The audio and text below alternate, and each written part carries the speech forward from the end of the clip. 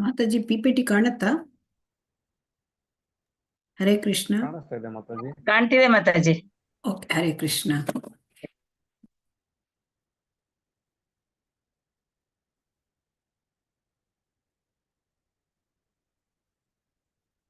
ಹರೇ ಕೃಷ್ಣ, ಎಲ್ಲರಿಗೂ ಸ್ವಾಗತ. ಓಂ ಅಜ್ಞಾನತಿಮಿರಾಂಧಸ್ಯ ಜ್ಞಾನಾಂಜನಶಲಾಕಯಾ ಚಕ್ಷುರುನ್ಮೀಲಿತಂ ಯೇನ ತಸ್ಮೈ ಶ್ರೀ ಗುರವೇ ನಮಃ. ಶ್ರೀಚೈತನ್ಯಮನೋಭೀಷ್ಟಂ ಸ್ಥಾಪಿತಂ ಯೇನ ಭೂತಲೇ ಸ್ವಯಂ ರೂಪಃ ಕದಾ ಮಹ್ಯಂ ದದಾತಿ ಸ್ವಪದಾಂತಿಕಂ. ವಂದೇಹಂ ಶ್ರೀಗುರೋಃ ಶ್ರೀಯುತಪದಕಮಲಂ ಶ್ರೀಗುರೂನ್ ವೈಷ್ಣವಾಂಶ್ಚ ಶ್ರೀರೂಪಂ ಸಾಗ್ರಜಾತಂ ಸಹಗಣ ರಘುನಾಥಾನ್ವಿತಂ तं ಸಜೀವಂ ಸಾದ್ವೈತಂ ಸಾವಧೂತಂ ಪರಿಜನಸಹಿತಂ ಕೃಷ್ಣ ಚೈತನ್ಯದೇವಂ ಶ್ರೀರಾಧಾ ಕೃಷ್ಣ ಪಾದಾನ್ ಸಹಗಣಲಲಿತಾ ಶ್ರೀವಿಶಾಖಾನ್ವಿತಾಂಶ್ಚ ಹೇ ಕೃಷ್ಣ ಕರುಣಾ ಸಿಂಧೋ ದೀನಬಂಧೋ ಜಗತ್ಪತೆ ಗೋಪೇಶ ಗೋಪಿಕಾ ಕಾಂತ ರಾಧಾ ಕಾಂತ ನಮೋಸ್ತುತೆ. ವಾಂಛಾಕಲ್ಪತರುಭ್ಯಶ್ಚ ಕೃಪಾ ಸಿಂಧುಭ್ಯ ಏವ ಚ ಪತಿತಾನಾಂ ಪಾವನೇಭ್ಯೋ ವೈಷ್ಣವೇಭ್ಯೋ ನಮೋ ನಮಃ. ಜಯ ಶ್ರೀ ಕೃಷ್ಣ ಚೈತನ್ಯ ಪ್ರಭು ನಿತ್ಯಾನಂದ ಶ್ರೀ ಅದ್ವೈತ ಗದಾಧರ ಶ್ರೀವಾಸಾದಿ ಗೌರ ಭಕ್ತವೃಂದ.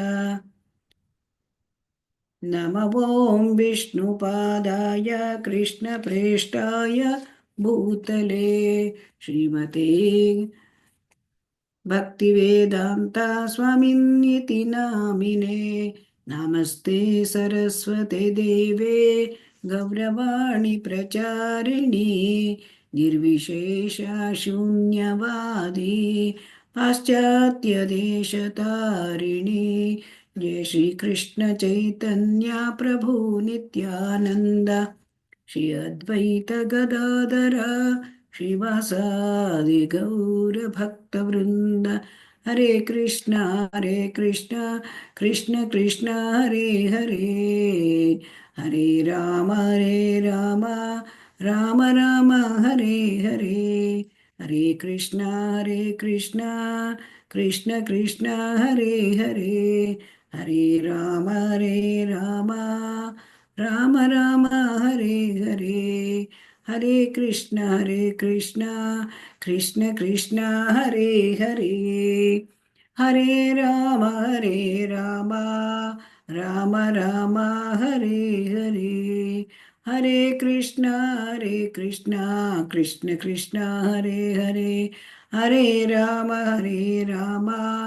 ರಾಮ ರಾಮ ಹರೇ ಹರೇ. ಹರೇ ಕೃಷ್ಣ ಕೃಷ್ಣ ಹರೇ ಹರೇ, ಹರೇ ರಾಮ ರಾಮ ರಾಮ ಹರೇ ಹರೇ. ಶ್ರೀ ಶ್ರೀ ರಾಧಾ ಗೋವಿಂದ ಕಿ ಜೈ, ಶ್ರೀ ಶ್ರೀ ಗೌರನಿತಾಯ್ ಕಿ ಜೈ, ಶ್ರೀಲ ಪ್ರಭುಪಾದ ಕಿ ಜೈ. ಹರೇ ಕೃಷ್ಣ. ಎಲ್ಲ ಭಕ್ತರಿಗೂ ಸ್ವಾಗತ. ಇಸ್ಕಾನ್ ಮಂಗಳೂರು ಇವರು ಶ್ರೀ ಶ್ರೀ ರಾಧಾ ಗೋವಿಂದ ಮಂದಿರ ಇವರು ನಡೆಸುತ್ತಿರುವ 18 ದಿನಗಳ ಭಗವದ್ಗೀತೆಯ ಅಧ್ಯಯನಕ್ಕೆ ತಮ್ಮ ಎಲ್ಲ ಭಕ್ತರಾದ ತಮ್ಮೆಲ್ಲರಿಗೂ ಕೂಡ ಸ್ವಾಗತ. ಇವತ್ತಿನ ದಿನದ ಕಾರ್ಯಕ್ರಮವನ್ನು ಪ್ರಾರಂಭ ಮಾಡೋಣ.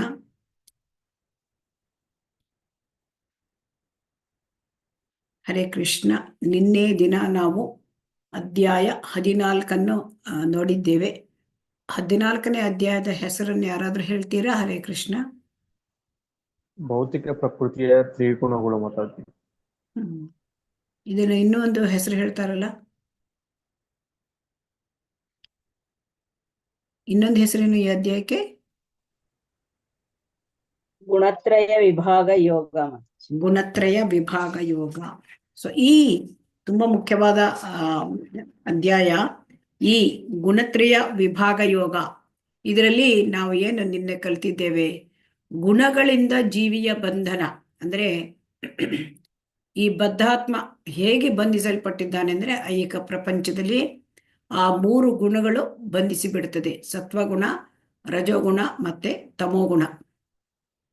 ಆಮೇಲೆ ಈ ಐಹಿಕ ಬಂಧನಕ್ಕೆ ಒಳಗಾದ ಈ ಜೀವಿಗಳು ಯಾವ ರೀತಿ ಕ್ರಿಯೆಗಳನ್ನ ಹೇಗೆ ಮಾಡ್ತಾರೆ ಮತ್ತು ಅವುಗಳ ಈ ಗುಣಗಳಿಂದ ಹೇಗೆ ಕ್ರಿಯೆಗಳು ನಡೆಯುತ್ತವೆ, ಸತ್ವಗುಣದಲ್ಲಿದ್ದವರು ಹೇಗೆ ಕ್ರಿಯೆ ನಡೆಸ್ತಾರೆ, ರಜೋಗುಣದಲ್ಲಿದ್ದವರು ಹೇಗೆ ಕ್ರಿಯೆಗಳು ನಡೆಸ್ತಾರೆ, ಏನು ಕೆಲಸ ಯಾವ ರೀತಿ ಇರ್ತಾರೆ, ಅವರ ಗುಣಲಕ್ಷಣಗಳೇನು, ತಮೋ ಗುಣದಲ್ಲಿರುವವರ ಗುಣಲಕ್ಷಣಗಳೇನು, ಇದನ್ನು ಕೂಡ ನಾವು ನೋಡಿದ್ದೇವೆ. ಮತ್ತೆ ಈ 3 ಗುಣಗಳು ಕೂಡ ಬಂಧನಕ್ಕೆ ಕಾರಣ. ಹೇಗೆ ಬಂಧನಕ್ಕೆ ಕಾರಣ ಯಾರಾದ್ರೂ ಹೇಳ್ತೀರಾ? ಸತ್ವಗುಣ ನಮ್ಮನ್ನು ಹೇಗೆ ಬಂಧಿಸುತ್ತದೆ? ಹರೇ ಕೃಷ್ಣ. ಸತ್ವಗುಣ ಹೇಗೆ ಬಂಧಿಸುತ್ತದೆ ನಮ್ಮನ್ನ? ಯಾರಾದ್ರೂ ಹೇಳ್ತೀರಾ? ಸತ್ವಗುಣ ಹೆಚ್ಚಾದಾಗ ಅದು ಹೆಚ್ಚಿನ ಸುಖ ಕೊಡುತ್ತೆ ಮಾತಾಜಿ. ಅವಾಗ ನಮ್ಮಲ್ಲಿ ಅಹಂಕಾರ ಹೆಚ್ಚಾಗ್ತಾ ಹೋಗುತ್ತೆ, ಜ್ಞಾನ ಸುಖ ಎಲ್ಲ ಹೆಚ್ಚಾಗ್ತಾ ಇರುತ್ತೆ.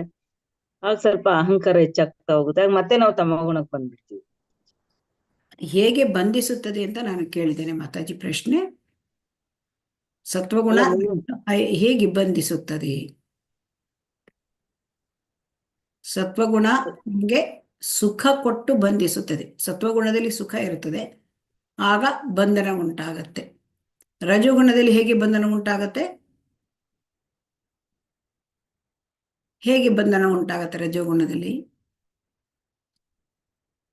ರಜೋಗುಣದಲ್ಲಿ ಕಾಮ್ಯ ಕರ್ಮದಿಂದ ಬಂಧನ ಉಂಟಾಗತ್ತೆ. ತಮೋಗುಣದಲ್ಲಿ ಹೇಗೆ ಬಂಧನ ಉಂಟಾಗತ್ತೆ? ಹರೇ ಕೃಷ್ಣ. ಅಜ್ಞಾನದಿಂದ ಉಂಟಾಗುತ್ತೆ. ತಮೋಗುಣ ಭ್ರಾಂತಿ, ಅಜ್ಞಾನ, ಭ್ರಾಂತಿ, ಹುಚ್ಚು ಮತ್ತೆ ಆಲಸ್ಯ, ಇದರಿಂದ ನಮಗೆ ಬಂಧನ ಉಂಟಾಗತ್ತೆ. ಸೊ ಹಾಗಾಗಿ 3 ಗುಣಗಳು ಕೂಡ ಬಂಧನಕ್ಕೆ ಉಂಟಾಗುತ್ತೆ. ಮತ್ತೆ 3 ಗುಣಗಳಿದ್ರೆ ಯಾವ ತರ ಫಲ ಸಿಕ್ಕತ್ತೆ ಅಂತ ಕೂಡ ನೋಡಿದ್ವಿ. 3 ಗುಣಗಳಿದ್ರೆ ಅಂದ್ರೆ ಸತ್ವಗುಣದಲ್ಲಿ ಇದ್ದವನು ಊರ್ಧ್ವ ಲೋಕಗಳಿಗೆ ಹೋಗ್ಬೋದು. ಮತ್ತೆ ರಜೋಗುಣ ಇದ್ದವನು ಈ ಒಂದು ಭೌತಿಕ ಈ ಭೂಮಿ ಅಂದ್ರೆ ಈ ಲೋಕದಲ್ಲೇ ಉಳಿಬಹುದು. ಆಮೇಲೆ ತಮೋಗುಣ ಇರುವವನು ಕೆಳಗಿನ ಲೋಕಗಳಿಗೆ ಹೋಗ್ತಾರೆ, ಪ್ರಾಣಿ ಶರೀರಗಳನ್ನು ಕೂಡ ಪಡ್ಕೊಳ್ಬಹುದು. ಈ 3 ಗುಣಗಳನ್ನು ಮೀರುವುದು ಹೇಗೆ? ಹರೇ ಕೃಷ್ಣ. ಇದನ್ನ ಕೊನೆಯದಾಗಿ ನಮಗೆ ಭಗವಂತ ತಿಳಿಸ್ಕೊಟ್ಟಿದ್ದಾರೆ. ಈ 3 ಗುಣಗಳನ್ನು ಯಾಕೆ ಮೀರಬೇಕು ಮತ್ತೆ ಹೇಗೆ ಮೀರಬೇಕು? ಹರೇ ಕೃಷ್ಣ. ಯಾರಾದ್ರೂ ಹೇಳ್ತೀರಾ? ಭಗವಂತನಿಗೆ ಶರಣಾಗೋದ್ರಿಂದ ನಾವು ಆ 3 ಗುಣಗಳನ್ನ ಮೀರ್ಬೋದು.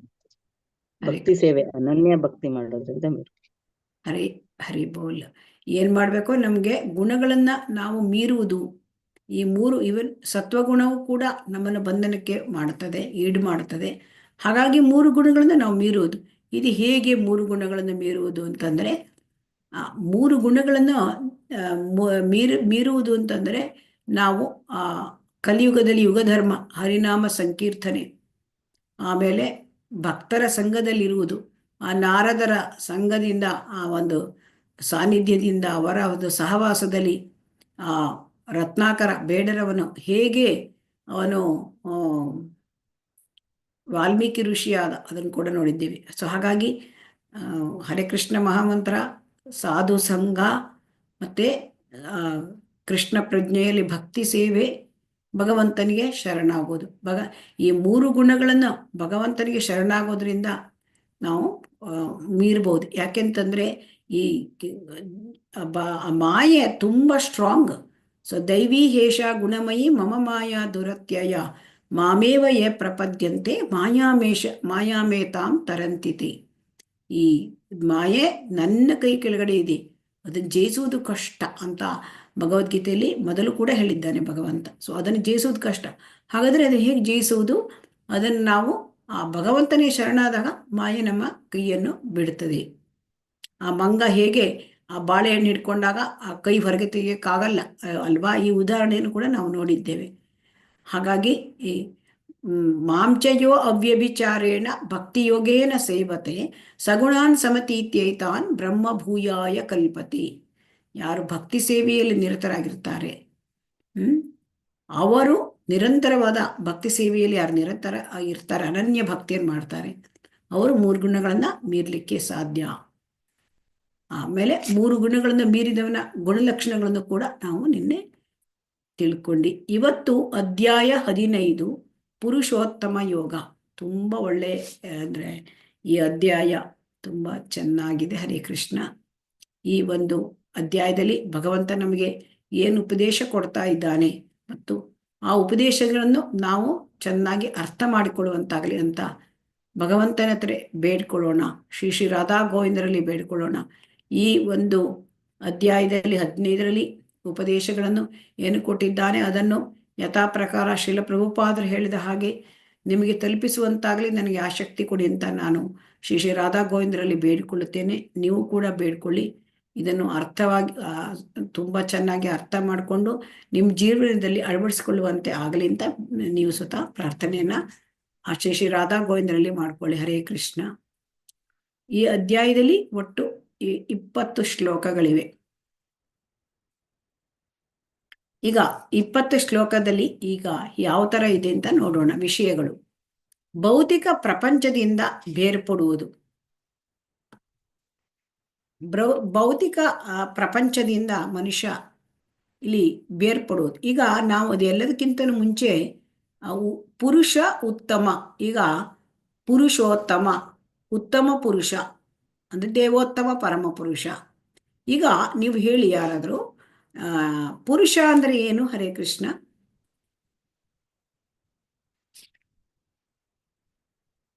ಪುರುಷ ಅಂದರೆ ಏನು? ಹರೇ ಕೃಷ್ಣ. ಆ ಶಬ್ದದ ಅರ್ಥ ಏನು? ಪುರುಷ ಎಂದರೆ ಏನು? ಒಬ್ಬ ಗಂಡಸಿಗ ಅಲ್ವಾ ಪುರುಷ ಅಂತ ಕರೆಯೋದು ಮಾತಾಜಿ? ಹರೇ ಕೃಷ್ಣ. ನಿನ್ನೆ ನಾವು ಹೇಳಿದ್ದೇವಲ್ಲ ಮಾತಾಜಿ, ಹರೇ ಕೃಷ್ಣ ಪುರುಷ ಅಂತ ಕರೆಯೋದು. ನಿನ್ನೆ ನಾನು ಕ್ಲಾಸ್ ಅಟೆಂಡ್ ಮಾಡ್ಲಿಲ್ಲ. ನಿನ್ನೆ ಮಾಘ ಸ್ನಾನಕ್ಕೆ ಹೋಗ್ಬಿಟ್ಟಿದ್ವಿ, ಹಾಗಾಗಿ ಅದಕ್ಕೆ ನಿಮ್ಗೆ ಗೊತ್ತಿಲ್ಲ ಪುರುಷ ಅಂದ್ರೆ ಯಾರು ಅಂತ. ಹೌದು ಹೌದು ಹರೇ ಮಾತಾಜಿ. ಕೃಷ್ಣ. ಹರೇ ಕೃಷ್ಣ. ಬೇರೆ ಯಾರಾದ್ರೂ ಹೇಳ್ತೀರಾ ಪುರುಷ ಅಂದ್ರೆ ಏನು ಅಂತ? ನಾವು ನಿನ್ನೆ ತರಗತಿಯಲ್ಲಿ ತಿಳಿದುಕೊಂಡಿದ್ದೇವೆ. ಮಾತಾಜಿಗೆ ಕನ್ಫ್ಯೂಷನ್, ಸರಿ ಗೊತ್ತಿಲ್ಲ ಅವರಿಗೆ ಪುರುಷ ಅಂದ್ರೆ. ಅವರು ಏನೋ ಒಂಥರ ಊಹೆ ಮಾಡ್ತಾ ಇದ್ದಾರೆ. ಹರೇ ಕೃಷ್ಣ. ಯಾರು ಹೇಳ್ತೀರಿ? ಪುರುಷ ಅಂದ್ರೆ ಜೀವಾತ್ಮ ಅಲ್ವಾ ಮಾತಾಜಿ? ಪರಮ ಪುರುಷ ಅಂದ್ರೆ ಭಗವಂತ. ಪುರುಷ ಅಂತಂದ್ರೆ ಭೋಗಿಸುವವನು, ಭೋಕ್ತ. ಸೊ ಯಾರು ಪ್ರಕೃತಿಯನ್ನು ಅನುಭವಿಸುತ್ತಾರೆ, ಅವರು ಅನುಭೋಗಿಸುತ್ತಾರೆ, ಅವರು ಭೋಕ್ತ.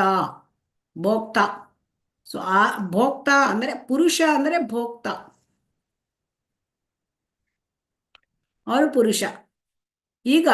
ಈಗ ನಾವೇನ್ ತಿಳ್ಕೊಂಡ್ಬಿಟ್ಟಿದ್ದೇವೆ? ನಾವೇ ಪುರುಷರು ಅಂತ ತಿಳ್ಕೊಂಡ್ಬಿಟ್ಟಿದ್ದೇವೆ ಅಲ್ವಾ? ಯಾಕೆಂತಂದ್ರೆ ನಾವು ಆ ಒಂದು ಭೌತಿಕ ಪ್ರಪಂಚ ಇದನ್ನು ನಾವು ಎಂಜಾಯ್ ಮಾಡಲಿಕ್ಕೆ ನೋಡ್ತೇವೆ ಅಲ್ವಾ? ನಿಜವಾದ ಪುರುಷ ದೇವೋತ್ತಮ ಪರಮ ಪುರುಷ. ಯಾಕೆ? ಅವರು ಆ ದೇವೋತ್ತಮ ಪರಮ ಪುರುಷ ಒಬ್ಬರೇ. ಯಾಕೆಂತಂದ್ರೆ ಅವರು ಎಲ್ಲ ಲೋಕಗಳ ಒಡೆಯ ಅಲ್ವಾ? ಅಖಿಲಾಂಡ ಕೋಟಿ ಬ್ರಹ್ಮಾಂಡ ನಾಯಕ, ಅವರೊಬ್ಬರೇ ಪುರುಷ. ಬೇರೆ ಎಲ್ಲರೂ ಕೂಡ ಪ್ರಕೃತಿ, ಸ್ತ್ರೀ. ಇದನ್ನ ಹೇಗೆ ನಾವು ಅರ್ಥ ಮಾಡ್ಕೊಳ್ಳೋದು? ಆದರೆ ನಾವು ಕೂಡ ಪುರುಷ ಅಂತ ತಿಳ್ಕೊಂಡ್ಬಿಟ್ಟಿದ್ದೇವೆ ಅಲ್ವಾ? ಈಗ ನಾವು ಮನುಷ್ಯ ಜೀವನದಲ್ಲಿ, ಮುಖ್ಯವಾಗಿ ಮನುಷ್ಯ ಜೀವಿಗಳು, ಈಗ ನಾವೆಲ್ಲದನ್ನು ಬಳಸ್ತಾ ಇದ್ದೇವೆ. ಕಾಡನ್ನೆಲ್ಲ ಬಳಸಿ ಕಡಿದು ಹಾಕಿ ಉಪಯೋಗಿಸ್ತಾ ಇದ್ದೇವಲ್ಲ. ಕಾಡೆಲ್ಲ ಪೂರ ನಮಗೆ ಕಡಿದು ಬಳಸ್ತಾ ಇದ್ದೇವೆ ನಾವು ಸ್ವಂತಕ್ಕೆ ಅಲ್ವಾ? ಹೌದು ಮಾತಾಜಿ, ನಾಶ ಮಾಡ್ತಾ ಇದೀವಿ ಎಲ್ಲಾನು. ನೀರನ್ನ ಕಲುಷಿತ ಮಾಡ್ತಾ ಇದ್ದೇವೆ ಅಲ್ವೋ? ಹೌದು ಮಾತಾಜಿ. ಮಾಡ್ತಾ ಇದೀವಿ ಮಾತಾಜಿ. ಸಮುದ್ರದ ನೀರನ್ನು ಬಿಡ್ತಾ ಇಲ್ಲ ಅಲ್ವಾ? ಹೌದು ಮಾತಾಜಿ. ಗಾಳಿಯನ್ನು ಕೂಡ ಅಲ್ಲಿ ಕಲುಷಿತ ಮಾಡ್ಬಿಟ್ಟಿದ್ದೇವೆ ನಾವು ಅಲ್ವಾ? ಏರ್ ಪೊಲ್ಯೂಷನ್ ಮಾಡ್ತಾ ಇದ್ದೇವೆ ಅಲ್ವಾ? ಮಾಡ್ತಾ ಇದೀವಿ ಮಾತಾಜಿ. ಮಾಡ್ತಾ ಇದ್ದೇವೆ, ಯಾವುದನ್ನು ಬಿಟ್ಟಿಲ್ಲ. ಸಮುದ್ರ, ನೀರು, ಗಾಳಿ, ಕಾಡು, ಬೆಟ್ಟವನ್ನೆಲ್ಲ ಕಡಿದು ಬಿಡ್ತಾ ಇದ್ದೀವಿ. ಎಲ್ಲದನ್ನು ಬಳಸ್ಲಿಕ್ಕೆ ಮನುಷ್ಯ ನೋಡ್ತಾ ಇದ್ದಾನೆ ಎಲ್ಲವನ್ನು. ಈಗ ಎಲ್ಲ ಮುಗಿತು ಭೂಲೋಕ, ಇನ್ನು ಬೇರೆ ಲೋಕಕ್ಕೂ ಹೋಗ್ಲಿಕ್ಕೆ ವಿಚಾರ ಮಾಡ್ತಾ ಇದ್ದಾನೆ. ಚಂದ್ರಲೋಕಕ್ಕೆ ಹೋಗಿ ತಯಾರಿ ಮಾಡಿಕೊಂಡು ಅಲ್ಲಿ ಏನಾದರೂ ನಾವು ಅದನ್ನು ಬಳಸ್ಬೋದಾ ಅಂತ ಸಂಶೋಧನೆ ಮಾಡ್ಲಿಕ್ಕೂ ಕೂಡ ನಾವು ಬಿಡ್ತಾ ಇಲ್ಲ ಅಲ್ವಾ? ಅದನ್ನು ಕೂಡ ಮಾಡ್ತಾ ಇದ್ದೇವೆ ಅಲ್ವಾ? ಹೌದೋ ಅಲ್ವೋ? ಹೌದು ಮಾತಾಜಿ. ಹೌದು ಮಾಡ್ತಾ ಮಾತಾಜಿ. ಈಗ ಪ್ರಕೃತಿಯ ಸಂಪನ್ಮೂಲಗಳನ್ನು ನಾವು ಬಳಸ್ತಾ ಇದ್ದೇವೆ ಅದನ್ನ ದುರ್ಬಳಕೆ ಮಾಡ್ತಾ ಇದೆ, ಬರೀ ಬಳಸುವುದಲ್ಲ. ಹಾಗಾಗಿ ನಾವು ಪುರುಷರೇ, ಆದರೆ ನಾವು ನಿಜವಾದ ಪುರುಷ ಅಲ್ಲ. ಏನು, ನಾವು ನಿಜವಾದ ಪುರುಷ ಅಲ್ಲ. ನಮಗೆ ಈ ಭೌತಿಕ ಪ್ರಪಂಚದಲ್ಲಿ ಭಗವಂತ ಏನು ಹೇಳಿದ್ದಾನೆ? ಈಶಾವಾಸ್ಯಂ ಇದಂ ಸರ್ವಂ ಯತ್ಕಿಂಚ ಜಗತ್ಯಾಂ ಜಗತ್. ಈ ಈ ಎಲ್ಲ ಈ ಚರಾಚರ ವಸ್ತುಗಳು, ಎಲ್ಲ ಭೌತಿಕ ಪ್ರಪಂಚ, ಆಧ್ಯಾತ್ಮಿಕ ಪ್ರಪಂಚ, ಎಲ್ಲವೂ ಭಗವಂತನಿಗೆ ಸೇರಿದ್ದು. ಯಾರಿಗೆ ಸೇರಿದ್ದೋ ಅವರು ಅದನ್ನ ಭೋಗಿಸ್ಬೇಕಲ್ವಾ? ನಾವು ಇನ್ನೊಬ್ಬರ ವಸ್ತುವನ್ನ ಭೋಗಿಸ್ಲಿಕ್ಕೆ ಬರ್ತದ್ಯಾ? ಇಲ್ಲ ಮಾತಾಜಿ. ಇಲ್ಲ ಮಾತಾಜಿ, ಬರಲ್ಲ. ಇಲ್ಲ. ಸೊ ಹಾಗಾಗಿ ಈಗ ನಮಗೆ ಅದನ್ನ ಬಳಸ್ಬೋದು, ಯಾಕೆಂದ್ರೆ ನಾವು ಭಗವಂತನ ಮಕ್ಕಳು. ನಮಗೆ ಎಷ್ಟು ಬೇಕೋ ಅಷ್ಟಕ್ಕೆ ಮಾತ್ರ ಈ ದೇಹ ಆತ್ಮವನ್ನ ನಾವು ಇಟ್ಕೊಳ್ಳಿಕ್ಕೆ, ಸರಿಯಾಗಿ ಎಷ್ಟು ಬೇಕೋ ಅಷ್ಟನ್ನು ಬಳಸಲಿಕ್ಕೆ ಭಗವಂತ ಅದಕ್ಕೆ ನಮಗೆಲ್ಲ ಕೊಟ್ಟಿದ್ದಾನೆ. ಆದರೆ ನಾವು ದುರ್ಬಳಕೆ ಮಾಡ್ತಾ ಇದ್ದೀವಿ. ಅತಿಯಾದ ಒಂದು ನಮ್ಮ ಲೋಭ ನಮಗೆ ಅಲ್ವಾ, ತುಂಬಾ ಇಚ್ಛೆ, ತುಂಬಾ ಬಯಕೆ ಹೆಚ್ಚಾಗೋಗಿದೆ. ಆದರೆ ನಾವು ಪುರುಷ ಅಲ್ಲ. ನಾವು ಭಗವಂತನೊಬ್ಬನೇ ಪುರುಷ, ಅವನೊಬ್ಬನೇ ಅವನು ನಿಜವಾದ ಪುರುಷ, ನಿಜವಾದ ಭೋಕ್ತ. ಸೊ ಹಾಗಾಗಿ ಈ ಭಗವಂತ ಕೃಷ್ಣ, ಹಾಗಾದ್ರೆ ಎಲ್ಲವೂ ಇರುವುದು ಆ ಭಗವಂತನ ಆನಂದಕ್ಕಾಗಿಯೇ. ಎಲ್ಲವೂ ಇರುವುದು ಭಗವಂತನ ಆನಂದಕ್ಕೆ. ಹಾಗಾದ್ರೆ ನಮ್ಮ ಗತಿ ಏನು? ಹಾಗಾದ್ರೆ ನಾವೇನ್ ಮಾಡ್ಬೇಕು? ನಮ್ಮ ಸ್ಥಿತಿ ಏನು ಅಂತ ನಮಗೆ ಈ ಪ್ರಶ್ನೆ ಬರ್ತಿದೆಯೋ ಇಲ್ವಾ? ಎಲ್ಲವೂ ಭಗವಂತನ ಆನಂದಕ್ಕಾಗಿರೋದಾದ್ರೆ ಹಾಗಾದ್ರೆ ನಮಗೇನು ನಮ್ಮ ಸ್ಥಿತಿ ಅಂತ ಹೀಗೆ ಬರುತ್ತಲ್ವಾ? ನಮ್ಮ ಸ್ಥಿತಿ, ಜೀವಾತ್ಮನ ಸ್ಥಿತಿ ಏನು ಅಂತಂದ್ರೆ ಆ ಭಗವಂತನ ಆನಂದದಲ್ಲೇ ನಾವು ಪಾಲ್ಗೊಳ್ಳಬೇಕು. ಅದು ಆಗ ಆ ಭಗವಂತನ ಆನಂದದಲ್ಲಿ ನಾವು ಭಾಗಿಯಾದಾಗ ಅದು ಕೂಡ ನಮಗೆ ಆವಾಗ ಆನಂದ ಸಿಗ್ತದೆ.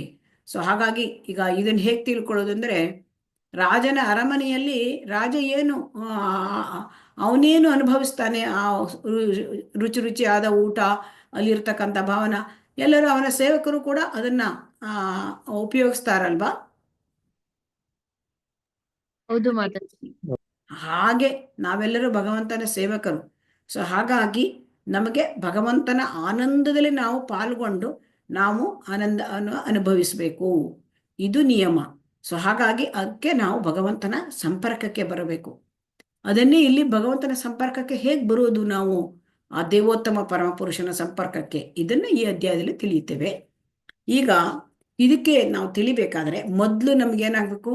ನಾವೀಗ ಭೌತಿಕ ಪ್ರಪಂಚಕ್ಕೆ ನಾವು ಅಂಟಿಕೊಂಡ್ಬಿಟ್ಟಿದ್ದೇವೆ ಗಟ್ಟಿಯಾಗಿ. ಸೊ ಅದರಿಂದ ನಾವು ಬೇರ್ಪಡಬೇಕು. ನಾವು ಇನ್ನೊಂದು ಕಡೆಗೆ ಅಟ್ಯಾಚ್ ಆಗಬೇಕು ಅಂದ್ರೆ ಒಂದ್ ಕಡೆ ನಾವು ಡಿಟ್ಯಾಚ್ ಆಗಬೇಕು ಅಲ್ವಾ? ಇಲ್ಲಿದ್ದು ಒಂದ್ ಕಡೆ ನಾವು ತುಂಬಾ ಗಟ್ಟಿಯಾಗಿ ಹೊಂದ್ಕೊಂಡ್ಬಿಟ್ಟಿದ್ದೇವೆ ಭೌತಿಕ ಪ್ರಪಂಚಕ್ಕೆ. ಅವಾಗ ಆ ಭಗವಂತ ಇರೋದು ಆಧ್ಯಾತ್ಮಿಕ ಪ್ರಪಂಚ. ಹಾಗಾಗಿ ಆ ಭಗವಂತನ ಜೊತೆ ನಾವು ಸಂಪರ್ಕ ಬೆಳೆಸ್ಕೋಬೇಕು. ಅಂದ್ರೆ ನಮಗೆ ಭೌತಿಕ ಪ್ರಪಂಚದಿಂದ ಬೇರ್ಪಡಬೇಕು, ಇಲ್ಲಿಂದ ನಾವು ಬಿಡುಗಡೆ ಪಡ್ಕೊಳ್ಬೇಕು. ಅದು ಹೇಗೆ ಅಂತ ಅದನ್ನ ತಿಳಿಸ್ತಾ ಇದ್ದಾರೆ. ಆಮೇಲೆ ಇಲ್ಲಿ ನಮಗೆ ಇದಕ್ಕೆ ಈ ಒಂದು ಭಗವಂತನ ಜೊತೆ ಸಂಬಂಧವನ್ನು ಬೆಳೆಸ್ಕೊಳ್ಳಿಕ್ಕೆ ಭಕ್ತಿ ಸೇವೆಯೇ ಅತ್ಯುತ್ತಮವಾದ ಅದು ಮಾರ್ಗ. ಸೊ ನಮಗೂ ಕೃಷ್ಣನಿಗೂ ಇರೋ ಸಂಬಂಧ ಇದೆ, ಆ ಸಂಬಂಧ ಮರೆತು ಹೋಗಿದೆ, ಆ ಸಂಬಂಧ ಬಿಟ್ಟು ಹೋಗಿದೆ. ಅದನ್ನ ನಾವು ಮತ್ತೆ ಸಂಬಂಧವನ್ನ ಬೆಳೆಸ್ಕೊಳ್ಬೇಕು. ಸೊ ಅದರಾಗಿ ಇದನ್ನ ಅರ್ಥ ಮಾಡ್ಕೊಳ್ಳೋಣ. ಮತ್ತೆ ಇಲ್ಲಿ ಎರಡನೇ ವಿಚಾರ ಭಗವಂತ ಹೇಳ್ತಾ ಇರೋದು ಪ್ರಸರಣ, ಅಂದ್ರೆ ಟ್ರಾನ್ಸ್ಮೈಗ್ರೇಷನ್ ಆಫ್ ದ ಸೋಲ್. ಅಂದ್ರೆ ಒಂದು ದೇಹದಿಂದ ಇನ್ನೊಂದು ದೇಹಕ್ಕೆ ಆತ್ಮ ಹೇಗೆ ಬದಲಾವಣೆ ಆಗ್ತದೆ ಅಲ್ವಾ?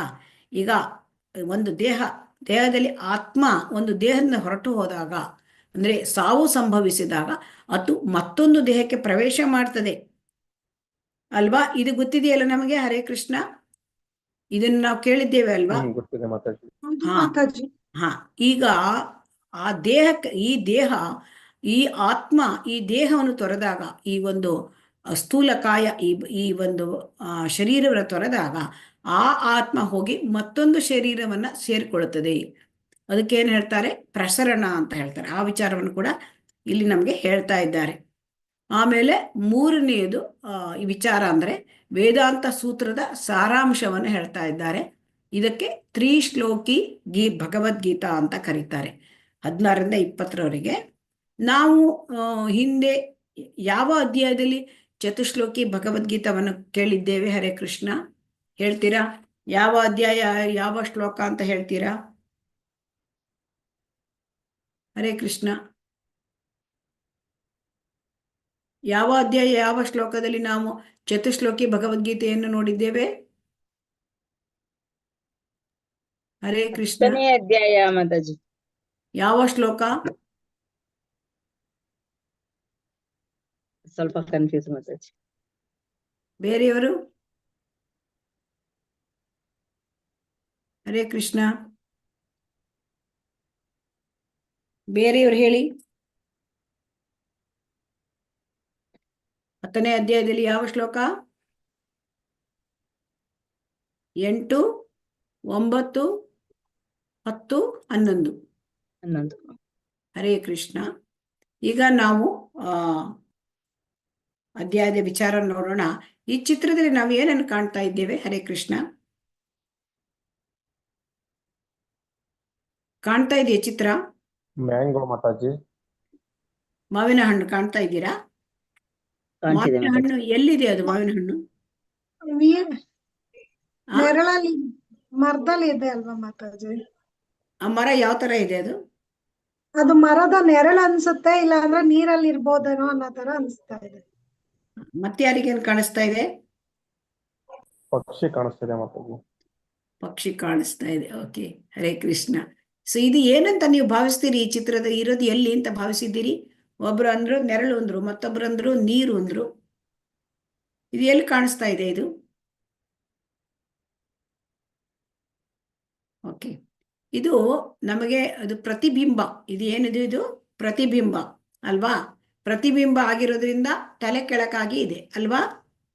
ಈ ಮರ ತಲೆ ಕೆಳಕಾಗಿದೆಯಲ್ವಾ? ಹೌದು ಇದು ಹೌದು ಮಾತಾಜಿ. ಮಾತಾಜಿ. ಹಾ, ಹಾಗಾದ್ರೆ ಈ ತಲೆ ಕೆಳಕಾದ ಮರ, ಆ ಮರ, ಅದರಲ್ಲಿ ನಾವು ಮಾವಿನ ಹಣ್ಣನ್ನ ನೋಡ್ತಾ ಇದ್ದೇವೆ. ಈಗ ಈ ಮಾವಿನ ಹಣ್ಣನ್ನ ಈ ತಲೆ ಕೆಳಕಾದ ಮರದಲ್ಲಿ ಅದನ್ನ ನಮಗೆ ಹೇಗೆ ತೆಗೆದುಕೊಂಡು ಬರ್ಬೋದು? ಮಾವಿನ ಹಣ್ಣಂದ್ರೆ ತುಂಬಾ ಪ್ರೀತಿ ಅಲ್ವಾ? ಎಲ್ಲರಿಗೂ ರುಚಿ ಅಲ್ವಾ? ಈ ಮಾವಿನ ಹೌದು ಹಣ್ಣನ್ನು ಮಾತಾಜಿ. ತೆಗಿಲಿಕ್ಕಾಗತ್ತಾ? ನಮಗೆ ತಂದು ನಾವು ತಕೊಂಡ್ ಬರ್ಬೋದಾ? ಆಗಲ್ಲ ಮಾತಾಜಿ, ನಮಗಳಿಂದ ಸಾಧ್ಯ ಇಲ್ಲ, ಭಗವಂತನಿಂದ ಒಬ್ಬನಿಂದ ಮಾತ್ರ ಸಾಧ್ಯ ಅಂತ ಆಗುತ್ತೆ. ಭಗವಂತನಿಂದ ಹೇಗೆ ಯಾಕಂದ್ರೆ ಪ್ರತಿಬಿಂಬದಲ್ಲಿ ಇರೋದನ್ನ ನಾವು ತೆಗಿಬೇಕಂದ್ರೆ ಕಷ್ಟ ಆಗತ್ತಲ್ವಾ ಮಾತಾಜಿ? ಪ್ರತಿಬಿಂಬದಲ್ಲಿ ಇರೋ ತೆಗಿಬೇಕು ಅಂದ್ರೆ ಕಷ್ಟ. ಇದು ಪ್ರತಿಬಿಂಬ ಅಂತ ಗೊತ್ತಾದ ಮೇಲೆ ಕಷ್ಟ. ಇಲ್ಲದಿದ್ರೆ ನಾವು ತೆಗಿಲಿಕ್ಕೆ, ಇದು ಪ್ರತಿಬಿಂಬ ಅಂತ ತಿಳ್ಕೊಳ್ಳದೆ ಇದು ನೀರೊಳಗೆ ಒಂದು ಮರ ಇದೆ, ಆ ಮರದೊಳಗೆ ಒಂದು ಹಣ್ಣಾಗಿದೆ ಅಂದ್ರೆ ನಾವು ಕೆಳಗೆ ಹೋಗಿ ಈಜಾಡಿ ತೆಗಿಲಿಕ್ಕೆ ಪ್ರಯತ್ನ ಮಾಡ್ತಿದ್ವಿ ಅಲ್ವಾ? ಖಂಡಿತ ಹೌದು ಮಾತಾಜಿ. ಆದ್ರೆ ಈಗ ಏನಾಗಿದೆ, ಇದು ನಮ್ಗೆ ಈಗ ಪ್ರತಿಬಿಂಬ ಅಂತ ಗೊತ್ತಾಯ್ತು ಅಲ್ವಾ? ಸೊ ಇದು ಈ ಪ್ರತಿಬಿಂಬ ಇರ್ಬೇಕಾದ್ರೆ ಅದಕ್ಕೊಂದು, ಆ ಪ್ರತಿಬಿಂಬ ಕೊಡ್ಲಿಕ್ಕೊಂದು ಮರ ಇರ್ಬೇಕಲ್ವಾ? ಈಗ ಯಾರ್ದಾದ್ರೂ ಒಂದು ಪ್ರತಿಬಿಂಬ ಬರ್ಬೇಕು, ನಿಜವಾದ ಒಂದು ಮರ ಇರ್ಲೇಬೇಕಾ? ಇರ್ಬೇಕು ಮಾತಾಜಿ. ಹಾ, ಇರ್ಬೇಕು. ಸೊ ಹಾಗಾಗಿ ಇಲ್ಲಿ ನೋಡೋಣ ಏನಂತಾರೆ, ತುಂಬಾ ಇಂಟ್ರೆಸ್ಟಿಂಗ್ ಇದು. ಇಲ್ಲಿ ನೋಡಿ, ಇಲ್ಲಿ ಇದು ಮಾವಿನ ಹಣ್ಣು ಅಂದ್ರೆ ಇಲ್ಲಿ ನಮ್ಮ ಆನಂದ, ಇದನ್ನ ಆನಂದವನ್ನ ಅದು ಕೊಡ್ತದೆ, ನಮ್ಗೆ ರುಚಿ ಅಲ್ವಾ? ಇದನ್ನ ನಮ್ಗೆ ಸವಿಯೋಣ ಅಂತ ಕಾಣುತ್ತೆ. ಅದೇ ರೀತಿ ಈ ಐಹಿಕ ಪ್ರಪಂಚ ಆಧ್ಯಾತ್ಮಿಕ ಪ್ರಪಂಚದ ಪ್ರತಿಬಿಂಬ. ಇಲ್ಲಿ ನೋಡಿ, ಇಲ್ಲಿ ನಿಜವಾದ ಮರ ನೋಡಿ, ಇಲ್ಲಿ ನಿಜವಾದ ಮರ ಇಲ್ಲಿದೆ, ಕಾಣ್ತಾ ಇದೆಯಾ? ಮಾತಾಜಿ ಕಾಣಿಸ್ತಾ ಇದೆ. ನಿಜವಾದ ಮರ ಇಲ್ಲಿ ಕಾಣ್ತಾ ಇದೆ, ಆದ್ರೆ ಅದರ ತಲೆ ಕೆಳಕಾದ ಪ್ರತಿಬಿಂಬ ಕೆಳಗಿದೆ. ಇದು ನೀರು ಅಲ್ವಾ? ನದಿ. ಹೌದು ಅಥವಾ ಮಾತಾಜಿ, ಅದನ್ನೇ ಮತ್ತೆ ನಾನು ಕೆರೆ ಇರಬಹುದು ಇದು.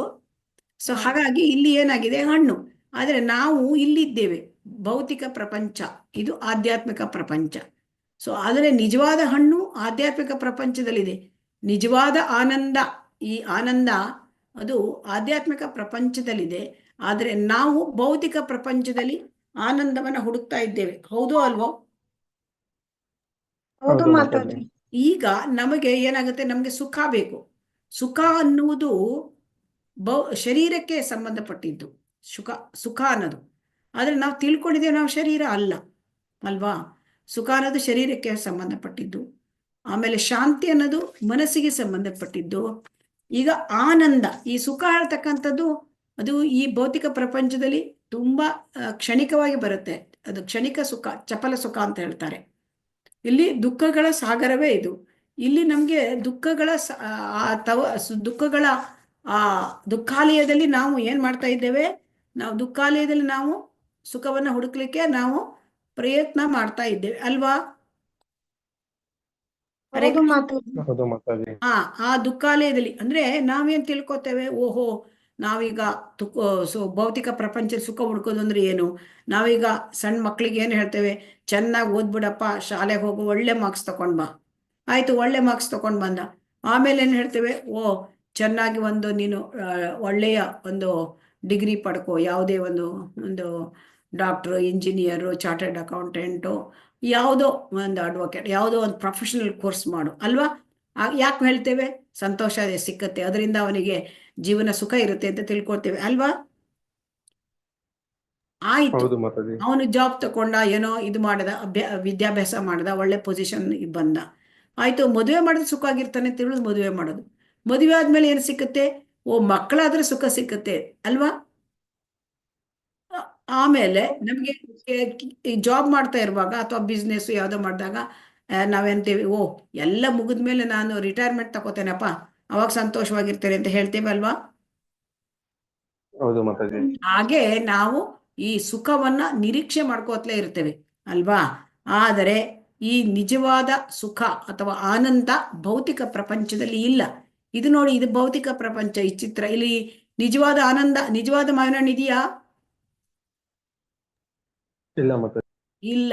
ಸೊ ಹಾಗಾಗಿ ನಿಜವಾದ ಆನಂದ ಎಲ್ಲಿದೆ? ಇದು ಆಧ್ಯಾತ್ಮಿಕ ಪ್ರಪಂಚದಲ್ಲಿ ಇದೆ. ಇದು ಭೌತಿಕ ಲೋಕದಲ್ಲಿ ಇಲ್ಲ, ಆಧ್ಯಾತ್ಮಿಕ ಲೋಕದಲ್ಲಿ ಇದೆ.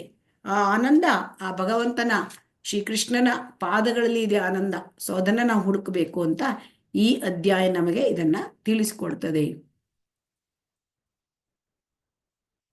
ಈಗ ಮೊದಲನೇ ಶ್ಲೋಕವನ್ನು ನೋಡೋಣ. 15ನೇ ಅಧ್ಯಾಯ, ಶ್ಲೋಕ 1.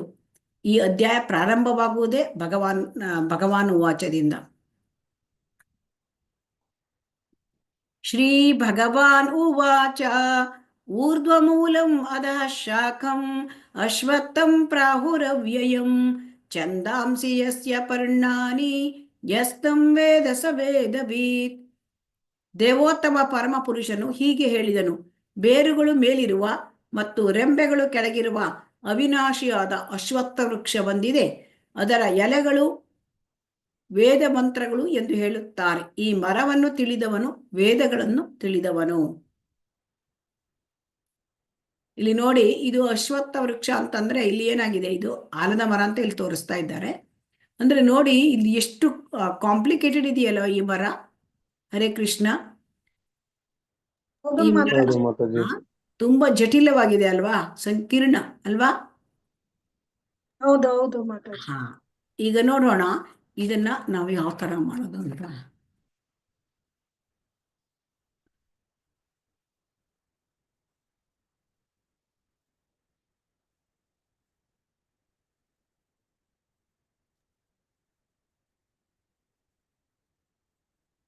ಸೊ ಇಲ್ಲಿ ಏನ್ ತೋರಿಸ್ತಾ ಇದ್ದಾರೆ? ಇಲ್ಲಿ ಈಗ ಇದನ್ನ ಭಗವಂತನೇ ಏನ್ ಹೇಳ್ತಾ ಇದ್ದಾನೆ? ಈ ಅಧ್ಯಾಯವನ್ನ ಪ್ರಾರಂಭ ಮಾಡ್ತಾ ಇದ್ದಾನೆ.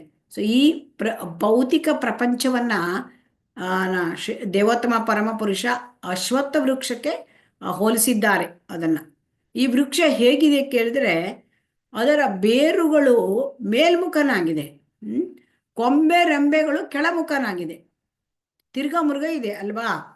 ಅದರ ಎಲೆಗಳು ಇಲ್ಲಿ ನೋಡಿ ತಿರ್ಗಾ ಮುರುಗ ಇದೆ. ಯಾಕೆಂತಂದ್ರೆ ಅದು ಈ ಐಹಿಕ ಪ್ರಪಂಚ ಅನ್ನೋದು ಆ ಭಗವಂತನ ಆಧ್ಯಾತ್ಮಿಕ ಲೋಕಗಳಿಂದ ವಿಕೃತ ಪ್ರತಿಬಿಂಬ. ಸೊ ಪ್ರತಿಬಿಂಬ ಆಗಿರೋದ್ರಿಂದ ಇದು ಏನಾಗಿದೆ?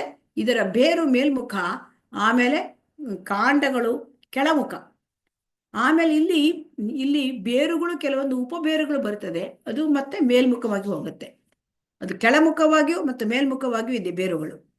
ಸೊ ಹಾಗಾಗಿ ಈ ಭೌತಿಕ ಪ್ರಪಂಚದಲ್ಲಿ ಏನಾಗಿದೆ ಅಂತಂದ್ರೆ, ಈ ವೃಕ್ಷ ಹೇಗಿದೆ ಅಂದ್ರೆ ಅಲ್ಲಿ ಎಲೆಗಳು ವೇದ ಮಂತ್ರಗಳಿಗೆ ಹೋಲಿಸಿದ್ದಾರೆ. ಇಲ್ಲಿ ಎಲೆಗಳಿದೆಯಲ್ಲ, ಹಸಿರು ಎಲೆಗಳು ತುಂಬಿಕೊಂಡು ಬಿಟ್ಟಿದೆ ಇಲ್ಲಿ ಅಲ್ವಾ? ಆಮೇಲೆ ಇಲ್ಲಿ ಆ ಎಲೆಗಳನ್ನ ವೇದ ಮಂತ್ರಗಳ ಮೇಲೆ ಹೋಲಿಸಿದ್ದಾರೆ. ಆಮೇಲೆ ಈ ಅಶ್ವತ್ಥ ವೃಕ್ಷದಲ್ಲಿ ನೋಡಿ, ಇದರಲ್ಲಿ ಎಲ್ಲಾದ್ರೂ ನಮಗೇನಾದ್ರೂ ಎಲ್ಲಿ ಶುರುವಾಯಿತು ಎಲ್ಲಿ ಎಂಡ್ ಆಗ್ತದೆ ಏನಾದ್ರೂ ಗೊತ್ತಾಗ್ತಾ ಇದೆಯಾ? ಇಲ್ಲ ಮಾತಾಜಿ. ಹಾ, ಈಗ ಆಧ್ಯಾತ್ಮಿಕ ಲೋಕ ಇರುವುದು ಇಲ್ಲಿ ಮೇಲ್ಗಡೆ.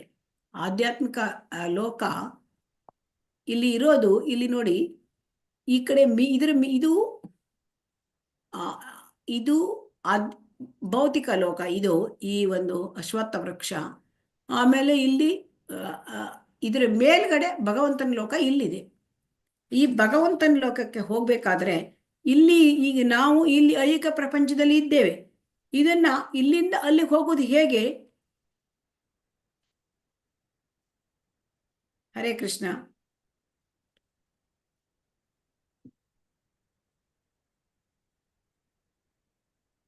ಸೊ ಇಲ್ಲಿಂದ ಅಲ್ಲಿಗೆ ಹೋಗ್ಬೇಕು ಅಂದ್ರೆ ನಮಗೆ ಭಗವಂತನ ಐಹಿಕ ಲೋಕದಲ್ಲಿ ನಾವಿದ್ದೇವೆ ಅಲ್ವಾ?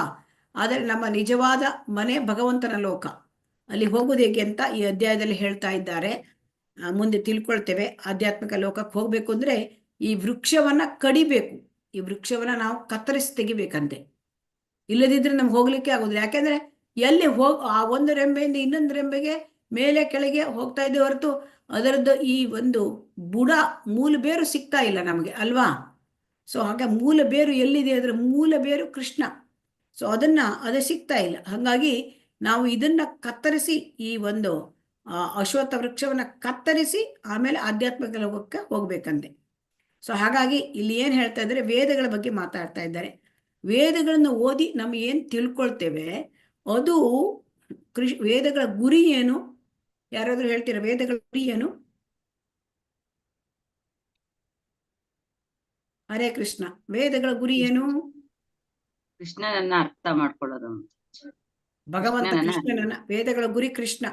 ಸೊ ಹಾಗಾಗಿ ವೇದಗಳನ್ನು ಓದಿ ನಾವು ಭಗವಂತ ಕೃಷ್ಣನನ್ನು ನಾವು ತಿಳ್ಕೊಳ್ಳದೆ ಹೋದ್ರೆ ಏನ್ ಪ್ರಯೋಜನ? ಏನಾದ್ರೂ ಪ್ರಯೋಜನ ಇದೆಯಾ? ವೇದಗಳನ್ನು ಓದ್ಕೊಂಡು ಕೃಷ್ಣನ ಬಗ್ಗೆ ತಿಳ್ಕೊಳ್ಳದೆ ಹೋದ್ರೆ ಏನ್ ಪ್ರಯೋಜನನೂ ಇಲ್ಲ. ಸೊ ಹಾಗಾಗಿ ಇಲ್ಲಿ ನಾವು ಅಶ್ವತ್ಥ ವೃಕ್ಷ ನೋಡ್ತಾ ಇದ್ದೇವೆ. ಬೇರುಗಳು ನೋಡಿ, ಇಲ್ಲಿ ಬೇರು ಮೇಲ್ಮುಖನ, ಇಲ್ಲಿ ಬೇರು ಕಾಣ್ತಾ ಇದೆಯಾ? ಬೇರು ಮೇಲ್ಮುಖನಾಗಿದೆ. ಅದು ಆಮೇಲೆ ಪ್ರಾರಂಭ ಆಗೋದು ಇಲ್ಲಿ ನೋಡಿ, ಇದು ಬ್ರಹ್ಮಲೋಕ. ಇಲ್ಲಿ ಬ್ರಹ್ಮಲೋಕದಲ್ಲಿ ಬೇರು ಕಾಣ್ತಾ ಇದೆ. ಆಮೇಲೆ ಇದ್ರ ಮೇಲೆ ನೀರಿದೆ. ಈ ನೀರು ಯಾವುದು? ಇದು ತೋರಿಸ್ತು. ಇಲ್ಲಿ ನಿಮಗೆ ಕಾಣ್ತಾ ಇದೆಯಾ?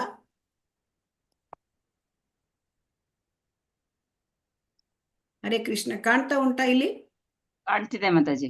ಇದು ನೀರಿದೆ. ಇದು ನೋಡಿ, ಇದು ಭಗವಂತನ ಲೋಕ. ಇದು ಐಹಿಕ ಲೋಕ. ಇಲ್ಲಿ ನೀರಿದೆ. ಈ ನೀರು ಏನು? ಆಸೆಗಳು. ಈ ನೀರು ಆಸೆಗಳು. ಸೊ ಇದ್ರ ಮೇಲೆ ಇದು ಪ್ರತಿಬಿಂಬ ಆಗಿದೆ ಅಲ್ವಾ? ಸೊ ಹಾಗಾಗಿ ಇಲ್ಲಿ ಇರೋದು ರಾಧಾ ಗೋವಿಂದ. ಸೊ ಈ ರಾಧಾ ಗೋವಿಂದ ಇರೋದು ಆಧ್ಯಾತ್ಮಿಕ ಲೋಕದಲ್ಲಿ. ಸೊ ಹಾಗಾಗಿ ಇಲ್ಲಿ ಏನಿರುತ್ತೆ ಅಂದ್ರೆ ಈ ನೀರು ಒಂದು ಅದು ಆಸೆ. ಹಾಗಾಗಿ ಈಗ ನಮಗೆ ಆಸೆಗಳು ಉಂಟು. ಅದಕ್ಕೆ ನಮಗೆ ಭಗವಂತ ಏನ್ ಮಾಡಿದ್ದಾನೆ?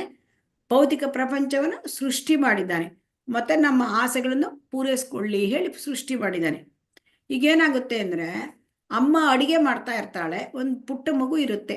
ಅದು ಒಂದು 4 ವರ್ಷದ್ದು 3-4 ವರ್ಷ ಅಥವಾ ಒಂದು ಮಗು ಇರುತ್ತೆ ಅಲ್ವಾ? ಅದು ಅಮ್ಮ ನಾನು ಅಡಿಗೆ ಮಾಡ್ತೇನೆ ಅಂತ ಬರುತ್ತೆ. ಅದಕ್ಕೆ ಅಡಿಗೆ ಮಾಡ್ಲಿಕ್ಕೆ ಕೊಡ್ತೇವೆ ನಾವು ಮೇಲೆ ಒಲೆ ಮೇಲೆ. ಇಲ್ಲ ಮಾತಾಜಿ. ಅವಾಗೇನ್ ಮಾಡ್ತೇವೆ ನಾವು ಮಗುವಿಗೆ? ಅದು ಹಠ ಮಾಡ್ತೇವೆ, ನಾನು ಅಡಿಗೆ ಮಾಡ್ತೇನೆ ಹೇಳಿ. ನಾವೇನ್ ಮಾಡ್ತೇವೆ? ಏನಾದ್ರು ಚಾಕ್ಲೇಟ್ ಕೊಟ್ಟು ಮಗುವಿಗೆ ನಾವು ಸಮಾಧಾನ ಆಟದ ಪಡಿಸುವ. ಸಾಮಾನು, ಅಡಿಗೆ ಸಾಮಾನಿಂದ ಒಂದು ನಾವು ಹೋಗ್ತೇವೆ, ಆಟದ ಅಂಗಡಿಗೆ ಹೋಗ್ತೇವೆ. ಅಲ್ಲಿ ಆಯ್ತಾ, ಅಲ್ಲಿ ಒಂದು ಅಂಗಡಿ ಒಳಗೆ ಸ್ವಲ್ಪ ಇದು ಕಿಚನ್ ಸೆಟ್ ಇರುತ್ತೆ. ಮಕ್ಕಳಿಗೆ ಇರುತ್ತೆ ಅಲ್ವಾ? ಕಿಚನ್ ಸೆಟ್, ಆಟ ಆಡೋ ಸೆಟ್ ಇರುತ್ತೆ ಅಲ್ವಾ? ಅಲ್ಲಿ ತಂದು ಕೊಡ್ತೇವೆ ನಾವು. ಅದು ಏನ್ ಮಾಡ್ತೇವೆ ನಾವು? ಅನ್ನ ಬೇಯಿಸಿದಾಗೆ ಅವ್ರಿಗೆ ಒಲೆ ಇರುತ್ತೆ. ಆಮೇಲೆ ಚಪಾತಿ ಮಾಡ್ಲಿಕ್ಕೆ ಅವರಿಗೆ ಲಟ್ಟಣಿಗೆ ಇರುತ್ತೆ. ಅದ್ರಲ್ಲಿ ಮಾಡ್ಕೋ ಅಂತ ಹೇಳಿ ನಾವು ಕೊಡ್ತೇವೆ. ಸೊ ಯಾಕಾಗಿಂದ್ರೆ ಅದು ನಿಜವಾದ ಒಲೆ ಮೇಲೆ ಅದಕ್ಕೆ ಅಡಿಗೆ ಮಾಡ್ಲಿಕ್ಕೆ ಆಗೋದಿಲ್ಲ. ಆ ಮಗು ಸಣ್ಣದು, ಅದಕ್ಕೆ ಗೊತ್ತಿಲ್ಲ. ಅದೇ ರೀತಿ ಅವರಿಗೆ ಅಂದ್ರೆ ಅವರ ಬಯಕೆ ತೀರಿಸ್ಲಿಕ್ಕಾಗಿ, ಆ ಮಗುವಿನ ಬಯಕೆ ತೀರಿಸ್ಲಿಕ್ಕಾಗಿ ತಾಯಿ ಆ ಥರ ಮಾಡ್ತಾಳೆ. ಅದೇ ರೀತಿ ಭಗವಂತ ಈಗ ನಮಗೆ ಈಗ ಈ ಐಹಿಕ ಲೋಕಗಳನ್ನು ಸೃಷ್ಟಿ ಮಾಡಿ ನಮ್ಗೆ ಏನ್ ಮಾಡಿದ್ದಾರೆ? ಈ ಒಂದು ಐಹಿಕ ಪ್ರಪಂಚದಲ್ಲಿ ನಮ್ಮನ್ನ ಒಡೆತನವನ್ನ, ನಮಗೆ ಒಡೆತನದ ಭಾವನೆ ಬಂತಲ್ವಾ? ಸೊ ಆದ್ರಿಂದ ನಮ್ಮನ್ನ ಇಲ್ಲಿ ಐಹಿಕ ಲೋಕದಲ್ಲಿ ಸೃಷ್ಟಿ ಮಾಡಿ ಇಲ್ಲಿ ಕಳಿಸಿದ್ದಾರೆ. ಸೊ ಹಾಗಾಗಿ ನಾವು ತಿಳ್ಕೊಳ್ಬೇಕು. ಈಗ ನಾವು ಹೇಗೆ ಒಡೆಯರು? ನಾವು ನಮ್ಮ ಮನೆಯಲ್ಲಿ ನಾವು ಗಂಡ ಒಡೆಯ, ಒಂದು ಯಜಮಾನ ಅಲ್ವಾ? ಆಮೇಲೆ ಕೆಲವು ಮನೆಗಳಲ್ಲಿ ಹೆಂಗಸರೇ ಯಜಮಾನಿಕೆ ಮಾಡ್ತಾರೆ. ಕೆಲವರು ಆಫೀಸಲ್ಲಿ ಬಾಸು ನಾವೇ. ಅಂದ್ರೆ ನಮ್ಗೆ ಆಫೀಸಿಗೆ ಬಾಸ್, ಈ ತರ ನಾವು ಚಿಕ್ಕ ಚಿಕ್ಕ ಒಡೆಯರು. ಆದರೆ ಇಡೀ ಇಲ್ಲಿ ಎಲ್ಲಕ್ಕೂ ಐಹಿಕ ಲೋಕ, ಆಧ್ಯಾತ್ಮಿಕ ಲೋಕ ಎಲ್ಲದರ ಒಡೆಯ ಯಾರು? ಕೃಷ್ಣ ಮಾತಾಜಿ. ಹಾಗಾಗಿ ಹಾಗಾಗಿ ಇಲ್ಲಿ ಏನ್ ಹೇಳ್ತಾ ಇದ್ದಾರೆ, ಈ ಐಹಿಕ ಪ್ರಪಂಚ ಈಗ ನಮಗೆ ಕಾಣ್ತಾ ಇದ್ದು ಅಶ್ವತ್ಥ ವೃಕ್ಷ ಇದೆಯಲ್ಲ, ಇದು ಐಹಿಕ ಪ್ರಪಂಚ. ಈ ಐಹಿಕ ಪ್ರಪಂಚ ಇದು ಹರೇ ಕೃಷ್ಣ. ಈ ಐಹಿಕ ಪ್ರಪಂಚ ಏನಾಗಿದೆ, ಇದು ಮೇಲ್ಗಡೆ ತುತ್ತ ತುದಿಯಲ್ಲಿ ಇಲ್ಲಿ ನೋಡಿ, ಇಲ್ಲಿ ಬ್ರಹ್ಮಲೋಕ ಕಾಣ್ತಾ ಇದೆ ಅಲ್ವಾ, ಬ್ರಹ್ಮಲೋಕ ಕಾಣ್ತಾ ಇದೆ. ಆಮೇಲೆ ಇಲ್ಲಿ ನೋಡಿ ನಿಮಗೆ, ಇಲ್ಲಿ ನಾವು ಯೂನಿವರ್ಸ್ ಅಂದ್ರೆ ಇದು ಬ್ರಹ್ಮಾಂಡ. ಈ ಬ್ರಹ್ಮಾಂಡ, ಒಂದು ಬ್ರಹ್ಮಾಂಡದಲ್ಲಿ ಇಲ್ಲಿ ನಾವು ಭೂಲೋಕದಲ್ಲಿ ಇದ್ದೇವೆ. ನಮ್ಮ ಮೇಲೆ ಬೇರೆ ಬೇರೆ ಲೋಕಗಳಿವೆ, ಉನ್ನತ ಲೋಕಗಳಿವೆ. ಭೂವರ್ಲೋಕ, ಸ್ವರ್ಗಲೋಕ, ಆಮೇಲೆ ಮಹರ್ಲೋಕ, ಜನಲೋಕ, ತಪೋಲೋಕ, ಬ್ರಹ್ಮಲೋಕ, ಉನ್ನತ ಲೋಕ, ಬ್ರಹ್ಮಲೋಕ. ಕೆಳಗಡೆ ಎಲ್ಲ ಏನಾಗಿದೆ, ಅತಲ ವಿತಲ ಸುತಲ ತಲಾತಲ ರಸಾತಲ ಪಾತಾಳ. ಈಗ ನಮಗೆ ಈ ಭಗವಂತನ ಲೋಕಕ್ಕೆ ಹೋಗ್ಬೇಕು, ಯಾಕೆಂದ್ರೆ ಅದು ನಮ್ಮ ನಿಜವಾದ ಮನೆ ಅಲ್ವಾ. ಈ ಐಹಿಕ ಪ್ರಪಂಚ ಇದನ್ನ ಹೇಗ್ ಮಾಡಿದ್ದಾನೆ, ಐಹಿಕ ಪ್ರಪಂಚ, ಇದು ಐಹಿಕ ಪ್ರಪಂಚ, ಇದರಲ್ಲಿ ಇದು ಅಶಾಶ್ವತ. ಇಲ್ಲಿ ಏನಾಗುತ್ತೆ, ದುಃಖಾಲಯ. ಇಲ್ಲಿ ಏನ್ ದುಃಖ, ಜನ್ಮ ಮೃತ್ಯು ಜರಾ ವ್ಯಾಧಿ ಇದೆ, ತ್ರಿವಿಧ ತಾಪತ್ರಯಗಳಿದೆ ಇಲ್ಲಿ. ಹಾಗಾಗಿ ನಮ್ಗೆ ಇಲ್ಲಿ ಏನ್ ಕೊಟ್ಟಿದ್ದಾರೆ, ಯಾಕೆ ಮಾಡಕ್ ಕೊಟ್ಟಿದ್ದಾರೆ, ಇಲ್ಲಿ ನೋಡಿ ನಮಗ್ ಕಾಣ್ತಾ ಇದೆ. ಇಲ್ಲಿ ಅಂದ್ರೆ ಈ ಐಹಿಕ ಲೋಕದಲ್ಲಿ ನಾವು ಬಂದಾಗ ನಾವು ಧರ್ಮ, ಅರ್ಥ, ಕಾಮ, ಮೋಕ್ಷ.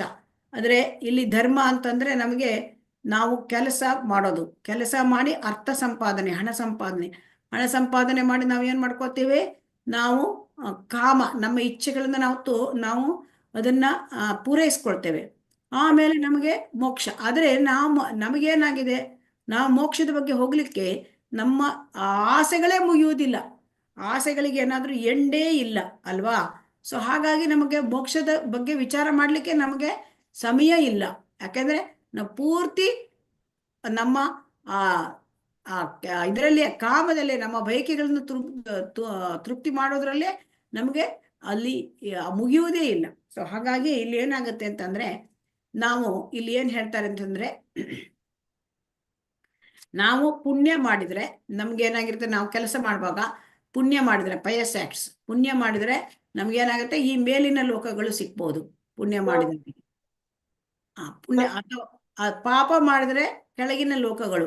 ಈಗ ಪುಣ್ಯ ಮಾಡಿದ್ರು ಪಾಪ ಮಾಡಿದ್ರು ಕೂಡ ಅದನ್ನ ಅನುಭವಿಸ್ಲಿಕ್ಕೆ ನಾವು ಈ ಭೌತಿಕ ಲೋಕಕ್ಕೆ ಬರಲೇಬೇಕು. ಹರೇ ಕೃಷ್ಣ, ಮ್ಯೂಟ್ ಮಾಡ್ಕೊಳ್ಳಿ. ಹರೇ ಕೃಷ್ಣ. ಆಮೇಲೆ ಈಗ ಹಾಗಾದ್ರೆ ಇದನ್ನ ಇಲ್ಲಿ ಏನ್ ಹೇಳ್ತಾರೆ ಅಂತಂದ್ರೆ, ನೋಡಿ ಇಲ್ಲಿ ಇದು ಭೌತಿಕ ಪ್ರಪಂಚದಲ್ಲಿ ನೋಡಿ, ಇಲ್ಲಿ ನಾವು ಇಲ್ಲಿ ಬೇಟೆಗಾರನ್ನ ನೋಡ್ತಾ ಇದ್ದೇವೆ, ಮನುಷ್ಯರನ್ನ ನೋಡ್ತಾ ಇದ್ದೇವೆ ಅಲ್ವಾ. ಆಮೇಲೆ ಇಲ್ಲಿ ನೋಡಿ ಮನುಷ್ಯರು ನೋಡ್ತಾ ಇದ್ದೇವೆ, ಬೇಟೆಗಾರ ನೋಡ್ತಾ ಇದ್ದೇವೆ. ಆಮೇಲೆ ಇಲ್ಲಿ ಅಂದ್ರೆ ಎಕನಾಮಿಕ್ ಡೆವಲಪ್ಮೆಂಟ್, ಇಲ್ಲಿ ಎಲ್ಲ ವ್ಯವಹಾರ ಮಾಡೋರು, ವ್ಯಾಪಾರ ಮಾಡೋರು ನೋಡ್ತಾ ಇದ್ದೇವೆ. ಆಮೇಲೆ ಸ್ವಲ್ಪ ಕೆಳಗಡೆ ಹೋದ್ರೆ ಅಲ್ಲಿ ಪ್ರಾಣಿಗಳನ್ನ ನೋಡ್ತಾ ಇದ್ದೇವೆ ಅಲ್ವಾ, ಪ್ರಾಣಿಗಳನ್ನ ಮತ್ತೆ ಪಕ್ಷಿಗಳನ್ನ ನೋಡ್ತಾ ಇದ್ದೇವೆ. ಆಮೇಲೆ ಮೇಲಿನ ಲೋಕದಲ್ಲಿ ಯಾರಿದ್ದಾರೆ, ಮೇಲ್ಲೋಕದಲ್ಲಿ ದೇವತೆಗಳಿದ್ದಾರೆ. ಮೇಲಿನ ಲೋಕದಲ್ಲಿ ದೇವತೆಗಳಿದ್ದಾರೆ, ಈ ಮಧ್ಯ ಲೋಕದಲ್ಲಿ ಮನುಷ್ಯರು ಪ್ರಾಣಿಗಳು ಇದ್ದಾರೆ, ಕೆಳಗಿನ ನರಕ ಲೋಕದಲ್ಲಿ ಬೇರೆ ಜೀವಾತ್ಮಗಳು ಇದ್ದಾರೆ ಅಲ್ವಾ. ಅವಾಗ ಏನಾಗುತ್ತೆ, ನಾವು ಪುಣ್ಯ ಮಾಡೋದು ಪಾಪ ಮಾಡೋದು ಇದನ್ನ ಮಾಡ್ತಾನೆ ಇರ್ತೇವೆ. ಆಗ ನಮಗೆ ಈ ಪುಣ್ಯ ಮಾಡಿದ್ರೆ ಮೇಲ್ಲೋಕ, ಪಾಪ ಮಾಡಿದ್ರೆ ಕೆಳಗಿನ ಲೋಕ, ಹೀಗೆ ಇಲ್ಲೇ ನಾವು ತಿರುಗ್ತಾ ಇದ್ದೇವೆ. ಈ ಬ್ರಹ್ಮಾಂಡದಿಂದ, ಐಹಿಕ ಬ್ರಹ್ಮಾಂಡದಿಂದ ಹೊರ ಹೋಗಿ ಭಗವಂತನ ಲೋಕಕ್ಕೆ ಹೋಗ್ಲಿಕ್ಕೆ ನಮ್ಗಾಗತ್ತ ಈ ತರ ಮಾಡಿದ್ರೆ? ಹರೇ ಕೃಷ್ಣ. ಇಲ್ಲ ಮಾತಾಜಿ, ಹಾಗಲ್ಲ. ಇದೇ ಹಲವಾರು ಜನ್ಮಗಳಿಂದ ಇದನ್ನೇ ಮಾಡ್ತಾ ಬಂದಿದ್ದೇವೆ ನಾವು. ಏನೇನ್ ಮಾಡ್ತಾ ಬಂದಿದ್ದೇವೆ ನಾವು? ಇದನ್ನೇ ಮಾಡ್ತಾ ಬಂದಿದ್ದೇವೆ. ಹುಟ್ಟು ಸಾವು, ಹುಟ್ಟು ಸಾವು, ಹುಟ್ಟು ಸಾವು. ಒಂದು ಶರೀರ ಹೋಯ್ತು, ಮತ್ತೊಂದು ಶರೀರ ಬಂತು. ಇದನ್ನ ನಾವು ಮಾಡ್ತಾ ಇದ್ದೇವೆ. ಹಾಗಾದ್ರೆ ಈ ಒಂದು ಇದು ನಾವು ಬಿಡುಗಡೆ ಪಡ್ಕೊಳ್ಳಿಕ್ಕೆ ನೋಡ್ತಾನೇ ಇಲ್ಲ. ಇದರೊಳಗೆ ನಾವು ಕೂತ್ಕೊಂಡ್ಬಿಟ್ಟಿದ್ದೇವೆ. ಅಂದ್ರೆ ಏನ್ ಮಾಡ್ತಾ ಇದ್ದೇವೆ ನಾವು? ಹಲವಾರು ಜನ್ಮಗಳಿಂದ ಅದೇ ಚರ್ವಿತ ಚರವಣ ಮಾಡಿದ್ದನ್ನೇ ಮಾಡುದು. ಏನು? ಒಂದು ಹುಟ್ಟು ಸಾವು, ಹುಟ್ಟು ಸಾವು ಮಾಡ್ಕೊಂಡು ನಾವಿಲ್ಲೇ ಒಂದು ಮರದಿಂದ ಮತ್ತೊಂದು ಮರಕ್ಕೆ, ಒಂದು ರೆಂಬೆಯಿಂದ ಮತ್ತೊಂದು ರೆಂಬೆಗೆ, ಅಂದ್ರೆ ಒಂದು ಲೋಕದಿಂದ ಮತ್ತೊಂದು ಲೋಕಕ್ಕೆ, ಆಮೇಲೆ ಒಂದು ಶರೀರದಿಂದ ಮತ್ತೊಂದು ಶರೀರಕ್ಕೆ ನಾವು ಒಂದು ದೇಹವನ್ನ ಬದಲಾವಣೆ ಮಾಡ್ಕೊಳ್ತಾ ಇದ್ದೇವೆ. ಅಲ್ವಾ? ಸೊ ಹಾಗಾಗಿ ಇಲ್ಲಿ ಏನ್ ಹೇಳ್ತಾ ಇದ್ದಾರೆ ಅಂದ್ರೆ, ಈ ಚಿತ್ರ ನೋಡಿ, ಇಲ್ಲಿ ಏನ್ ಹೇಳ್ತಾ ಇದ್ದಾರೆ ಅಂದ್ರೆ, ಈಗ ನಾವು ಭೌತಿಕ ಪ್ರಪಂಚದಿಂದ ಆಧ್ಯಾತ್ಮಿಕ ಲೋಕಕ್ಕೆ ಹೋಗ್ಲಿಕ್ಕೆ ಈ ಕಲಿಯುಗದಲ್ಲಿ ನಮ್ಗೇನ್ ಕೊಟ್ಟಿದ್ದಾರೆ? ಹರೇ ಕೃಷ್ಣ ಮಹಾಮಂತ್ರವನ್ನ ಕೊಟ್ಟಿದ್ದಾರೆ.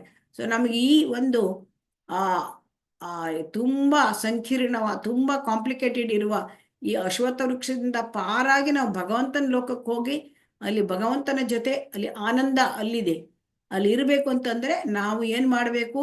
ಈ ಕಲಿಯುಗದ ಯುಗಧರ್ಮ ಹರೇ ಕೃಷ್ಣ ಮಹಾಮಂತ್ರವನ್ನ ಮಾಡಬೇಕು ಅಲ್ವಾ? ಹರೇ ಕೃಷ್ಣ ಇದನ್ನು ಕೊಟ್ಟಿದ್ದಾರೆ, ಈ ಒಂದು ಯುಗಕ್ಕೆ ಇದನ್ನೇ ಕೊಟ್ಟಿದ್ದಾರೆ. 2ನೇ ಶ್ಲೋಕ ನೋಡೋಣ. ಅದಶ್ಚೋರ್ಧ್ವಂ ಪ್ರಸೃತಾಃ ತಸ್ಯ ಶಾಖಾ ಗುಣ ಪ್ರವೃದ್ಧ ವಿಷಯ ಪ್ರಬಲಾಃ ಅದಶ್ಚ ಮೂಲಾನಿ ಅನುಸಂತತಾನಿ ಕರ್ಮಾನುಬಂಧೀನಿ ಮನುಷ್ಯ ಲೋಕೆ. ಈ ಮರದ ಬೇರುಗಳು ಕೆಳಮುಖವಾಗಿಯೂ ಮೇಲ್ಮುಖವಾಗಿಯೂ ಹರಡಿಕೊಂಡಿವೆ. ಐಹಿಕ ಪ್ರಕೃತಿಯ ಗುಣತ್ರಯಗಳು ಅದನ್ನು ಪೋಷಿಸುತ್ತವೆ. ಇಂದ್ರಿಯಗಳ ವಸ್ತುಗಳು ಇದರ ಕುಡಿಗಳು. ಈ ಮರಕ್ಕೆ ಕೆಳಮುಖವಾದ ಬೇರುಗಳು ಉಂಟು. ಇವು ಮನುಷ್ಯ ಕುಲದ ಫಲಾಪೇಕ್ಷಿತ ಕರ್ಮಗಳೊಂದಿಗೆ ಬಂಧಿತವಾಗಿವೆ. ಸೊ ಹಾಗಾಗಿ ಇಲ್ಲಿ ಏನಾಗಿದೆ? ಇದನ್ನು ನಾವು ಹೇಗೆ ಪೋಷಣೆ ಮಾಡ್ತಾ ಇದ್ದೇವೆ? ಐಹಿಕ ಪ್ರಪಂಚದ ಈ ಒಂದು ವೃಕ್ಷವನ್ನ ನಾವು, ಇದಕ್ಕೆ ಬೇರು ಮೇಲ್ಮುಖವಾಗಿಯೂ ಇದೆ, ಕೆಳಮುಖವಾಗಿಯೂ ಇದೆ. ಇದನ್ನು 3 ಗುಣಗಳು, ಪ್ರಕೃತಿಯ ಸತ್ವಗುಣ, ರಜೋಗುಣ, ತಮೋಗುಣ, ಈ 3 ಗುಣಗಳು ಪೋಷಣೆ ಮಾಡ್ತವೆ. ಈಗ ಸತ್ವಗುಣದಲ್ಲಿದ್ರೆ ನಮ್ಗೆ ಮೇಲಿನ ಲೋಕ, ಊರ್ಧ್ವ ಲೋಕಗಳು ಹೋಗ್ಬೋದು. ತಮೋಗುಣದಲ್ಲಿದ್ರೆ ಅಧೋಲೋಕ, ರಜೋಗುಣದಲ್ಲಿದ್ರೆ ಮತ್ತೆ ಈ ಭೂಮಿಯ ಮೇಲೆ ಹುಟ್ಟುತ್ತೇವೆ. ಸೊ ಹೀಗಾಗಿ ಈ ಮರವನ್ನು ಪೋಷಣೆ ಮಾಡ್ತಾ ಇರೋರು ಯಾರು? 3 ಗುಣಗಳು. ಸೊ ಹಾಗಾದ್ರೆ ಈ ಮರದಿಂದ ನಾವು ಹೊರಗೆ ಬರಬೇಕಾದ್ರೆ ನಾವೇನಾಗ್ಬೇಕು? ಈ 3 ಗುಣಗಳಿಂದ ಹೊರಗೆ ಬರಬೇಕು. ಈ 3 ಗುಣಗಳೇ ಈ ಮರವನ್ನ ಪೋಷಣೆ ಮಾಡ್ಕೊಂಡು ಈ ಚೆನ್ನಾಗಿ ಇಟ್ಕೊಂಡಿರೋದು. ಸೊ ನಾವು ಐಹಿಕ ಲೋಕದಲ್ಲಿ ಯಾಕಿದ್ದೇವೆ? 3 ಗುಣಗಳಿಗೆ ನಾವು ಒಳಗಡೆ ಇದ್ಬಿಟ್ಟಿದ್ದೇವೆ. ಸೊ ಈ ರೀತಿ ನಾವು ಏನ್ ಮಾಡ್ತಾ ಇದ್ದೇವೆ? ಮೇಲೆ ಕೆಳಗೆ ತಿರುಗ್ತಾ ಇದ್ದೇವೆ. ಅಂದ್ರೆ ಊರ್ಧ್ವ ಲೋಕದಿಂದ ಕೆಳಗೆ ಅಧೋಲೋಕ, ಮಧ್ಯಲೋಕ, ಅಧೋಲೋಕ, ಹೀಗೆ ತಿರುಗ್ತಾ ಇದ್ದೇವೆ. ಸೊ ಹಾಗಾಗಿ ನಾವು ಕರ್ಮ ಮಾಡಿದ್ರೆ ಪುಣ್ಯ, ವಿಕರ್ಮ ಮಾಡಿದ್ರೆ ಪಾಪ. ಸೊ ಇದನ್ನ ಅನುಭವಿಸ್ಲಿಕ್ಕಾಗಿ ನಾವು ಈ ಭೌತಿಕ ಪ್ರಪಂಚದಲ್ಲೇ ಇರಬೇಕಾಗತ್ತೆ. ಸೊ ಆದರೆ ಇದು ಇಹ ಬಂಧನ. ಈ ಇಹ ಬಂಧನವನ್ನು ನಾವು ಇದು ಬಂಧನದಿಂದ ಪಾರಾಗ್ಬೇಕು ಅಂದ್ರೆ ನಾವೇನ್ ಮಾಡ್ಬೇಕು? ಹರೇ ಕೃಷ್ಣ. ಇಹ ಬಂಧನದಿಂದ ಪಾರಾಗ್ಬೇಕು ನಾವೇನ್ ಮಾಡ್ಬೇಕು?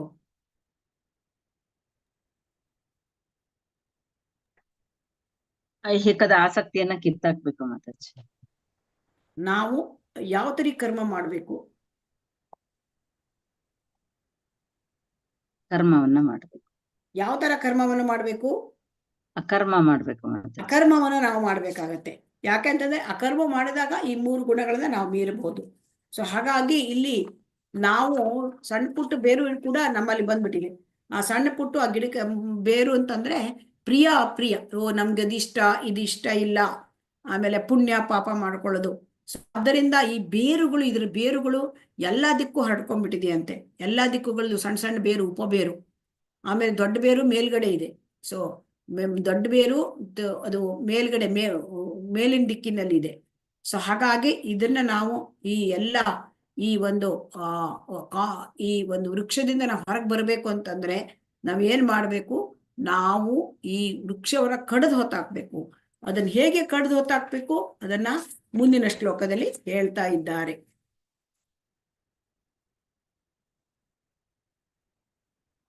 ನ ರೂಪಮಸ್ಯೇಹ ತತೋಪಲಭ್ಯತೆ ನಾಂತೋ ನ ಚಾದಿರ್ನ ಚ ಸಂಪ್ರತಿಷ್ಠ ಅಶ್ವತ್ಥಮೇನಂ ಸುವಿರೂಢ ಮೂಲಂ ಅಸಂಗ ಶಸ್ತ್ರೇಣ ದೃಢೇನ ಚಿತ್ವಾ ತತಃ ಪದಂ ತತ್ಪರಿಮಾರ್ಗಿತವ್ಯಂ ಯಸ್ಮಿನ್ ಗತಾನ ನಿವರ್ತಂತಿ ಭೂಯಃ ತಮೇವ ಚಾದ್ಯಂ ಪುರುಷಂ ಪ್ರಪದ್ಯೆ ಯತಃ ಪ್ರವೃತ್ತಿ ಪ್ರಸೃತಾ ಪುರಾಣಿ.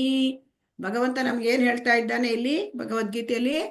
ಇದನ್ನ ನಾವು ಹೇಗೆ ಆ ಮರವನ್ನ ನಾವು ದಾಟ್ಲಿಕ್ಕೆ ಆಗ್ತಾರೆ. ಎಲ್ಲಿ ನೋಡಿದ್ರು ಕೊಂಬೆ, ರೆಂಬೆ ಎಲ್ಲ ಇದೆ. ಸೊ ಹಾಗಾಗಿ ಬೇರು, ಅದಕ್ಕೆ ಅವ್ರು ಏನ್ ಹೇಳ್ತಾರೆ? ಈ ಗಿಡವನ್ನೇ ಕತ್ತರಿಸಿ ಹೊತ್ತಾಕ್ಬಿಡು ಹೇಳ್ತಾ ಇದ್ದಾರೆ. ಈ ಗಿಡವನ್ನೇ ಕತ್ತರಿಸಿ ಹೊತ್ತಾಕೋದು ಅಂದ್ರೆ ಹೇಗೆ ಅಂದ್ರೆ ಐಹಿಕ ಜಗತ್ತಿನಲ್ಲಿ ನಾವು ಬಿಡುಗಡೆಯನ್ನ ಪಡ್ಕೊಳ್ಬೇಕು ಅಂತ ಇಲ್ಲಿ ಹೇಳ್ತಾ ಇದ್ದಾರೆ.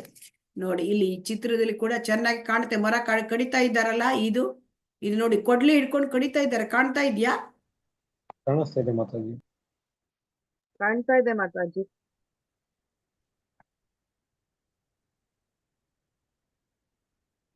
ಸೊ ಈ ಮರದ ನಿಜವಾದ ರೂಪವನ್ನು ಈ ಜಗತ್ತಲ್ಲಿ ಕಾಣಲಾಗುವುದಿಲ್ಲ. ಕಾಣ್ಲಿಕ್ಕಾಗತ್ತಾ? ಈ ಜಗತ್ತಲ್ಲಿ ನಿಜವಾದ ರೂಪ ಇಲ್ಲ. ನಿಜವಾದ ರೂಪ ಇರೋದು ಎಲ್ಲಿ? ಭಗವಂತನ ಲೋಕದಲ್ಲಿ. ಸೊ ಹಾಗಾಗಿ ಈ ಐಹಿಕ ಲೋಕದಲ್ಲಿ ಇರೋದು ಅದರ ಪ್ರತಿಬಿಂಬ. ಅದು ವಿಕೃತ ಪ್ರತಿಬಿಂಬ, ತಲೆ ಕೆಳಕಾಗಿರೋ ಪ್ರತಿಬಿಂಬ. ಆಮೇಲೆ ಇದರ ಆದಿ ಮತ್ತೆ ಅಂತ್ಯ, ಅಸ್ಥಿವಾರಗಳನ್ನು ಯಾರಾದ್ರೂ ಅರ್ಥ ಮಾಡ್ಕೊಳಕ್ ಸಾಧ್ಯ ಇದೆಯಾ? ಇಲ್ಲ ಅಂತ ಹೇಳ್ತಾ ಇದ್ದಾರೆ. ಹಾಗಾದ್ರೆ ಇದರಿಂದ ಹೊರಗೆ ಬರೋದು ಹೇಗೆ? ಅವಾಗ ಮನುಷ್ಯನು ದೃಢ ಮನಸ್ಸಿನಿಂದ, ಅನಾಸಕ್ತಿಯ ಶಸ್ತ್ರದಿಂದ ದೃಢವಾದ ಬೇರಿರುವ ಈ ಮರವನ್ನು ಕಡಿದು ಹಾಕಬೇಕು. ನೋಡಿ, ಕಡಿದು ಹಾಕಬೇಕು ಹೇಳ್ತಾ ಇದ್ದಾರೆ. ಏನ್ ಬೇಕು ಅದಕ್ಕೆ? ದೃಢವಾದ ಮನಸ್ಸು. ನಮ್ಮ ಮನಸ್ಸು ಏನಾಗಿರ್ಬೇಕು? ತುಂಬಾ ಫರ್ಮ್ ಆಗಿರ್ಬೇಕು, ದೃಢ. ಆಮೇಲೆ ಅನಾಸಕ್ತಿ. ಈ ಕೊಡ್ಲಿ ಹೆಸರು ಅನಾಸಕ್ತಿ. ಸೊ ಆಸಕ್ತಿ ಇರಬಾರ್ದು, ಅನಾಸಕ್ತಿ. ಅನಾಸಕ್ತಿಯಿಂದ ಇದನ್ನ ಕತ್ತರಿಸಿ ಹಾಕ್ಬೇಕು ಹೇಳ್ತಾರೆ. ಯಾವುದನ್ನ? ನಮ್ಮ ಐಹಿಕ ಜಗತ್ತಿನಲ್ಲಿ ನಮ್ಮ ಈ ಅಟ್ಯಾಚ್ಮೆಂಟ್, ಮೋಹ. ಅರೆ ನಮ್ಗೆ ಏನಾಗಿದೆ? ನಮ್ಗೆ ಈಗ ಚಿಕ್ಕ ಚಿಕ್ಕ ವಸ್ತು ಮೇಲೆ ಮೋಹ ಬಂದ್ಬಿಟ್ಟಿದೆ ಅಲ್ವಾ? ನೋಡಿ, ಇದು ನನ್ನ ಸಣ್ಣ ಸಣ್ಣ ವಸ್ತುಗೂ ಮೋಹ ಬಂದೋಗಿದೆ. ಇದು ಒಂದು ಬ್ಯಾಗು ನನ್ನದು, ಆಮೇಲೆ ಈ ಬಟ್ಟೆ ನನ್ನದು, ಆಮೇಲೆ ಈ ವಸ್ತ್ರ ಒಡವೆ ನನ್ನದು, ಈ ಮನೆ ನನ್ನದು, ಈ ಮಕ್ಕಳು ಮರಿ ನನ್ನವರು ಅಲ್ವಾ? ಇದು ನನ್ನ ಹೆಂಡತಿ, ಇದು ನನ್ನ ಗಂಡ, ಇದು ನನ್ನ ಊರು, ಇದು ನನ್ನ ದೇಶ. ಇದು ಅಟ್ಯಾಚ್ಮೆಂಟ್ ಬಂದಿದೆಯೋ ಇಲ್ವೋ ನಮಗೆ? ಹರೇ ಕೃಷ್ಣ. ಈ ಅಟ್ಯಾಚ್ಮೆಂಟ್ ಇದೆಯೋ ಇಲ್ವೋ ಈಗ ನಮ್ಮ ಹತ್ರ? ಇದೆ ಮಾತಾಜಿ. ಇದೆ ಮೇಡಮ್, ಇದೆ ಮಾತಾಜಿ. ಆದ್ರೆ ಭಗವಂತ ಏನ್ ಹೇಳ್ತಾ ಇದ್ದಾನೆ ಇಲ್ಲಿ? ಇದನ್ನೆಲ್ಲ ಅಟ್ಯಾಚ್ಮೆಂಟ್ ಎಲ್ಲ ಕತ್ತರಿಸಿ ಹೊತ್ತಾಕು ಹೇಳ್ತಾ ಇದ್ದಾರೆ. ಹೇಗ್ ಮಾಡೋದು? ಈ ಭಗವಂತನ ಲೋಕಕ್ಕೆ ಹೋಗ್ಬೇಕಾದ್ರೆ ಇದನ್ನೆಲ್ಲ ಕತ್ತರಿಸಿ ಹೊತ್ತಾಕ್ಬೇಕಂತ. ಹೇಗ್ ಮಾಡೋದು? ಅಯ್ಯೋ, ನನ್ನ ಹತ್ರ ಆಗಲ್ಲಪ್ಪ, ಈ ತರ ಅನ್ಸುತ್ತೆ ಅಲ್ವಾ? ಹೌದು ಮಾತಾಜಿ. ಆದ್ರೆ ಇದು ಏಕ್ ಅನ್ಸುತ್ತೆ ಅಂತಂದ್ರೆ, ನಮಗೆ ಇದು ಯಾಕೆ ಅನ್ಸುತ್ತೆ ಅಂದ್ರೆ, ನಮಗೆ ಇದು ಗೊತ್ತಿಲ್ಲ. ಈ ಲೋಕ ಇದು ದುಃಖಮಯ. ಇದು ಏನಾಗತ್ತೆ? ಇದು ದುಃಖಾಲಯ. ದುಃಖವನ್ನ ಸಹಿಸ್ಕೊಂಡು ಇದ್ಬಿಡ್ತೇನೆ, ನಾನು ಶಾಶ್ವತ ಆಗಿರ್ತೇನೆ. ಇಲ್ಲ, ಇದು ಈ ಲೋಕ ಅದು ಮತ್ತೆ ನಶ್ವರ. ಇದು ನಾಶವಾಗಿ ಹೋಗ್ಬಿಡುತ್ತೆ ಅಲ್ವಾ?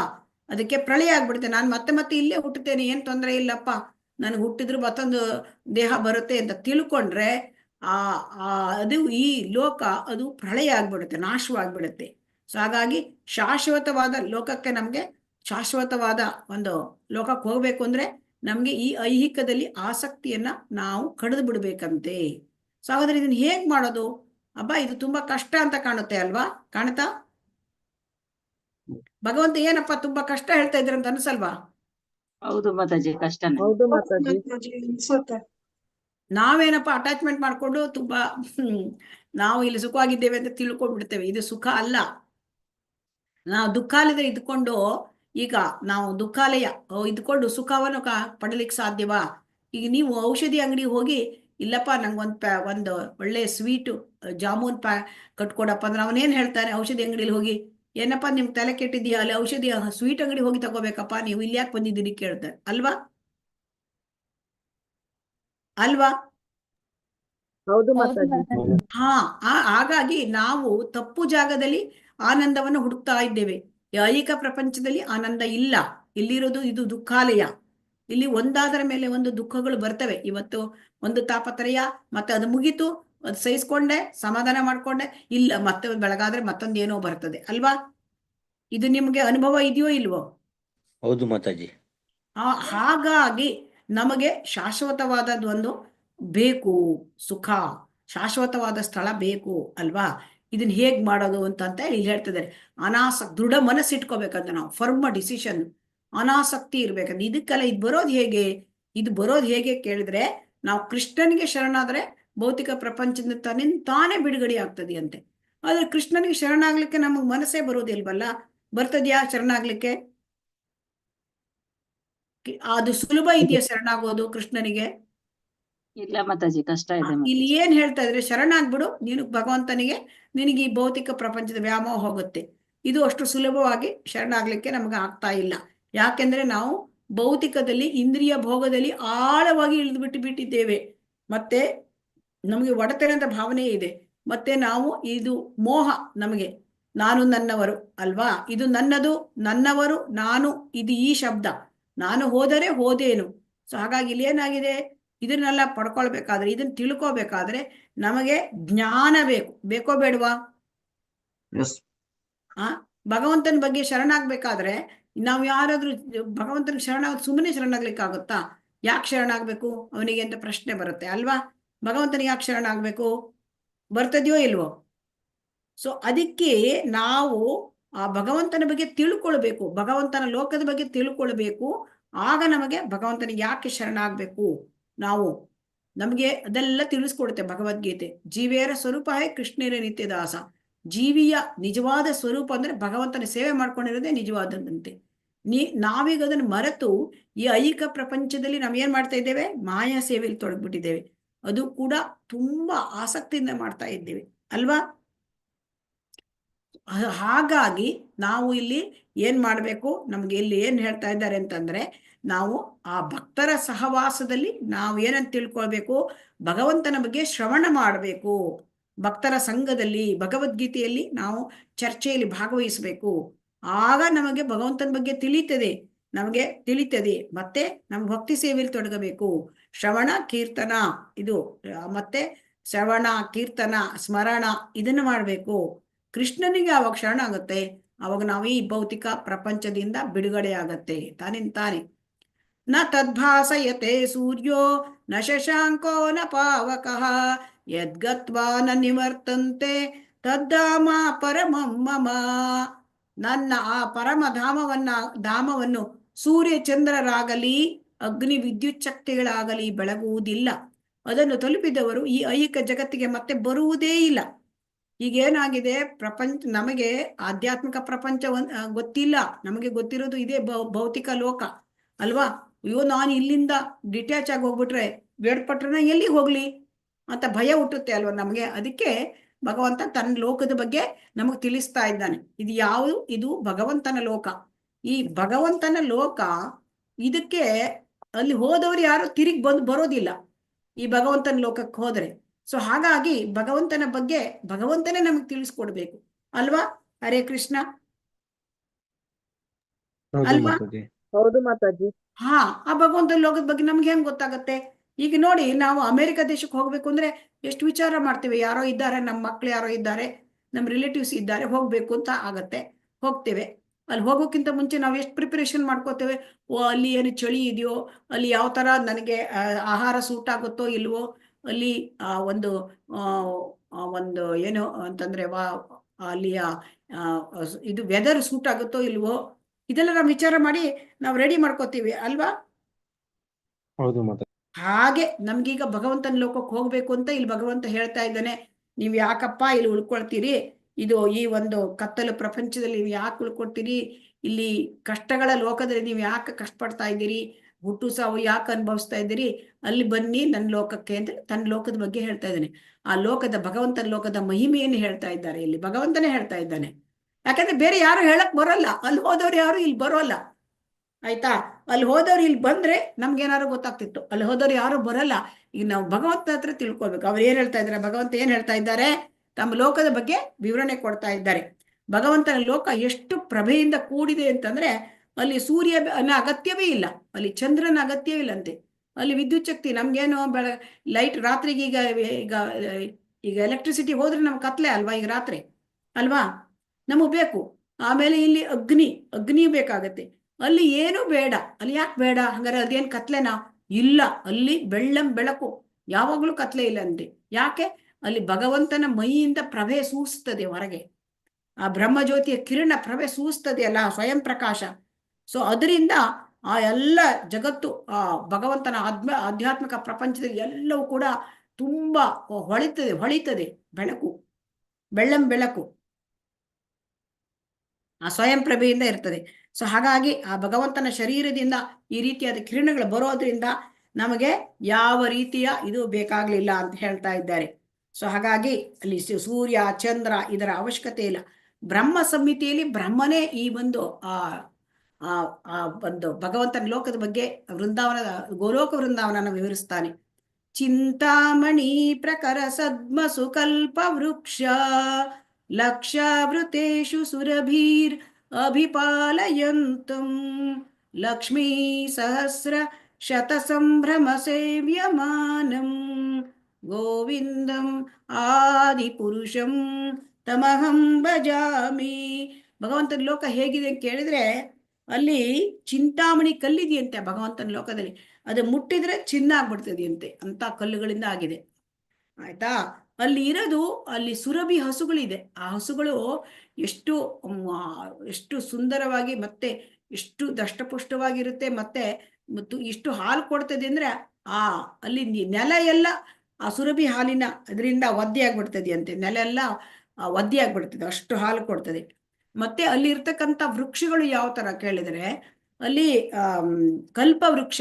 ಈಗ ನಮ್ಗೆ ಏನಾಗುತ್ತೆ, ನಮ್ಗೆ ಮಾವಿನ ಹಣ್ಣು ಬೇಕು ಅಂದ್ರೆ ಮಾವಿನ ಮರ ಬೆಳ್ಕೋಬೇಕು, ಅಥವಾ ಮಾವಿನ ಹಣ್ಣಿಂದ ಆ ಮಾವಿನ ಮರದಿಂದ ಸಿಕ್ಕತ್ತೆ. ನಮ್ಗೆ ಚಿಕ್ಕು ಹಣ್ಣು ಬೇಕು ಅಂದ್ರೆ ಚಿಕ್ಕು ಗಿಡದಲ್ಲಿ ಸಿಕ್ಕತ್ತೆ. ಬಾಳೆಹಣ್ಣು ಬೇಕು ಅಂದ್ರೆ ಬಾಳೆ ಗಿಡದಲ್ಲಿ, ಅಲ್ವಾ?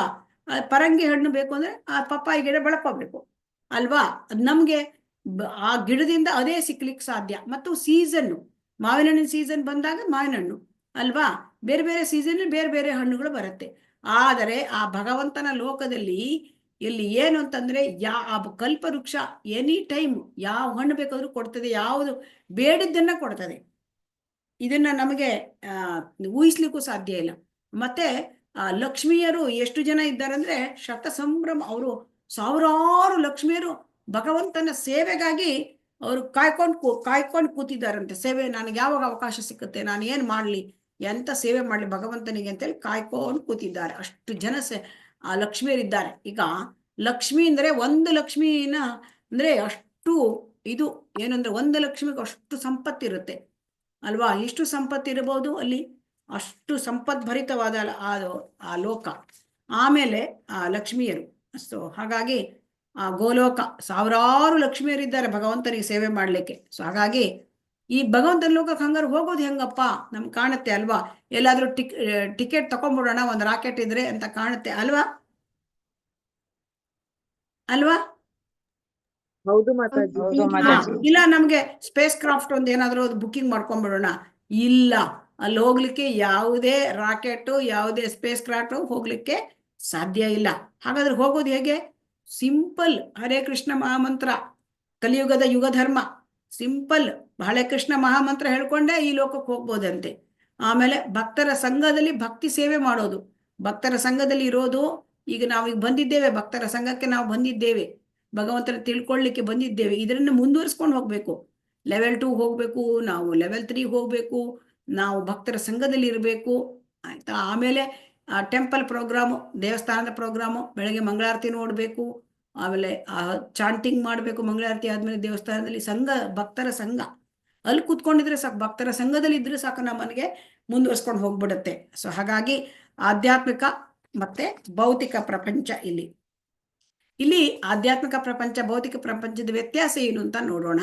ಇಲ್ಲಿ ನೋಡಿ, ಆಧ್ಯಾತ್ಮಿಕ ಪ್ರಪಂಚದ ಯಾವಾಗಲೂ ಶಾಶ್ವತ, ಅಲ್ವಾ? ಆಧ್ಯಾತ್ಮಿಕ ಪ್ರಪಂಚದಲ್ಲಿ ಶಾಶ್ವತತೆ ಇರುತ್ತದೆ. ಈಗ ನಮಗೇನು ಅನ್ಸುತ್ತೆ, ನಮ್ಗೆ ಯಾವಾಗಲೂ ಒಂದು ಬಾಡಿಗೆ ಮನೆ ಯಾಕಪ್ಪ, ತುಂಬಾ ಕಿರಿಕಿರಿ ಆಗತ್ತೆ, ಸ್ವಂತ ಮನೆ ಮಾಡ್ಕೊಂಡ್ಬಿಡ್ಬೇಕು, ಅಲ್ವಾ? ಒಂದು ಫ್ಲಾಟಾರ ತಗೋಬೇಕು, ಅಥವಾ ಒಂದು ಬಂಗ್ಲೋ ತಗೊಂಡ್ಬಿಡ್ಬೇಕು, ಕಟ್ಬಿಡ್ಬೇಕು ಅನ್ಸೋದಿಲ್ವಾ? ಹೌದು ಮಾತಾಜಿ ಅನ್ಸುತ್ತೆ. ಆದರೆ ಈ ಭೌತಿಕ ಪ್ರಪಂಚವೇ ನಶ್ವರ ಅಂತೆ, ನಾವೆಷ್ಟು ಮಾಡಿದ್ರು. ಆದ್ರೆ ಭಗವಂತನ ಈ ಆಧ್ಯಾತ್ಮಿಕ ಲೋಕ ಅದು ಶಾಶ್ವತವಾದದ್ದು. ಹಾಗಾಗಿ ನಮ್ಗೆ ಶಾಶ್ವತವಾದದ್ದು ಬೇಕು ಅಂದ್ರೆ ಭಗವಂತನ ಲೋಕಕ್ಕೆ ಹೋಗ್ಬೇಕು. ಆಮೇಲೆ ಇಲ್ಲಿ ಐಹಿಕ ಲೋಕದಲ್ಲಿ ಆನಂದವೇ ಇಲ್ಲ. ಐಹಿಕ ಲೋಕ ಅದೇನೋ ಅಲ್ಲಿ ಚಪಲ ಸುಖ, ಇಲ್ಲಿ ಸಿಕ್ಕದು ಸ್ವಲ್ಪ ಏನೋ ಕಷ್ಟಗಳ ಮಧ್ಯದಲ್ಲಿ ಸ್ವಲ್ಪ ಸಮಯ ಏನೋ ಒಂಥರ ಯಾವ ಕಷ್ಟನೂ ಇರುವುದಿಲ್ಲ, ಅದನ್ನೇ ಸುಖ ಅಂತ ಭ್ರಮಿಸಿ ಬಿಟ್ಟಿದ್ದೇವೆ ನಾವು. ಐಹಿಕ ಲೋಕದಲ್ಲಿ ಆನಂದ ಇಲ್ಲ, ಯಾಕೆಂದ್ರೆ ಆನಂದ ಇರೋದು ಭಗವಂತನ ಆಧ್ಯಾತ್ಮಿಕ ಲೋಕದಲ್ಲಿ. ಅದು ಶ್ರೀಕೃಷ್ಣನ, ಕೃಷ್ಣನ ಆ ಪಾದಾರವಿಂದಗಳಲ್ಲಿ ಆನಂದ ಇದೆಯಂತೆ. ಸೊ ಹಾಗಾಗಿ ಇಲ್ಲಿ ಆನಂದ ಇಲ್ಲ. ಆಮೇಲೆ ಭಗವಂತನ ಇಲ್ಲಿ ಕೂಡ ನಮ್ಗೇನಾಗುತ್ತೆ, ನಮ್ಮ ರಿಲೇಶನ್ಶಿಪ್ಸು, ನಾವಿಲ್ಲಿ ತಂದೆ ತಾಯಿ, ಗಂಡ ಹೆಂಡತಿ, ಮಕ್ಕಳು, ಇದೆಲ್ಲ ರಿಲೇಶನ್ಶಿಪ್ ಇಟ್ಕೊಂಡಿದ್ದೇವೆ. ಇದನ್ನೇ ನಾವು ಸುಖದಲ್ಲಿದ್ದೇವೆ ಅಂತ ತಿಳ್ಕೊಳ್ತೇವೆ, ಅಲ್ವಾ? ಮತ್ತೆ ನಾವು ಫ್ರೆಂಡ್ಸ್, ಅಲ್ವಾ? ಆದ್ರೆ ಇವರೆಲ್ಲ ನಾಶಶೀಲರು. ಅಂದ್ರೆ ಇವರೆಲ್ಲರೂ ಕೂಡ ಕಾಲಕ್ಕೆ ಒಳಗಾಗಿದ್ದಾರೆ, ಎಲ್ಲರೂ ಕೂಡ ಸಾಯುವವರೇ. ಸೊ ಹಾಗಾಗಿ ಯಾವ ರಿಲೇಶನ್ಶಿಪ್ಪು ಪರ್ಮನೆಂಟ್ ಆಗಿಲ್ಲ ಭೌತಿಕ ಪ್ರಪಂಚದಲ್ಲಿ. ಹಾಗಾಗಿ ಅಯ್ಯ ಈಗ ನೋಡಿ, ಗೆಳೆಯರು ಇವತ್ತಿದ್ದವರು ಮತ್ತೆ ಅವರು ಅವರು ಚೇಂಜ್ ಆಗ್ಬಿಡ್ಬೋದು. ತಂದೆ ತಾಯಿ ಎಲ್ಲರೂ ಕೂಡ ಇಲ್ಲಿ ಈ ಒಂದು ಲೋಕದಲ್ಲಿ ಸ್ವಲ್ಪವೇ ಕಾಲ ಇರ್ತಾರೆ ಅಲ್ವಾ, ಎಲ್ಲರೂ ಕೂಡ ನಾಶವಾಗುವರೆ. ಹಾಗಾಗಿ ಇಲ್ಲಿ ಇರತಕ್ಕಂಥ ರಿಲೇಶನ್ಶಿಪ್ಪು ಅದು ಶಾಶ್ವತ ಅಲ್ಲ. ಆಮೇಲೆ ಏನು ಹೇಳ್ತಾ ಇದ್ದಾರೆ, ಆಮೇಲೆ ಅಲ್ಲಿ ಭಗವಂತನ ಲೋಕದಲ್ಲಿ ಇರ್ತಕ್ಕಂತಹ ರಿಲೇಶನ್ಶಿಪ್ಪು ಭಗವಂತನ ಲೋಕದಲ್ಲೂ ಇದ್ದಾರೆ. ಅಲ್ಲಿ ಏನಿದೆ, ಶಾಂತರಸ, ದಾಸ್ಯರಸ, ವಾತ್ಸಲ್ಯ ರಸ, ಶಾಂತ, ದಾಸ್ಯ, ಸಖ್ಯ, ವಾತ್ಸಲ್ಯ ಮತ್ತೆ ಮಾಧುರ್ಯ ಎಲ್ಲದರಲ್ಲೂ ಇದೆ. ಅಲ್ಲಿಯೂ ಕೂಡ ರಿಲೇಶನ್ ಇದೆ. ಅಂದ್ರೆ ಭಗವಂತ ಅಂದ್ರೆ ಗೌರವದಲ್ಲಿರೋದು ಶಾಂತರಸ, ದಾಸ್ಯ ಭಗವಂತ ಸೇವಕ, ನಾವು ಸೇವಕ, ಭಗವಂತ ಒಡೆಯ. ಆಮೇಲೆ ತಂದೆ ತಾಯಿ, ಭಗವಂತ ನನ್ನ ಮಗು ತಿಳ್ಕೊಳ್ಳೋದು, ಇದೆಲ್ಲವೂ ಇದೆ. ಭಗವಂತ ನನ್ನ ಗೆಳೆಯ, ಭಗವಂತ ನನ್ನ ಪ್ರಣಯ, ಅವನು ಅಂದ್ರೆ ಪ್ರೇಮಿ ಅಥವಾ ನನ್ನ ಪತಿ, ಈ ಸಂಬಂಧವೂ ಇದೆ. ಹಾಗಾಗಿ ಭಗವಂತನ ಲೋಕದಲ್ಲಿ ಏನು ಅಲ್ಲಿ ಇದೇ ಇಲ್ಲ. ವೈಕುಂಠ ಲೋಕ ಅಂದ್ರೆ ಅಲ್ಲಿ ಯಾವ ದುಃಖವೇ ಇಲ್ಲ ಭಗವಂತನ ಲೋಕದಲ್ಲಿ. ಆಮೇಲೆ ಭಗವಂತನ ಲೋಕದಲ್ಲಿ ದುಃಖ ಇಲ್ಲ, ಆದರೆ ಈ ಐಕ ಪ್ರಪಂಚ ದುಃಖಾಲಯಂ ಅಶಾಶ್ವತಂ ಅಂತ ಭಗವದ್ಗೀತೆಯಲ್ಲಿ ಈಗ ಆಲ್ರೆಡಿ ಹೇಳಿದ್ದಾನೆ ಭಗವಂತ. ಸೊ ಹಾಗಾಗಿ ಇದನ್ನ ನಾವು ತಿಳ್ಕೊಳ್ಬೇಕು. ಮತ್ತೆ ನಮ್ಗೆ ಈ ಐಕ ಪ್ರಪಂಚದಲ್ಲಿ ಜನ್ಮ, ಮೃತ್ಯು, ಜರಾ, ವ್ಯಾಧಿ ಇದೆ. ಅದು ಮೂಲಭೂತ ಸಮಸ್ಯೆ. ಭಗವಂತನ ಲೋಕದಲ್ಲಿ ಯಾವುದೂ ಇಲ್ಲ, ಜನ್ಮ, ಮೃತ್ಯು, ಜರಾ, ವ್ಯಾಧಿ ಇಲ್ಲ. ಯಾಕೆಂದ್ರೆ ಭಗವಂತ ಹೇಗೆ ಆಧ್ಯಾತ್ಮಿಕ ಶರೀರ ಪಡ್ಕೊಂಡಿರ್ತಾನೋ, ಜೀವಾತ್ಮರು ಯಾರು ಅಲ್ಲಿ ಹೋಗಿರ್ತಾರೆ ಅವರಿಗೂ ಆಧ್ಯಾತ್ಮಿಕ ಶರೀರ ಸಿಕ್ಕುತ್ತೆ. ಇಲ್ಲಿ ಮೂಲ ತಾಪತ್ರಯಗಳಿದೆ ಅಲ್ಲಿ, ಆದಿ ಭೌತಿಕ, ಆದಿ ದೈವಿಕ, ಆಧ್ಯಾತ್ಮಿಕ. ಈ ಐಹಿಕ ಲೋಕದಲ್ಲಿ ಮಾಯೆ ಕೊಡ್ತಾಳೆ ತಾಪತ್ರಯಗಳನ್ನು, ಆದ್ರೆ ಭಗವಂತನ ಲೋಕದಲ್ಲಿ ಇಲ್ವೇ ಇಲ್ಲ ಅದೆಲ್ಲ. ಸೊ ಹಾಗಾಗಿ ಈಗ ಈ ಐಹಿಕ ಪ್ರಪಂಚ ಹೇಳೋದು ಆ ಜೈಲಿದ್ದಂತೆ. ಸೊ ಈ ಜೈಲಿನಲ್ಲಿ ನಾವು ಅಂದ್ರೆ ಜೈಲ್ ಇರೋದು ಯಾಕಾಗಿ? ಸುಧಾರಣೆ ಮಾಡ್ಕೊಳ್ಳಿಕ್ಕಾಗಿ. ಭಗವಂತ ಏನ್ ಮಾಡಿದ, ಈ ಐಹಿಕ ಪ್ರಪಂಚವನ್ನ ಸೃಷ್ಟಿ ಮಾಡಿರೋದು ನಾವು ಇಂಪ್ರೂವ್ ಆಗ್ಲಿಕ್ಕಾಗಿ. ನಮಗಿನ್ನ ಕಳಿಸಿರೋದು ಯಾಕಾಗಿ? ಭೌತಿಕ ಪ್ರಪಂಚಕ್ಕೆ ನಾವು ಸುಧಾರಣೆ ಮಾಡ್ಲಿಕ್ಕಾಗಿ. ಈಗ ಜೈಲಿಗೆ ಕಳಿಸೋದು ಯಾಕಾಗಿ? ಜೈಲಿಗೆ ಕಳಿಸಿದ್ರೆ ನಾವು ಸುಧಾರಣೆ ಮಾಡಿಕೊಂಡು ಜೈಲಿಂದ ಬಿಡುಗಡೆ ಆಗ್ಬೇಕು ಅಲ್ವಾ? ಅದೇ ತರ ಈ ಐಕ ಪ್ರಪಂಚದಲ್ಲಿ ನಾವು ಸುಧಾರಣೆ ಮಾಡಿಕೊಂಡು ಮತ್ತೆ ನಾವು ಭಗವಂತನ ಲೋಕಕ್ಕೆ ಹೋಗ್ಲಿಕ್ಕೆ ಪ್ರಯತ್ನ ಮಾಡಬೇಕು. ಭಗವಂತ ಯಾಕೆ ಇದನ್ನ ಶಾಶ್ವತ ಲೋಕ ಮಾಡಲಿಲ್ಲ? ಯಾಕೆ ಇದು ಟೆಂಪರರಿ ಲೋಕ, ಅಶಾಶ್ವತ ಅಂದ್ರೆ ಭಗವಂತ ನಮ್ಮನ್ನ ಮತ್ತೆ ತನ್ನ ಲೋಕಕ್ಕೆ ಬರ್ಲಿಕ್ಕೆ ಇಷ್ಟಪಡ್ತಾನೆ. ಮತ್ತೆ ಈ ಆಧ್ಯಾತ್ಮಿಕ ಲೋಕದಲ್ಲಿ ಏನು ಅಂತಂದ್ರೆ, ಅಲ್ಲಿ ನಡೆದರೆ ನೃತ್ಯ ಮಾಡಿದಂಗಂತೆ, ಅಂದ್ರೆ ಸಂತೋಷದಿಂದ ನರ್ತಿಸಿದಂತೆ, ಮಾತನಾಡಿದರೆ ಹಾಡಿದಂತೆ, ಅಷ್ಟು ಆನಂದ ಅಲ್ಲಿರೋದು. ನಿತ್ಯವೂ ಆನಂದ ಅಲ್ಲಿದು. ಆನಂದ ಅಂಬುದಿ ವರ್ಧನಂ ಅಂತ ಹೇಳ್ತಾರೆ, ಅದಷ್ಟು ಆನಂದ ಇರ್ತದೆ ಅಂತ ಹೇಳ್ತಾರೆ. ಹಾಗಾಗಿ ನಾವು ಆಧ್ಯಾತ್ಮಿಕ ಲೋಕಕ್ಕೆ ಹೋಗ್ಬೇಕು ಅಂತ ನಾವು ಇದನ್ನು ಬಯಕೆ ನಮ್ಮಲ್ಲಿ ಮೂಡಬೇಕು. ಇದನ್ನು ಕೇಳಿದ ಮೇಲೆ ಹೇಳಿ ಭಗವಂತ ತನ್ನ ಲೋಕದ ಬಗ್ಗೆ ವಿವರಣೆ ಕೊಡ್ತಾ ಇದ್ದಾನೆ. ಮಮ ಇವಾಂಶೋ ಜೀವಲೋಕೆ ಜೀವಭೂತ ಸನಾತನಃ ಮನಶ್ಶಷ್ಟಾನಿ ಇಂದ್ರಿಯಾಣಿ ಪ್ರಕೃತಿಸ್ಥಾನಿ ಕರ್ಷ್ಯತಿ. ಈ ಬದ್ಧ ಜಗತ್ತಿನಲ್ಲಿರುವ ಜೀವಿಗಳು ನನ್ನ ನಿತ್ಯವಾದ ಸಣ್ಣ ಸಣ್ಣ ಭಾಗಗಳು. ಬದ್ಧ ಜೀವನದಿಂದಾಗಿ ಅವರು ಮನಸ್ಸು ಸೇರಿದಂತೆ 6 ಇಂದ್ರಿಯಗಳೊಡನೆ ಬಹುವಾಗಿ ಕಷ್ಟಪಡ್ತಾರೆ. ಇಲ್ಲಿ ಏನ್ ಹೇಳ್ತಾರೆ, ಭಗವಂತ ಯಾಕೆ ನಮಗೆ ಭಗವಂತನ ಲೋಕದ ಬಗ್ಗೆ ತಿಳಿಸ್ತಾ ಇದ್ದಾನೆ. ಇಲ್ಲಿ ಯಾಕಪ್ಪ ನೀವು ಕಷ್ಟಪಟ್ಕೊಂಡು ಇದ್ದೀರಿ, ನೀವೆಲ್ಲ ನನ್ನ ಮಕ್ಕಳು. ಮಮೈ ವಾಂಶೋ ಜೀವಲೋಕೆ. ಯಾರು ನಾವು ಭಗವಂತನ ಮಕ್ಕಳು? ಬರೀ ಮನುಷ್ಯರು ಒಂದೇ ಅಲ್ಲ, ಎಲ್ಲ 84 ಲಕ್ಷ ಯೋನಿಗಳಲ್ಲಿರ್ತಕ್ಕಂಥ ಎಲ್ಲ ಜೀವಾತ್ಮರು ಭಗವಂತನ ಮಕ್ಕಳು. ಕ್ರಿಮಿಕೀಟಗಳು, ಮೀನು, ಸರೀಸೃಪ, ಯಾವುದೇ ಇರಲಿ, ಮರ ಗಿಡ, ಪ್ರಾಣಿಗಳು, ಮನುಷ್ಯರು, ದೇವತೆಗಳು ಎಲ್ಲರೂ ಭಗವಂತನ ಮಕ್ಕಳು. ಯಾಕಪ್ಪ ನೀವು ಐಕ ಪ್ರಪಂಚದಲ್ಲಿ ಇದ್ದೀರಾ? ಅದು ಜೈಲು. ಅಲ್ಲಿ ಇರ್ತಕ್ಕಂಥದ್ದು ದುಃಖಗಳೇ. ಅದೆಲ್ಲ ಬಿಟ್ಟು ಇಲ್ಲಿ ಬನ್ನಿ, ನನ್ನ ಪ್ರಪಂಚ ಎಷ್ಟು ಚೆನ್ನಾಗಿದೆ, ಇಲ್ಲಿ ಆನಂದಗಳ ತವರು. ಅಲ್ಲಿ ಬನ್ನಿ, ಅಲ್ಲಿ ದುಃಖ ಇಲ್ಲ, ಅಲ್ಲಿ ಕಷ್ಟ ಇಲ್ಲ, ಅಲ್ಲಿ ನಿಮಗೆ ಹುಟ್ಟು ಸಾವು ಇಲ್ಲ ಅಂತ ಭಗವಂತ ನಮ್ಮನ್ನ ಕರೀತಾ ಇದ್ದಾನೆ. ನೀವು ಯಾಕೆ ಇಷ್ಟು ಕಷ್ಟಪಡ್ತಾ ಇದ್ದೀರಿ ಈ ಲೋಕದಲ್ಲಿ, ಈ ಭೌತಿಕ ಪ್ರಪಂಚದಲ್ಲಿ ಅಂತ ಕೇಳ್ತಾ ಇದ್ದಾರೆ. ಈಗ ನೋಡಿ, ಈಗ ಭೌತಿಕ ಪ್ರಪಂಚದಲ್ಲಿ ಕರ್ಷತಿ ಅಂತ ಹೇಳ್ತಾರೆ. ಕರ್ಷತಿ ಅಂದ್ರೆ ಮನಶ್ಶಷ್ಟಾನಿ ಇಂದ್ರಿಯಾಣಿ ಪ್ರಕೃತಿ ಸ್ಥಾನಿ ಕರ್ಷತಿ. ಅಂದ್ರೆ ಮನಸ್ಸು ಮತ್ತು 5 ಇಂದ್ರಿಯಗಳು, ಅದನ್ನ ಒಟ್ಟು 6 ಆಗತ್ತೆ. ಅದರಿಂದ ಮನುಷ್ಯ ಎಲ್ಲ ಜೀವಿಗಳು ಕಷ್ಟಪಡ್ತವೆ. ಈಗ ನಾವು ಬಹಳ ಕಷ್ಟಪಟ್ಟು ಈಗ ಐಕ ಪ್ರಪಂಚದಲ್ಲಿ ನಮಗೆ ಅದು ಬೇಕು ಇದು ಬೇಕು ಅನಿಸಿದಾಗ ಅದನ್ನು ಪಡ್ಕೊಳ್ಳಿಕ್ಕಾಗಿ ನಾವು ಕಷ್ಟಪಟ್ಟು ದುಡಿತೇವೆ, ಹೌದು ಅಲ್ವಾ? ದುಡಿತೇವೆ. ಸೊ ಹಾಗಾಗಿ ಈ ಐಹಿಕ ಲೋಕದಲ್ಲಿ ಏನ್ ಮಾಡ್ಬಿಟ್ಟಿದ್ದೇವೆ, ನಾವು ಪ್ರಕೃತಿ ನಿಯಮಕ್ಕೆ ಒಳಗಾಗ್ಬಿಟ್ಟಿದ್ದೇವೆ. ಇಲ್ಲಿ ಏನಾಗುತ್ತೆ, ನಮಗೆ ಈಗ ನಮ್ಮನ್ನ ಒಂದು ಶರೀರದಿಂದ ಇನ್ನೊಂದು ಶರೀರಕ್ಕೆ ಅವ್ರಿಗೆ ಹಾಕ್ಬಿಡ್ತಾರೆ ಮುಗಿದ ಮೇಲೆ, ಈ ಒಂದು ಐಹಿಕ ಶರೀರ ಮುಗಿದ ಮೇಲೆ. ಸೊ ಹಾಗಾಗಿ ಇಲ್ಲಿ ಬಹಳ ಕಷ್ಟಪಡ್ತೇವೆ ನಾವು. ಯಾಕಾಗಿ ನಮಗೆ ಈ ಎಲ್ಲ ಭೌತಿಕದ ವಿಷಯ ವಸ್ತುಗಳು ನಮಗೆ ಬಹಳ ಬೇಕು. ಯಾಕೆಂತಂದ್ರೆ ನಾವು ಭೌತಿಕ ಪ್ರಪಂಚದಲ್ಲಿ ಕಂಡಿದ್ದೆಲ್ಲ ನಮಗೆ ಬೇಕು ಅಂತ ಅನಿಸುತ್ತೆ, ಇಲ್ವಾ? ಪಕ್ಕದ ಮನೇಲಿ ಅವ್ರು ಏನ್ ತಂದಿದ್ದಾರೆ ಅದು ಬೇಕು, ಹೌದು ಫ್ರೆಂಡ್ಸ್ ಏನ್ ಮಾತಾಜಿ, ತಂದಿದ್ದಾರೆ ಅದು ಬೇಕು, ಹೌದು ಮಾತಾಜಿ. ಅಲ್ವಾ? ಸೊ ಅದು ಬೇಕಾದಾಗ ನಾವು ಕಷ್ಟಪಟ್ಟು ದುಡಿಬೇಕು, ಅಲ್ವಾ? ಸೊ ಇದೆಲ್ಲ ಅವಶ್ಯಕತೆ ಇದೆಯಾ ಅಂತ ಕೇಳ್ತಾರೆ ಭಗವಂತ. ಯಾಕೆ ಇಷ್ಟು ಕಷ್ಟಪಡಬೇಕು ನೀವು ಈ ಭೌತಿಕ ಪ್ರಪಂಚದಲ್ಲಿ? ಹುಟ್ಟು ಸಾವಿನ ಒಳ್ಳೆ ಚಕ್ರದಲ್ಲಿ ಇದ್ದೀರಿ. ಭೌತಿಕದಲ್ಲಿ ಆ ಒಂದು 3 ಗುಣದಲ್ಲಿ ನಿಮಗೆ ತ್ರಿವಿಧ ತಾಪತ್ರಯಗಳು ಬರುತ್ತದೆ, ಆದಿ ಭೌತಿಕ, ಆದಿ ದೈವಿಕ, ಆಧ್ಯಾತ್ಮಿಕ. ಇಂಥದ್ರಲ್ಲಿ ನೀವು ಯಾಕಷ್ಟು ಕಷ್ಟಪಡಬೇಕು? ನೀವು ಆಧ್ಯಾತ್ಮಿಕ ಲೋಕಕ್ಕೆ ಬನ್ನಿ, ನನ್ನ ಲೋಕಕ್ಕೆ ಅಂತ ಕರೀತಾ ಇದ್ದಾರೆ. ಸೊ ಹಾಗಾಗಿ ಇದನ್ನ ಮಮೈವ ಅಂಶ ಜೀವಲೋಕೆ, ಎಲ್ಲ ಜೀವಿಗಳು ನನ್ನ ಮಕ್ಕಳು ಅಂತ ಭಗವಂತ ಹೇಳ್ತಾ ಇದ್ದಾನೆ. ಅವಳು ಸನಾತನ, ಬಹಳ ಸನಾತನ. ನೀವುಗಳು ಜೀವಿಗಳು ಎಷ್ಟು ಸನಾತನ, ಭಗವಂತ ಸನಾತನ, ಹಾಗೆ ಜೀವಿಗಳು ಸನಾತನ. ಹಾಗಾಗಿ ನೀವು ಯಾಕೆ ಇಲ್ಲಿ ಕರ್ಷ ತಿಂದ್ರೆ ಕಷ್ಟಪಡ್ತೀರಿ? ಇಂದ್ರೆ ಕಷ್ಟಪಡೋದು ಬೇಕಾಗ್ಲಿಲ್ಲ, ಈ ಭೌತಿಕ ಶರೀರವೇ ಬೇಡಂತೆ. ಈಗ ನೋಡೋಣ ಇಲ್ಲಿ ಏನ್ ಹೇಳ್ತಾ ಇದ್ದಾರೆ, ತುಂಬಾ ಚೆನ್ನಾಗಿದೆ ಇದು. ನಮಗೆ ಈಗ ನಮ್ಮ ದೇಹ ನಾಶವಾದ ಮೇಲೆ ಯಾವುದೇ ವ್ಯಕ್ತಿ ಎಲ್ಲಿ ಹೋಗ್ತಾರೆ ಅಂತ ನಮಗೆ ಗೊತ್ತಿದೆಯಾ? ಹರೇ ಕೃಷ್ಣ. ಇಲ್ಲ ಎಲ್ಲಿ ಮಾತಾಜಿ. ಹೋಗ್ತಾರೆ? ಅದನ್ನ ಈ ಭಗವದ್ಗೀತೆ ನಮ್ಗೆ ಎಕ್ಸ್ಪ್ಲೇನ್ ಮಾಡ್ತಾರೆ ನೋಡಿ. ಶರೀರಂ ಯದ್ ಅವಾಪ್ನೋತಿ ಯಚ್ಚಾಪ್ಯುತ್ಕ್ರಾಮತಿ ಈಶ್ವರಃ ಗೃಹೀತ್ವೈತಾನಿ ಸಂಯಾತಿ ವಾಯುರ್ಗಂಧಾನಿ ವಾಶಯಾತ್.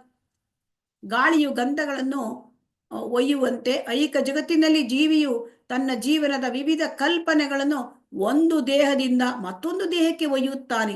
ಹೀಗೆ ಅವನು ಒಂದು ಬಗೆಯ ದೇಹವನ್ನು ಪಡೆಯುತ್ತಾನೆ, ಮತ್ತೊಂದು ದೇಹವನ್ನು ಪಡೆಯಲು ಮೊದಲಿನ ದೇಹವನ್ನು ಬಿಡುತ್ತಾನೆ. ಇಲ್ಲಿ ನೋಡೋಣ, ಇಲ್ಲಿ ನೋಡಿ ಗಾಳಿ ಏನ್ ಮಾಡುತ್ತೆ. ಈ ಗಾಳಿ ಈಗ ನಾವು ಹೋಗ್ತಾ ಇದ್ದೇವೆ ರಸ್ತೆ ಮೇಲೆ, ಒಮ್ಮೊಮ್ಮೆ ಒಳ್ಳೆ ಮಲ್ಲಿಗೆ ಅಥವಾ ಒಂದು ದೊಡ್ಡ ಹೂವಿನ ಗಿಡ ಇದ್ದಾಗ, ಮಲ್ಲಿಗೆ ಹೂವಿನ ಗಿಡದ ಹತ್ರ ಹೋದಾಗ ಗಾರ್ಡನ್ ಅಲ್ಲಿ ನಮ್ಗೆ ಒಳ್ಳೆ ಸುಗಂಧ ಬಂದಂಗೆ ಬರುತ್ತೆ ಅಲ್ವಾ ಗಾಳಿ. ಅದೇ ನೀವು ಒಂದು ಫ್ಯಾಕ್ಟ್ರಿನಲ್ಲಿ ಏನೋ ಒಂದು ಇದಿರ್ತದೆ, ಒಂದು ಕಚಡ ಸ್ಮೆಲ್ ಬರ್ತದೆ, ಅದನ್ನ ನೋಡಿದ್ರೆ ಅಯ್ಯೋ ಅಂತ ಆಗುತ್ತೆ ಅಲ್ವಾ? ಅಂದ್ರೆ ಗಾಳಿ ಎರಡನ್ನೂ ತೆಗೆದುಕೊಂಡು ಹೋಗುತ್ತೆ.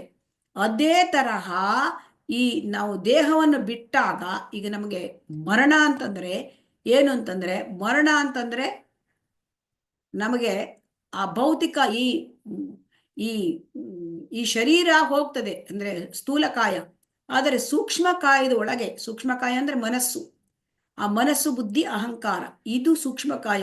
ಇದ್ರ ಒಳಗಡೆ ಏನಾಗುತ್ತೆ, ನಮ್ಮ ಎಲ್ಲ ಏನಾಗುತ್ತೆ, ಈ ದೇಹದಲ್ಲಿ ಮಾಡಿದ ಎಲ್ಲ ಕರ್ಮ, ಆಮೇಲೆ ನಮ್ಮ ಇಚ್ಛೆಗಳು, ಆಶೆಗಳು, ಅದೆಲ್ಲ ತಗೊಂಡು ಹೋಗುತ್ತಂತೆ ಮುಂದಿನ ಇದಕ್ಕೆ, ಏನಕ್ಕೆ, ಮುಂದಿನ ದೇಹಕ್ಕೆ ಅದು ತಗೊಂಡು ಹೋಗುತ್ತೆ ಅಂತ ಇಲ್ಲಿ ಹೇಳ್ತಾ ಇದ್ದಾರೆ. ಹಾಗಾಗಿ ಸಾವಿನ ನಂತರ ಮುಂದಿನ ದೇಹಕ್ಕೆ ಇದು ಕೊಂಡೊಯ್ಯುತ್ತದೆ. ಹಾಗಾಗಿ ನಮ್ಮ ಆತ್ಮ ಏನು ಹೋಗುತ್ತೆ, ಆ ಸೂಕ್ಷ್ಮ ಶರೀರದ ಜೊತೆಗೆ ಹೋಗುತ್ತೆ. ಆಗ ನಾವು ಈ ಜನ್ಮದಲ್ಲಿ ನಾವು ಏನ್ ಮಾಡಿದ್ದೇವೆ ಅದರದ್ದು ವಾಸನೆಗಳು, ಅಂದ್ರೆ ಎಲ್ಲ ಕರ್ಮ ಮತ್ತೆ ಇಚ್ಛೆಗಳು, ಅದೆಲ್ಲ ವಾಸನೆಗಳು, ಅದನ್ನ ತಗೊಂಡು ಹೋಗ್ಬಿಡುತ್ತೆ. ಹೇಗೆ ಅಂತ ಕೇಳಿದ್ರೆ, ಈಗ ನಾವು ರಾತ್ರಿ ರಾತ್ರಿ ಸಂಜೆ ಆಯ್ತು, ಈಗ ಆಯ್ತು, ಕೆಲವೊಂದು ಕೆಲಸ ಇನ್ನೂ ಪೆಂಡಿಂಗ್ ಇದೆ, ಅದ್ ನಾವೇನ್ ಹೇಳ್ತೀವಿ, ಆಯ್ತು ರಾತ್ರಿ ಆಯ್ತು, ಇವತ್ತು ಮಲಗಿ ಬಿಡೋಣ, ಬೆಳಗ ಎದ್ಮೇಲೆ ಮತ್ತೆ ನಾಳೆ ನೋಡ್ಕೊಳ್ಳೋಣ ಅಂತ ಹೇಳಲ್ವಾ? ಅಂತ ಹೇಳ್ತೇವೋ ಇಲ್ವೋ? ಹೌದು ಮಾತಾಜಿ, ಹೇಳ್ತೀವಿ.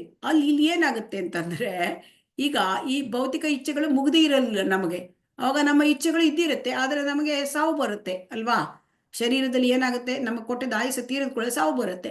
ಆ ಭೌತಿಕ ಇಚ್ಛೆಗಳು ಹಾಗೆ ಉಳಿದಿರುತ್ತೆ. ಅದು ಈ ವಾಸನೆಯ ಮೂಲಕ, ಸೂಕ್ಷ್ಮ ಶರೀರದ ಮೂಲಕ ಮತ್ತೊಂದು ಶರೀರಕ್ಕೆ ಅದು ಟ್ರಾನ್ಸ್ಫರ್ ಆಗುತ್ತೆ. ಅದನ್ನೇ ಇಲ್ಲಿ ಹೇಳ್ತಾ ಇದ್ದಾರೆ. ಶರೀರಂ ಯದವಾಪ್ನೋತಿ ಯಚ್ಚಾಪ್ಯುತ್ಕ್ರಾಮತೀಶ್ವರಃ ಗೃಹೀತ್ವೈತಾನಿ ಸಂಯಾತಿ ವಾಯುರ್ಗಂಧಾನಿ ವಾಶಯಾತ್ ಅಂತ ಇಲ್ಲಿ ಹೇಳಿದ್ದಾರೆ. ಇಲ್ಲಿ ನೋಡಿ ಹೇಗೆ ಒಯ್ಯುತ್ತೆ ಅಂತ, ವಿಡಿಯೋ ನೋಡಿ.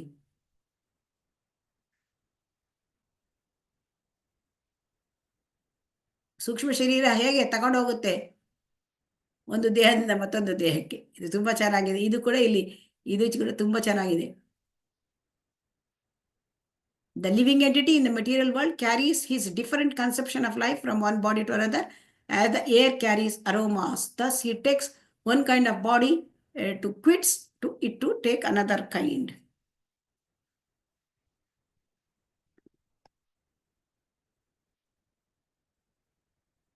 श्रोत्रं चक्षुः स्पर्शनं च रसनं घ्राणमेव च अधिष्ठाय मनಶ್ಚಾಯಂ ವಿಷಯಾನುಪಸೇವತೆ.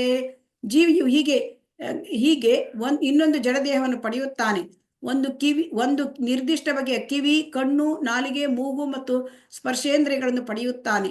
ಇವನ್ನು ಮನಸ್ಸಿನ ಸುತ್ತ ಜೋಡಿಸಿದೆ. ಹೀಗೆ ಅವನು ಇಂದ್ರಿಯ ವಸ್ತುಗಳ ಒಂದು ವಿಶಿಷ್ಟ ತಂಡವನ್ನು ಅನುಭವಿಸುತ್ತಾನೆ. ಈಗೇನಾಗ್ತದೆ ಅಂದ್ರೆ ಇದು ನೋಡಿ,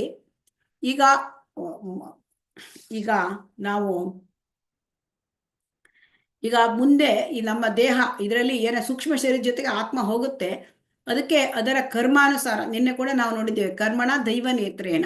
ನಾವೇನು ಈ ಐಹಿಕ ಪ್ರಪಂಚ ನಾವು ಯಾವ ತರ ಜೀವನ ಮಾಡಿ ತೋರಿಸಿದ್ದೇವೆ, ಯಾವ ಗುಣದಲ್ಲಿ ನಾವು ಜೀವನ ಮಾಡಿದ್ದೇವೆ, ಅದರ ಪ್ರಕಾರ ಆ ಕರ್ಮದ ಫಲದ ಪ್ರಕಾರ ಭಗವಂತ ನಮಗೆ ನಿರ್ಧಾರ ಮಾಡ್ತಾನೆ. ಮತ್ತೆ ನಮ್ಮ ಇಚ್ಛೆ ಕೊನೆಯಲ್ಲಿ ನಾವು ಮತ್ತೆ ಕೊನೆಯ ದೇಹ ಬಿಡುವಾಗ ಪ್ರಜ್ಞೆ, ಇವು ಸೇರಿಸಿ ನಮ್ಮ ಮುಂದಿನ ದೇಹ ಏನು ಅಂತ ಭಗವಂತ ಕೊಡ್ತಾನೆ. ಅಲ್ಲಿ ಏನಾಗುತ್ತೆ, ಈಗ ಈ ಆತ್ಮ ಮತ್ತೆ ಈ ಶರೀರ ಯಾವುದು ಸೂಕ್ಷ್ಮ ಶರೀರ ಹೋಗಿ ಮತ್ತೊಂದು ಶರೀರದೊಳಗೆ ಅಳವಡಿಸ್ಕೊಳ್ಳುತ್ತೆ. ಈಗ ನಾವು ಒಂದು ಮೊಬೈಲ್ ಬಿಟ್ಟು ಮತ್ತೊಂದು ಮೊಬೈಲ್ ತಗೊಂಡಾಗ, ಚೇಂಜ್ ಮಾಡಿದಾಗ ಆ ಚಿಪ್ಪು ಇದು ತಗೊಂಡು ಮೆಮೊರಿ ಚಿಪ್ ತಗೊಂಡಾಗ ಮತ್ತೊಂದು ಮೊಬೈಲಲ್ಲಿ ಹಾಕ್ತೇವೆ, ಹೌದೋ ಅಲ್ವಾ? ಹೌದು ಮಾತಾಜಿ. ಅದೇ ತರಹ ಈ ಸೂಕ್ಷ್ಮ ಶರೀರ, ಆತ್ಮ ಮತ್ತು ಸೂಕ್ಷ್ಮ ಶರೀರ, ಆ ಮನಸ್ಸು, ಅದರದ್ದು ಎಲ್ಲ ಇರ್ತದೆ. ಹಿಂದಿನ ಇಚ್ಛೆ, ಹಿಂದಿನ ಕರ್ಮ, ಅದೆಲ್ಲ ಶಿಲ್ಕ್ ಇರ್ತದೆ ಅಲ್ಲ, ಅದು ತಗೊಂಡೋಗಿ ಮತ್ತೊಂದು ದೇಹದಲ್ಲಿ ಆಗ್ತವೆ. ಈಗ ಉದಾಹರಣೆಗೆ ನಮ್ಗೆ ನಾಯಿ ದೇಹ ಬರ್ತದೆ ಅಂತ ಇಟ್ಕೊಳ್ಳಿ, ನಾವು ಅಥವಾ ಹಂದಿ ದೇಹ ಸಿಗ್ತದೆ ಅಂತ ಇಟ್ಕೊಳ್ಳಿ. ನಾನು ಉದಾಹರಣೆ ಹೇಳ್ತಾ ಇರೋದು, ನಾವು ಮಾಡಿದ ಕರ್ಮ ಪ್ರಕಾರ. ಅವಾಗ ಏನಾಗುತ್ತೆ, ನಮ್ಮ ಮನಸ್ಸು, ಆತ್ಮ ಇವೆರಡು ಹೋಗಿ ಆ ನಾಯಿ ದೇಹದೊಳಗೆ ಸೇರ್ಕೋತದೆ. ಆ ನಾಯಿ ದೇಹದೊಳಗೆ ಇಟ್ಬಿಡ್ತಾರೆ. ಆವಾಗ ಆ ನಾಯಿ ದೇಹ ಸಿಕ್ಕಿದ್ರೆ ನಾಯಿ ತರ ಬೊಗಳ್ಲೇಬೇಕು, ನಾಯಿ ತರಹ ವ್ಯವಹಾರ ಮಾಡಲೇಬೇಕು. ಅದು ಬೇರೆ ಇದಿಲ್ವಂತೆ, ಮಾಡಲೇಬೇಕಂತೆ. ಈಗ ಸಪೋಸ್ ನಮ್ಗೆ ಹಂದಿ ಶರೀರದೊಳಗೆ ಇಟ್ಟರು ನಮ್ಮ ಆತ್ಮನ ಮತ್ತೆ ನಮ್ಮ ಈ ಸೂಕ್ಷ್ಮ ಶರೀರ ಮನಸ್ಸನ್ನ, ಆವಾಗ ಅದೇನಾಗುತ್ತೆ, ಆ ಹಂದಿ ತರ ನಾವು ಜೀವನ ಮಾಡಲೇಬೇಕು, ಮಲಭಕ್ಷಣೆ ಮಾಡಬೇಕು. ಆ ಹಂದಿ ಯಾವ ತರ ಜೀವನ ಅದಿರ್ತದೆ ಆ ತರ. ಸೊ ಹಾಗಾಗಿ ನಮ್ಗೆ ಇಲ್ಲಿ ನಾವು ಯಾವ ತರ ಜೀವನ ಮಾಡ್ತೇವೆ, ಈಗ ನಮ್ಗೆ ಕೊಟ್ಟಿರ್ತಕ್ಕಂಥ ಜನ್ಮದಲ್ಲಿ ಅದರ ಪ್ರಕಾರ ನಮ್ಗೆ ಸಿಕ್ಕತ್ತೆ. ಮನುಷ್ಯ ಜನ್ಮ ಇರೋದು ಆತ್ಮ ಸಾಕ್ಷಾತ್ಕಾರ ಮಾಡ್ಕೊಳ್ಳಿಕ್ಕೆ. ಮನುಷ್ಯ ಜನ್ಮ ಇರೋದು ಪ್ರಾಣಿ ಜೀವನ ಪಡ್ಕೊಳಕ್ಕಲ್ಲ, ಅಥವಾ ಮನುಷ್ಯರ ಜೀವನ ಪಡ್ಕೊಳಕ್ಕಲ್ಲ. ಮನುಷ್ಯ ಜನ್ಮ ಇರೋದು ನಾವು ಏನ್ ಮಾಡ್ಕೊಂಡು ಆತ್ಮ ಸಾಕ್ಷಾತ್ಕಾರ ಮಾಡ್ಕೊಂಡು ಭಗವಂತನ ಧಾಮಕ್ಕೆ ಹೋಗ್ಲಿಕ್ಕೆ ಇದಿರೋದು. ಸೊ ಅದರಿಂದ ನಾವು ಏನ್ ಮಾಡ್ಬೇಕು, ಇಲ್ಲಿ ಹೇಳ್ತಾ ಇದ್ದಾರೆ ನಮಗೆ ನಮ್ಮ ಕಲಿಯುಗದ ಧರ್ಮ ಹರೇ ಕೃಷ್ಣ ಮಹಾಮಂತ್ರ. ಸೊ ಅದನ್ನ ನಾವು ಹೇಳಬೇಕು. ಸೊ ಹಾಗಾಗಿ ಅದಕ್ಕೆ ಬೇರೆ ಬೇರೆ ಶರೀರ ನಮ್ಗೆ ಯಾವ್ದು ಬೇಕಾದ್ರೂ ಸಿಕ್ಬೋದು, 84 ಲಕ್ಷ ಯೋನಿಗಳಲ್ಲಿ. ಅದಕ್ಕೆ ನಾವು ಭಗವಂತನ ಒಂದು ಇದನ್ನ ಮಾಡ್ಕೊಂಡ್ರೆ ನಮಗೆ ಅಟ್ಲೀಸ್ಟ್ ಭಗವಂತ ಮನುಷ್ಯ ಶರೀರ ಕೊಟ್ಟು ಕೃಷ್ಣ ಪ್ರಜ್ಞೆಯಲ್ಲಿ ಮುಂದುವರ್ಲಿಕ್ಕೆ ಮಾಡ್ತಾನೆ. ಯಾರು ಕೃಷ್ಣ ಪ್ರಜ್ಞೆಯಲ್ಲಿ 100% ಮಾಡಿದ್ದಾರೆ ಅವರಿಗೆ ಆಧ್ಯಾತ್ಮಿಕ ಶರೀರ ಸಿಕ್ಕಿ ಭಗವಂತನ ಲೋಕಕ್ಕೆ ಹೋಗ್ಬೋದು. ಅದಕ್ಕೆ ಇಲ್ಲದಿದ್ದರೆ ನಾವು ಮೀನಾಗಿ ಈಜಬಹುದು, ಈಜಾಡ್ಬೋದು, ಪಕ್ಷಿಯಾಗಿ ಹಾರಾಡ್ಬೋದು, ಅಥವಾ ಪ್ರಾಣಿಯಾಗಿ ಮಾಂಸ ತಿನ್ನಬಹುದು. ಇದೆಲ್ಲ ಜೀವನ ಸಿಕ್ಕುತ್ತೆ. ಅದಕ್ಕೆ ನಾವು ಯೋಚನೆ ಮಾಡ್ಬೇಕು, ನಮಗೆ ಯಾವ ತರ ಶರೀರ ಬೇಕು ಅಂತ, ಅಲ್ವಾ? ಅದ್ರ ತರ ನಾವು ಜೀವನ ಮಾಡ್ಬೇಕು. ಹರೇ ಕೃಷ್ಣ.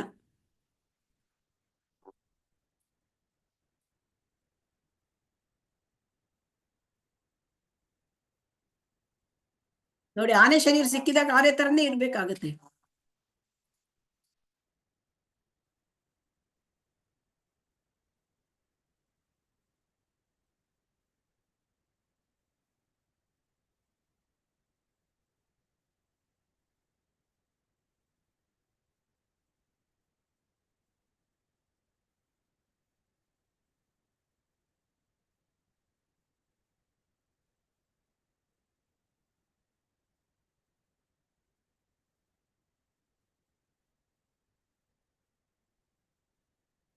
ಸ್ತೋತ್ರಂ ಚಕ್ಷುಃ ಸ್ಪರ್ಶನಂ ಚ ರಸನಂ ಗ್ರಹಣಮೇವ ಚ ಅಧಿಷ್ಠಾಯ ಮನಶ್ಚಾಯಂ ವಿಷಯಾನುಪಸೇವತೆ. ಜೀವಿಯು ತನ್ನ ದೇಹವನ್ನು ಹೇಗೆ ಬಿಡಬಲ್ಲ?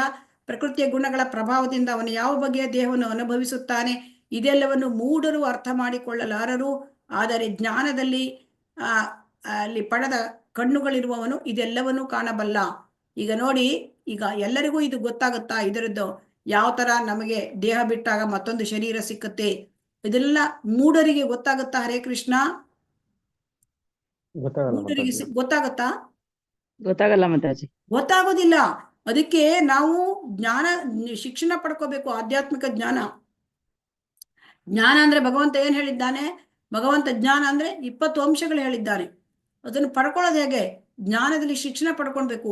ಆವಾಗ ನಮಗೆ ಗೊತ್ತಾಗುತ್ತೆ ನಮ್ಮ ದೇಹ ಬಿಟ್ಟ ಮೇಲೆ ನಮಗೆ ಯಾವ ತರ ಶರೀರ ಸಿಗ್ಬಹುದು. ಇದೆಲ್ಲ ಅದನ್ನ ನಾವು ಒಂದು ಭಕ್ತರ ಸಂಘದಲ್ಲಿ, ಭಕ್ತರ ಸಹವಾಸದಲ್ಲಿ ನಾವು ಶುದ್ಧ ಭಕ್ತರಿಂದ ಆ ಭಗವದ್ಗೀತೆಯನ್ನು ನಾವು ಕೇಳಬೇಕು, ಮತ್ತೆ ಕೃಷ್ಣನ ಕಥೆಗಳನ್ನು ಕೇಳಬೇಕು. ಆವಾಗ ನಮಗೆ ಜ್ಞಾನ ಸಿಕ್ಕತ್ತೆ. ಇಲ್ಲಿ ನೋಡಿ, ಇದನ್ನ ಶ್ರೀಲ ಪ್ರಭುಪಾದರು ನಮಗೆ ಒಂದು ಒಳ್ಳೆ ಉದಾಹರಣೆ ಕೊಡ್ತಾರೆ. ಈಗ ನಮಗೆ ನಮ್ಮ ಕಾರ್ ಕೆಟ್ಟೋಯ್ತು ಅಂತ ಇಟ್ಕೊಳ್ಳಿ, ನಮ್ ಬಾನೆಟ್ ಓಪನ್ ಮಾಡಿದ್ರೆ ನಮ್ಗೆ ಏನಾದ್ರು ಗೊತ್ತಾಗತ್ತಾ ಕಾರ್ ಹೇಗೆ ಕೆಟ್ಟಿದೆ, ಎಲ್ಲಿ ಕೆಟ್ಟಿದೆ ಅಂತ? ಇಲ್ಲ ಮಾತಾಜಿ. ಗೊತ್ತಾಗಲ್ಲ ಮಾತಾಜಿ. ಗೊತ್ತಾಗಲ್ಲ. ಅದೇ ನಾವು ಮೆಕ್ಯಾನಿಕ್ ತಕೊಂಡ್ಬಂದ್ರೆ ಅವನಿಗೆ ಸ್ವಲ್ಪ ಸಮಯದಲ್ಲೇ ಗೊತ್ತಾಗ್ಬಿಡುತ್ತೆ. ಬಂದು ಸ್ವಲ್ಪ ಒಂದು 10 ನಿಮಿಷ, ಓ ಇದು ಪ್ರಾಬ್ಲಮ್ ಆಗಿದೆ, ನಿಮ್ದು ಇದು ಹೋಗಿದೆ, ಅದು ಹೋಗಿದೆ, ಈ ಪಾರ್ಟ್ ಮಾಡ್ಕೊಡ್ತಾರೆ, ತೆಗೆದು ಅದನ್ನ ಹಾಕಿ ಸರಿ ಮಾಡ್ಕೊಟ್ಬಿಡ್ತಾರೆ ಅಲ್ವಾ? ಯಾಕೆ? ಅವನು ಟೆಕ್ನಿಷಿಯನ್, ಅವರಿಗೆ ಗೊತ್ತಿದೆ. ಈಗ ಇದನ್ನೆಲ್ಲ ಕಾರ್ ರಿಪೇರ್ ಮಾಡ್ಲಿಕ್ಕೆ ಅವನಿಗೆ ಟ್ರೈನಿಂಗ್ ಆಗಿದೆ. ಅದೇ ತರಹ ನಮಗೆ ಆಧ್ಯಾತ್ಮಿಕ ಶಿಕ್ಷಣದಲ್ಲಿ ಟ್ರೈನಿಂಗ್ ಆಗಬೇಕು. ನಮಗೆ ಈ ಟ್ರೈನಿಂಗು ಶಾಲೆ ಕಾಲೇಜು ಕೊಡುತ್ತಾ? ಇಲ್ಲ ಮಾತಾಜಿ. ಅದಕ್ಕೆ ನಾವು ಈ ಭಕ್ತರ ಸಂಘದಲ್ಲಿ ಭಗವದ್ಗೀತೆ ಇಂಥದೆಲ್ಲ ಕಲಿಬೇಕು. ಇದು ತುಂಬಾ ಚೆನ್ನಾಗಿದೆ ನೋಡಿ. ಆತ್ಮ ಸಾಕ್ಷಾತ್ಕಾರ, ಇಲ್ಲಿ ಆತ್ಮ ಸಾಕ್ಷಾತ್ಕಾರದ ಬಗ್ಗೆ ಹೇಳ್ತಾ ಇದ್ರೆ, ಕೃಷ್ಣನ ಆತ್ಮ ಸಾಕ್ಷಾತ್ಕಾರ ಅಂದ್ರೆ ಕೃಷ್ಣನನ್ನು ಅರ್ಥ ಮಾಡ್ಕೊಳ್ಳೋದು ಮತ್ತು ಅವನೊಂದಿಗೆ ನಮ್ಮ ಶಾಶ್ವತ ಸಂಬಂಧವನ್ನ ನಾವು ತಿಳ್ಕೊಳ್ಳೋದು. ಇಲ್ಲಿ ಒಂದು ಮೃಗಾರಿ ಇಲ್ಲಿ ಕತೆ ಇದೆ ನೋಡಿ. ಇಲ್ಲಿ ಮೃಗಾರಿ ಅಂತ ಒಬ್ಬ ಬೇಟೆಗಾರ ಇದ್ದಿದ್ದ ನೋಡಿ. ಅವನು ಏನ್ ಮಾಡ್ತಾ ಇದ್ದ ಅಂತಂದ್ರೆ, ಬೇಟೆಯಾಡಿ ಎಲ್ಲ ಮೃಗಗಳಿಗೆ ಅರೆಜೀವ ಮಾಡ್ತಾ ಇದ್ದ. ಅರೆಜೀವ ಮಾಡಿ ಅವರು ವಿಲ ಒದ್ದಾಡ್ತಾ ಇದ್ರೆ ಅವನಿಗೊಂದ್ ಮನಿ ಖುಷಿ ಆಗ್ತಿತ್ತಂತೆ. ಆ ತರ ಬೇಟೆಗಾರ. ಆಗ ಒಮ್ಮೆ ಇಲ್ಲಿ ನಾರದರು ನೋಡಿ, ಇಲ್ಲಿ ಬರ್ತಾ ಇದ್ದಾರೆ. ಅವ್ರು ಎಲ್ಲಿ ಬೇಕಾದ್ರೂ ಹೋಗ್ತಾರೆ ನಾರದರು. ಒಮ್ಮೆ ಅಲ್ಲಿ ಬಂದು ನೋಡ್ತಾರೆ, ಎಲ್ಲ ಪ್ರಾಣಿಗಳು ವಿಲ ಒದ್ದಾಡ್ತಾ ಇದೆ. ನಮೂನಿ ಪ್ರಾಣಿಗಳು, ಪಕ್ಷಿಗಳು ಎಲ್ಲ. ಯಾಕೆಂದ್ರೆ ಆ ಬಾಣ ನಾಟಿದೆ, ಜೀವ ಪೂರ ಹೋಗ್ಲಿಲ್ಲ, ಆ ನೋವಿಂದ ಬಳಲುತ್ತಾ ಇದೆ ಅಲ್ಲ. ಅದು ನೋಡಿ, ಇವು ಯಾರಪ್ಪ ಇವನು ಈ ತರ ಎಲ್ಲ ಬೇಟೆಗಾರ ಈ ನಮೂನಿ ಪ್ರಾಣಿಗಳನ್ನೆಲ್ಲ ಅರೆಜೀವ ಮಾಡಿ ಇಡ್ತಾರೆ ಅಂತ ನೋಡ್ಕೋತಾ ಬಂದ್ರು. ಅಲ್ಲಿ ಕಂಡ ಈ ಮೃಗಾರಿ ಕಂಡಿದ್ದೆ. ಅವ್ರು ಹೇಳಿದ್ರು, ಯಾಕಪ್ಪ ನೀನು ಈ ತರ ಎಲ್ಲ ಮಾಡ್ತೀಯಾ? ನೀನು ಮೃಗಗಳನ್ನೆಲ್ಲ ನೀನು ಕೊಲ್ಲೋದಿದ್ರೆ ನೀನು ಸರಿ ಬಾಣವನ್ನ ಸರಿಯಾಗಿ ಬಿಟ್ಟು ಕೊಂದ್ಬಿಡು, ಅರೆಜೀವ ಮಾಡಿ ಅವಕ್ಕೆ ಯಾಕೆ ನೋವು ಕೊಡ್ತಾ ಇದೀಯಾ? ಅದಕ್ಕೆ ಅವರು ಹೇಳಿದ್ನಂತೆ, ನನ್ಗಿದೇ ವೃತ್ತಿ, ನನ್ನ ತಂದೆ ಇದನ್ನೇ ಕಳಿಸಿದ್ದಾರೆ, ನಂಗಿದು ಜೀವನಾಧಾರ. ಹೌದಾ? ಹಂಗಾದ್ರೆ ನೀನು ಹೋಗಿ ನಿನಗೆ ಆಹಾರ ಇದರಿಂದ ಬರ್ತದ್ಯಾ? ನಿನ್ನ ಹೊಟ್ಟೆ ಎಲ್ಲ, ನಿನ್ನ ಕುಟುಂಬ ಇದರಿಂದ ನಿರ್ವಹಣೆ ಆಗ್ತದ್ಯಾ? ಹಾಗಾದ್ರೆ ನಾನು ನಿನ್ಗೆ ಈ ಬಿಲ್ಲನ್ನ ಮುರಿದ್ಬಿಡು, ನಿನಗೆ ನಾನು ಏನ್ ಮಾಡ್ತೇನೆ, ಆಹಾರ ಕಳಿಸ್ತೇನೆ, ನಿನ್ನ ಸಂಸಾರಕ್ಕೆ ಬೇಕಾಗಿದ್ದೆಲ್ಲ ನಾನು ಕಳಿಸ್ತೇನೆ ಅಂತ ಹೇಳಿದೆ. ಅವಾಗ ಮೃಗಾರಿ, ಅವಾಗ ಅದು ಸಾಧು ಸಂಘ ಅಲ್ವಾ, ಈ ನಾರದರಂತ ಶುದ್ಧ ಭಕ್ತರು ನೋಡಿ ಮಾತು ಕೇಳ್ಬಿಡ್ತಾರೆ. ಯಾಕೆಂದ್ರೆ ಅವರು ಶುದ್ಧ ಭಕ್ತರು, ಭಗವಂತನ ಆಪ್ತ ಭಕ್ತರು. ಹಾಗಾಗಿ ಅವನು ಕೇಳಿದ್ನಂತೆ, ಬಿಲ್ಲು ಬಾಣ ಬಿಟ್ಟು, ಹಂಗಾರೆ ನೀನು ಅಲ್ಲಿ ಹೋಗಿ ಒಂದು ಗುಡಿಸ್ಲ ಕಟ್ಕೋ, ಅಲ್ಲಿ ಹರೇ ಕೃಷ್ಣ ಮಂತ್ರ ನೀನು ಹೇಳು, ನಿನ್ನ ಮನೆಗೆ ಎಲ್ಲವೂ ಬರ್ತದೆ, ನಿನ್ನ ಎಲ್ಲ ಜೀವನಕ್ಕೆ ಬೇಕಾದ ವಸ್ತು ಎಲ್ಲ ಬರ್ತದೆ, ನಿನ್ನ ಆಹಾರ ವಸ್ತು ಎಲ್ಲವೂ ಬರ್ತದೆ, ಕಳಿಸ್ತೇನೆ ನಾನು. ಆಗ ಅವನು ಹೂ ಅಂತ ಹೇಳಿ ಅದನ್ನು ಬಿಟ್ಟನಂತೆ. ಬೇಟೆಯನ್ನೆಲ್ಲ ಬಿಟ್ಟು ಅವನು ಇದು ಹರೇ ಕೃಷ್ಣ ಮಂತ್ರ ಹೇಳ್ಕೊಂಡು ಜಪ ಶುರು ಮಾಡ್ಕೊಂಡ. ಅಂದ್ರೆ ಅವನಿಗೆ ಅಲ್ಲಿ ದೀಕ್ಷೆ ಕೊಟ್ಟಂಗಾಯ್ತು ಅವರು.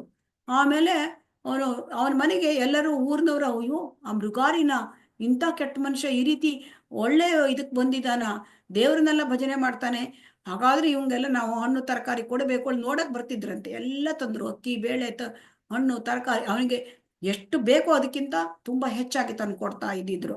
ಆವಾಗ ಅವನಿಗೆ ಗೊತ್ತಾಯ್ತು, ಅಂದ್ರೆ ನಿಧಾನವಾಗಿ ಅವನ ದುರ್ಗುಣಗಳು ಹೋಗ್ತಾ ಇದೆ. ಆಗ ಮತ್ತೆ ಸುತ್ತು ಬಂದ್ರಂತೆ. ಇಲ್ಲಿ ನೋಡಿ, ಚಿತ್ರದಲ್ಲಿ ತೋರಿಸ್ತಾ ಇದ್ದಾರೆ. ಮತ್ತೊಂದು ಸುತ್ತ ಅವ್ನು ನೋಡ್ಲಿಕ್ಕೆ ನಾರದ ಮುನಿಗಳು ಮತ್ತೆ ಪರ್ವತ ಮುನಿಗಳು ಅಂತ ಬಂದ್ರು. ಆವಾಗ ಗುರುಗಳು ಬಂದ್ರು ಅಂತ ಹೇಳಿ ಖುಷಿಯಿಂದ ಅವನು ದೂರದಲ್ಲಿ ನೋಡಿ ಓಡೋಡಿ ಬರ್ತಾ ಇದ್ದಾನೆ.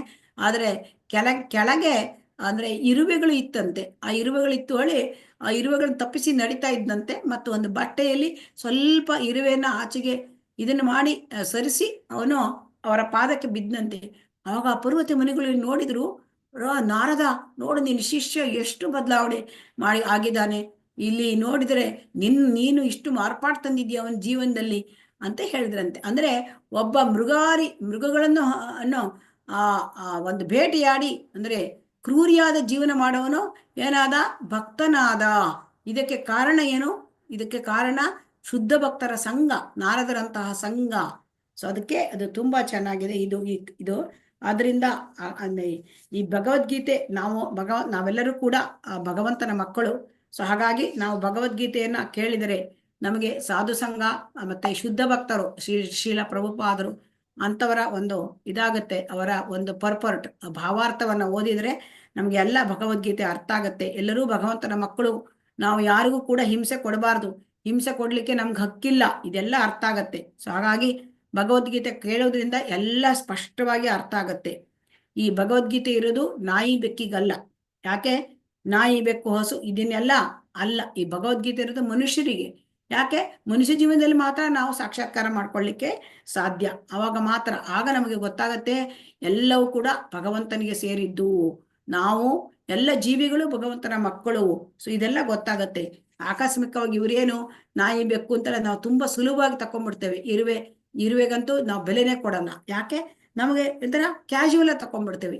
ಆದರೆ ಎಲ್ಲವೂ ಭಗವಂತನ ಮಕ್ಕಳು. ನೋಡಿ, ಭಗವಂತನ ಮಕ್ಕಳು ಎಲ್ಲರೂ, ಬರೀ ಮನುಷ್ಯರು ಒಂದೇ ಅಲ್ಲ, ಪ್ರಾಣಿ ಪಕ್ಷಿ ಗಿಡ ಮರ ಎಲ್ಲವೂ. ಅವಾಗ ನಾವು ಏನಾಗ್ತೇವೆ? ಯಾರಿಗೂ ಕೂಡ ಹಿಂಸೆ ಕೊಡೋದಿಲ್ಲ. ಯತಂತೋ ಯೋಗಿನಶ್ಚೈನಂ ಪಶ್ಯಂತಿ ಆತ್ಮನ್ನಿ ಅವಸ್ಥಿತಂ ಯತಂತೋ ಅಪ್ಯಕೃತಾತ್ಮನೋ ನೈನಂ ಪಶ್ಯಂತಿ ಅಚೇತಸಃ. ಆತ್ಮ ಸಾಕ್ಷಾತ್ಕಾರದಲ್ಲಿ ನೆಲೆಯಾಗಿದ್ದು ಅದು ಪ್ರಯತ್ನ ಮಾಡುತ್ತಿರುವ ಆಧ್ಯಾತ್ಮಿಕವಾದಿಗಳು ಇದೆಲ್ಲವನ್ನು ಸ್ಪಷ್ಟವಾಗಿ ಕಾಣಬಲ್ಲರು. ಆದರೆ ಯಾರ ಮನಸ್ಸು ಬೆಳೆದಿಲ್ಲವೋ ಮತ್ತು ಯಾರು ಆತ್ಮ ಸಾಕ್ಷಾತ್ಕಾರದಲ್ಲಿ ನೆಲೆಯನ್ನು ಪಡೆಯುವುದಿಲ್ಲವೋ ಅವರಿಗೆ ಇದು ಗೊತ್ತಾಗೋದಿಲ್ಲ. ಸೊ ಹಾಗಾಗಿ ಇಲ್ಲಿ ಏನ್ ಹೇಳ್ತಾ ಇದ್ದಾರೆ? ಆತ್ಮ ಸಾಕ್ಷಾತ್ಕಾರದಲ್ಲಿ ನಾವು ನೆಲೆಯಾಗಿದ್ದರೆ ನಮ್ಗೆ ಇದೆಲ್ಲ ಅರ್ಥ ಆಗತ್ತೆ. ಅಂದ್ರೆ ನಾವು ಭಗವದ್ಗೀತೆಯನ್ನ ನಾವು ಶ್ರವಣ ಮಾಡಿದರೆ, ಭಗವದ್ಗೀತೆಯನ್ನ ಭಕ್ತರ ಸಂಘದಲ್ಲಿ ನಾವು ಕೇಳಿದರೆ ಈಗ ಇದೆಲ್ಲ ಈ ವಿಚಾರಗಳೆಲ್ಲ ನಮಗೆ ತಿಳ್ಕೊಳ್ಳಿಕ್ಕೆ ಸಾಧ್ಯ. ಇಲ್ಲದಿದ್ರೆ ನಮ್ಗೆ ಅರ್ಥ ಆಗೋದಿಲ್ಲ ಅಂತ ಇಲ್ಲಿ ಹೇಳ್ತಾ ಇದ್ದಾರೆ. ಗಾಮಾವಿಶ್ಯಚ ಭೂತಾನಿ ಧಾರಯಾಮಿ ಅಹಮೋಜಸ ಉಷ್ಣಾಮಿ ಚೌಷಧೀಃ ಸರ್ವಾಃ ಸೋಮೋ ಭೂತ್ವಾ ರಸಾತ್ಮಕಃ. ನಾನು ಪ್ರತಿಯೊಂದು ಲೋಕವನ್ನು ಪ್ರವೇಶಿಸುತ್ತೇನೆ ಮತ್ತು ನನ್ನ ಶಕ್ತಿಯಿಂದ ಅವು ತಮ್ಮ ಪಥದಲ್ಲಿ ಉಳಿಯುತ್ತವೆ. ನಾನು ಚಂದ್ರನಾಗುತ್ತೇನೆ. ಆ ಎಲ್ಲ ಜೀವಿಗಳಿಗೆ, ಎಲ್ಲ ತರಕಾರಿಗೆ ರಸವನ್ನು ಕೊಡ್ತೇನೆ ಅಂತ ಹೇಳ್ತಾ ಇದ್ದಾರೆ. ಅಂದ್ರೆ ಇಲ್ಲಿ ಭಗವಂತ ಏನ್ ಹೇಳ್ತಾ ಇದ್ದಾರೆ ಅಂದ್ರೆ ಎಲ್ಲರ ಪಾಲನೆ ಮಾಡ್ತಾ ಇರೋನು ಭಗವಂತ ಅಂತ ಇಲ್ಲಿ ಕೃಷ್ಣ ಹೇಳ್ತಾ ಇದ್ದಾನೆ. ಹಾಗಲ್ವಾ? ಈಗ 14 ಲೋಕಗಳು ಇದೆ ಈಗ ನಮ್ಮ ಒಂದು ಬ್ರಹ್ಮಾಂಡದಲ್ಲಿ. ಸೊ ಇಲ್ಲಿ ಎಲ್ಲ ಗ್ರಹಗಳು ನಕ್ಷತ್ರಗಳು ತಮ್ಮ ತಮ್ಮ ಆರ್ಬಿಟ್ ಪಥದಲ್ಲಿ ಇರ್ಲಿಕ್ಕೆ ಕಾರಣ ಏನು? ಇಲ್ಲಿ ನೋಡಿ, ಕೃಷ್ಣ ನೋಡಿ ಎಲ್ಲದನ್ನು ಕೂಡ, ಎಲ್ಲ ಗ್ರಹಗಳನ್ನು ಕೂಡ ತನ್ನ ಇದರಿಂದ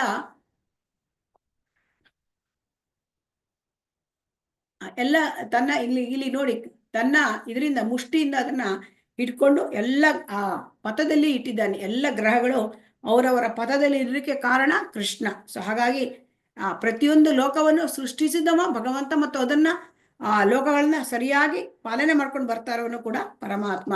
ಸೊ ಹಾಗಾಗಿ ಆ ಪರಮಾತ್ಮನ ಇಚ್ಛೆಯಂತೆ ಎಲ್ಲ ಗ್ರಹಗಳು ತಮ್ಮ ಪಥದಲ್ಲಿ ಚಲಿಸುತ್ತವೆ.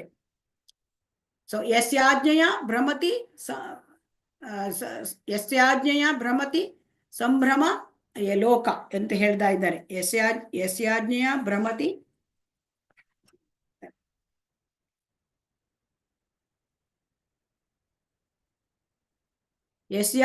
ಭ್ರಮತಿ ಸಂಭೃತ ಕಾಲಚಕ್ರ. ಎಲ್ಲರೂ ಕೂಡ ಅವರ ಆಜ್ಞೆ, ಭಗವಂತನ ಆಜ್ಞೆಯಂತೆ ನಡ್ಕೊಳ್ತಾರಂತೆ. ಸೂರ್ಯ ತನ್ನ ಪಥದಲ್ಲಿ ಇರೋದು ಅಂತಂದ್ರೆ ಅವನು ಕೃಷ್ಣ ಹೇಳ್ದಾಗೆ ನಡ್ಕೊಳ್ತಾನೆ, ಭಗವಂತ ಹೇಳ್ದಾಗೆ ನಡ್ಕೊಳ್ತಾನೆ. ಸೂರ್ಯ ಚಂದ್ರ ಎಲ್ಲರೂ ತಮ್ಮ ಆ ಗ್ರಹಗಳು ತಮ್ಮ ಪಥದಲ್ಲಿ ಚಲಿಸ್ಲಿಕ್ಕೆ ಕಾರಣ ಕೃಷ್ಣ. ಸೊ ಆದ್ದರಿಂದ ಎಲ್ಲ ಗ್ರಹಗಳಲ್ಲಿಯೂ ಕೂಡ ಅವನು ಪ್ರವೇಶ ಮಾಡ್ತಾನೆ ಭಗವಂತ. ಸೊ ಮತ್ತೆ ಅದನ್ನ ನಮ್ಗೆ ಇದನ್ನ ಅಂದ್ರೆ ನಡೆಸಿಕೊಡ್ತಾನೆ. ಎಲ್ಲ ಪಥದಲ್ಲಿ ಇಟ್ಕೊಂಡು ಅವರವ್ರ ಕೆಲಸವನ್ನ ಅವರು ಸರಿಯಾಗಿ ಮಾಡ್ಕೊಂಡು ಹೋಗ್ತಾರೆ. ಮತ್ತೆ ಚಂದ್ರನಾಗಿ ಅಂದ್ರೆ ಚಂದ್ರನ ಶಕ್ತಿ, ಸೂರ್ಯನ ತೇಜಸ್ಸು ಎಲ್ಲ ಕೂಡ ಭಗವಂತನಿಂದನೇ ಬರೋದು. ಆಮೇಲೆ ಇಲ್ಲಿ ಹೇಳ್ತಾನೆ ಚಂದ್ರ ಇರೋದ್ರಿಂದ ಆ ಚಂದ್ರನ ಕಿರಣದಿಂದ ಆ ರಸಗಳು, ತರಕಾರಿಗೆ ರಸ ಬರ್ತದೆ, ರುಚಿ, ಮತ್ತೆ ಹಣ್ಣಿಗೆ ರುಚಿ, ಅದೆಲ್ಲ ಬರೋದು ಚಂದ್ರನಿಂದ. ಸೊ ಚಂದ್ರನಿಗೆ, ಆ ಚಂದ್ರನ ತೇಜಸ್ಸಿಗೆ ಕಾರಣ ಭಗವಂತ ಕೃಷ್ಣ. ಸೊ ಹಾಗಾಗಿ ಇದನ್ನೆಲ್ಲ ನಾವು ತಿಳ್ಕೊಳ್ಬೇಕು. ಆಮೇಲೆ ಇದು ತುಂಬಾ ಚೆನ್ನಾಗಿದೆ ನೋಡಿ.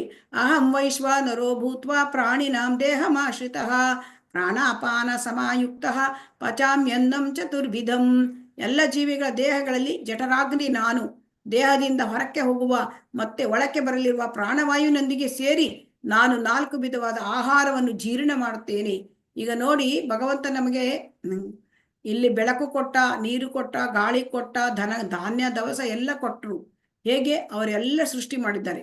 ಹಾಗೆ ಅದೊಂದೇ ಅಲ್ಲ, ನಮಗೆ ಆಹಾರ, ನಾವು ಉಂಡ ಆಹಾರವನ್ನು ಕೂಡ ಜೀರ್ಣ ಮಾಡೋ ಶಕ್ತಿ ಭಗವಂತ. ವೈಶ್ವಾನರ ಅಂದ್ರೆ ಭಗವಂತ. ಈ ಜಠರಾಗ್ನಿ ಅಂತ ಹೇಳ್ತಾರಲ್ಲ, ಆ ಅಗ್ನಿ ಭಗವಂತ. ನಮಗೆ ಜೀರ್ಣ ಆಗ್ಲಿಕ್ಕೆ ಜಠರಾಗ್ನಿ ಬೇಕು. ಹಾಗಾಗಿ ನಾವು 4 ವಿಧದ ಆಹಾರವನ್ನ ನಾವು ತಗೊಳ್ತೇವೆ.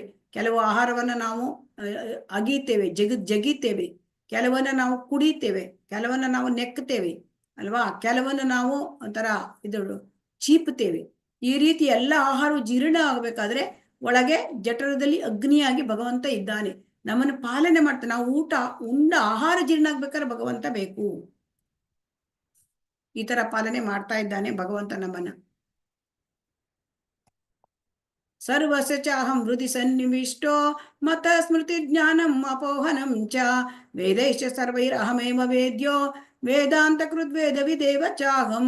ನಾನು ಪ್ರತಿಯೊಬ್ಬರ ಹೃದಯದಲ್ಲಿ ನೆಲೆಸಿದ್ದೇನೆ. ಸ್ಮರಣೆ, ಜ್ಞಾನ ಮತ್ತು ಮರವು ನನ್ನಿಂದ ಬರುತ್ತದೆ.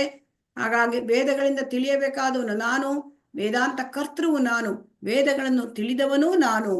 ಏನ್ ಹೇಳ್ತಾ ಇದ್ದಾರೆ? ಭಗವಂತ ಪ್ರತಿಯೊಬ್ಬರ ಹೃದಯದಲ್ಲಿ ಪರಮಾತ್ಮನಾಗಿ ಇದ್ದಾನೆ. ಇದೆಲ್ಲರಿಗೂ ಗೊತ್ತು. ನಾವು ಈಗ ಆ ಹೃದಯದಲ್ಲಿ ಇಟ್ಕೊಂಡು ಏನ್ ಮಾಡ್ತಾನೆ ಅವನು ಭಗವಂತ? ಅವರು ಈ ಸೂಕ್ಷ್ಮ ಶರೀರ, ಅದು ಏನಾಗುತ್ತೆ ನಮಗೆ, ಸೂಕ್ಷ್ಮ ಶರೀರದಿಂದ ನಮಗೆ ನೆನಪು, ಜ್ಞಾನ, ಮರವು ಇದೆಲ್ಲ ಬರುತ್ತೆ ಅಲ್ವಾ. ನಮಗೆ ಈಗ ಮರವು ಬರಬೇಕು. ನಮಗೆ ಈಗ ಹಿಂದಿನ ಜನ್ಮದ ನೆನಪಿದ್ರೆ ಈ ಜೀವನ ಮಾಡ್ಲಿಕ್ಕಾಗತ್ತಾ? ಹರೇ ಕೃಷ್ಣ, ಈ ಜೀವನ ಮಾಡ್ಲಿಕ್ಕಾಗತ್ತೆ? ಹಿಂದಿನ ಜನ್ಮದ ನೆನಪಿದ್ರೆ ಇಲ್ಲ ಮಾತಾಜಿ. ನಮ್ಗೆ ಹೆದರಿಕೆ ಆಗುತ್ತೆ, ಏನೇನೋ ಮಾಡಿದ್ದು ಇದೆಲ್ಲ ನೆನಪಾಗುತ್ತೆ. ಅದಕ್ಕೆ ಮರ ಕೊಟ್ಬಿಟ್ಟಿದ್ದಾನೆ. ಆಮೇಲೆ ನಮಗೆ ನೆನಪು ಕೊಡ್ತಾನೆ. ಏನು? ಈಗ ನಾವು ಕೃಷ್ಣ ಪ್ರಜ್ಞೆಯಲ್ಲಿ ಮುಂದುವರಿಬೇಕು ಅಂದ್ರೆ ಕೃಷ್ಣ ನಮಗೆ, ಭಗವಂತ ನಮಗೆ ಎಲ್ಲ ನೆನಪು ಕೊಡ್ತಾನೆ, ಎಲ್ಲ ಮುಂದುವರಿಲಿಕ್ಕೆ. ಬೆಳಗ್ಗೆ ಮುಂಚೆ ಹೇಳ್ಲಿಕ್ಕೆ ಹೇಳ್ಬೇಕು, ನಾನು 3 ಗಂಟೆಗೆ ಹೇಳ್ಬೇಕು, 4 ಗಂಟೆಗೆ ನನಗೆ ಅಲ್ಲಿ 4:15 ಇದಿದೆ, ಮಂಗಳಾರತಿ ಇದೆ, ನೋಡ್ಬೇಕು. ತಾನೇ ನೆನಪು ಕೊಡ್ತಾನೆ. ಹಾಗೆ ಪ್ರತಿಯೊಂದಕ್ಕೂ ನೆನಪು ಕೊಡ್ತಾನೆ. ಭಗವದ್ಗೀತೆ ಕ್ಲಾಸ್ ಇದೆ, ನಾನು ಅಟೆಂಡ್ ಆಗ್ಬೇಕು, ಈ ತರ ನೆನಪು ಕೊಡ್ತಾನೆ. ಯಾಕೆ? ನಾವು ಭಗವಂತನನ್ನ ಸ್ಮರಣೆ ಮಾಡ್ಲಿಕ್ಕೆ, ಭಗವಂತ ನಮಗೆ ತಿಳ್ಕೊಳ್ಳಿಕ್ಕೆ ಕುತೂಹಲ ವ್ಯಕ್ತಪಡಿಸಿದ್ರೆ ನಮಗೆ ಅವನ ತಕ್ಷಣ ನೆನಪು ಕೊಡ್ತಾನೆ. ಇಲ್ಲ, ನಮ್ಗೆ ಭಗವದ್ಗೀತೆ ಕೇಳಲಿಕ್ಕೆ ಟೈಮ್ ಇಲ್ಲ, ನಮ್ಗೆ ಕೃಷ್ಣ ಬೇಡ, ರಾಮ ಬೇಡ, ಯಾರೂ ಬೇಡ, ನಾವು ನಾಸ್ತಿಕರಾದ್ವಿ. ಹೌದಾ? ನೀವು ನಾಸ್ತಿಕರಾದ್ರೆ ನಿಮಗೆ ಕೃಷ್ಣ ರಾಮ ಹೆಸರು ಇಲ್ವೇ ಇಲ್ಲ ಅಂತ ಊರಲ್ಲಿ ನಮ್ಮ ಜೀವನಕ್ಕೆ ಹಾಕ್ಬಿಡ್ತಾನೆ. ಅಲ್ಲಿ ನಮ್ಮ ಜನ್ಮ, ಅಲ್ಲಿ ನಮ್ಮ ಜೀವನ. ಮತ್ತಿಲ್ಲಿ ಏನ್ ಹೇಳ್ತಾ ಇದ್ದಾನೆ? ವೇದ. ಯಾಕೆಂದ್ರೆ ವೇದಗಳಿಂದ ತಿಳಿಯಬೇಕಾದವನು ಭಗವಂತ. ವೇದಗಳನ್ನ ಯಾಕೆ ಓದ್ಬೇಕು? ಈ ವೇದಗಳಿಂದ ನಾವು ತಿಳ್ಕೊಳ್ಬೇಕಾಗಿದ್ದೇನು? ಕೃಷ್ಣ ದೇವೋತ್ತಮ ಪರಮ ಪುರುಷ, ಇದನ್ನ ತಿಳ್ಕೊಳ್ಬೇಕು. ಅದನ್ನ ಭಗವಂತ ಹೇಳಿದ್ದಾರೆ. ಸೊ ಅದಕ್ಕಾಗಿ ವೇದಗಳನ್ನ ನೀವು ಓದಿದ್ರೆ ಏನ್ ತಿಳ್ಕೊಳ್ತೀರಿ? ದೇವೋತ್ತಮ ಪರಮ ಪುರುಷ ಭಗವಂತ ಇದು. ಅದನ್ನ ತಿಳ್ಕೊಳ್ಳದೆ ಹೋದ್ರೆ ವೇದ ಓದಿದ್ರೆ ಏನು ಪ್ರಯೋಜನ ಇಲ್ಲ. ಸೊ ಹಾಗಾಗಿ ನಾವು ವೇದಗಳು ನಮಗೇನು ತಿಳಿಸುತ್ತೆ? ವೇದಗಳು ನಮಗೆ ನಮ್ಮ ಜೀವನವನ್ನ ಹೇಗೆ ನಡೆಸ್ಕೊಂಡು ಹೋಗ್ಬೇಕು ಈ ಮಾನವ ಜನ್ಮ ಅಂತ ತಿಳಿಸಿದ್ದಾರೆ. ಧರ್ಮ, ಅರ್ಥ, ಕಾಮ, ಮೋಕ್ಷ ತಿಳಿಸಿದ್ದಾರೆ. ಆದ್ರೆ ನಮಗೇನಾಗಿದೆ? ಧರ್ಮ ಅಂದ್ರೆ ನಾವು ಕೆಲಸ ಮಾಡ್ತೇವೆ, ಅರ್ಥ ಅಂದ್ರೆ ಅರ್ಥ ಸಂಪಾದನೆ ಮಾಡ್ತೇವೆ, ಹಣ ಸಂಪಾದನೆ. ಆಮೇಲೆ ನಮ್ಮ ಕಾಮವನ್ನ ನಾವು ಬಯಕೆಗಳನ್ನ ತೀರ್ಸ್ಕೋತೇವೆ. ಆದ್ರೆ ನಮಗೆ ಮೋಕ್ಷಕ್ಕೆ ಹೋಗ್ಲಿಕ್ಕೆ ನಮ್ಗೆ ಆಸೆಗಳೇ ಮುಗಿಯುವುದಿಲ್ವಲ್ಲ.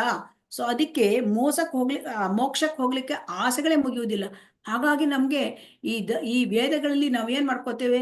ಇಷ್ಟಕ್ಕೆ ಸ್ಟಕಪ್ ಆಗ್ಬಿಡ್ತೇವೆ ನಾವು.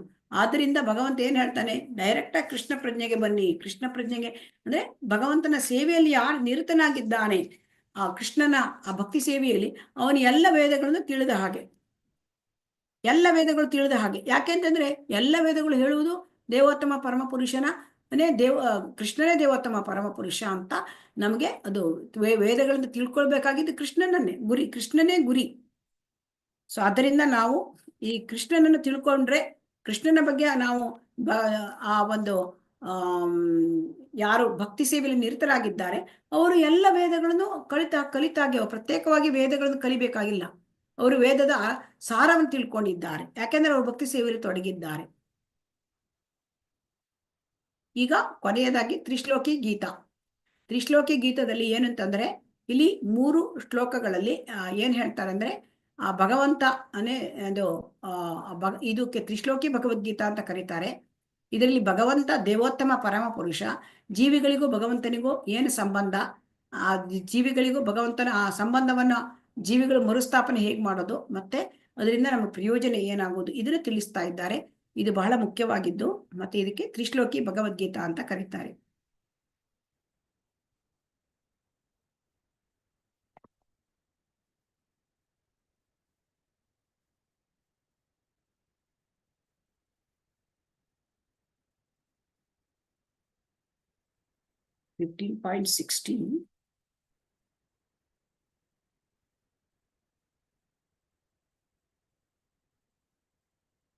ದ್ವಾವಿಮೌ ಪುರುಷೌ ಲೋಕೆ ಕ್ಷರಶ್ಚಾಕ್ಷರ ಏವ ಚ ಕ್ಷರಃ ಸರ್ವಾಣಿ ಭೂತಾನಿ ಕೂಟಸ್ಥೋ ಅಕ್ಷರ ಉಚ್ಯತೆ.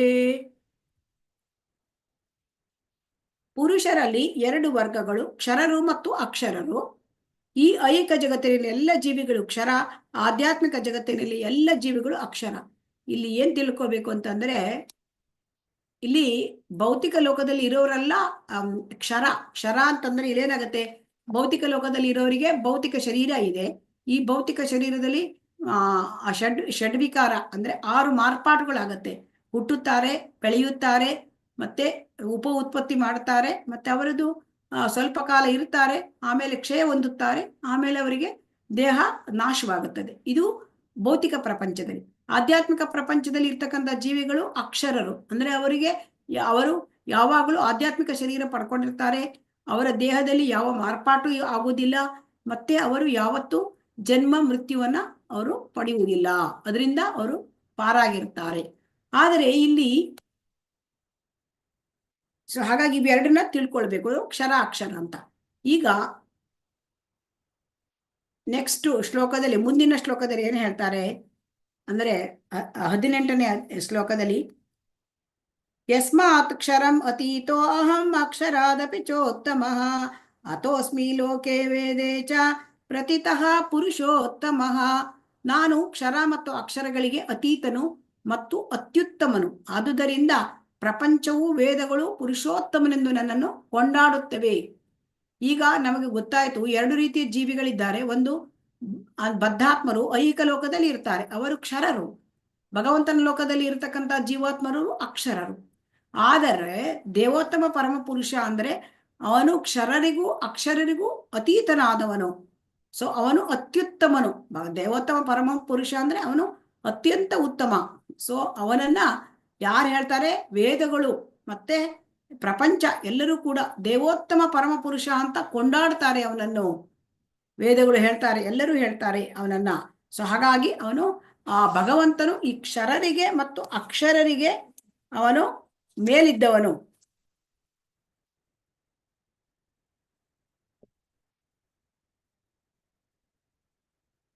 ಅಂದ್ರೆ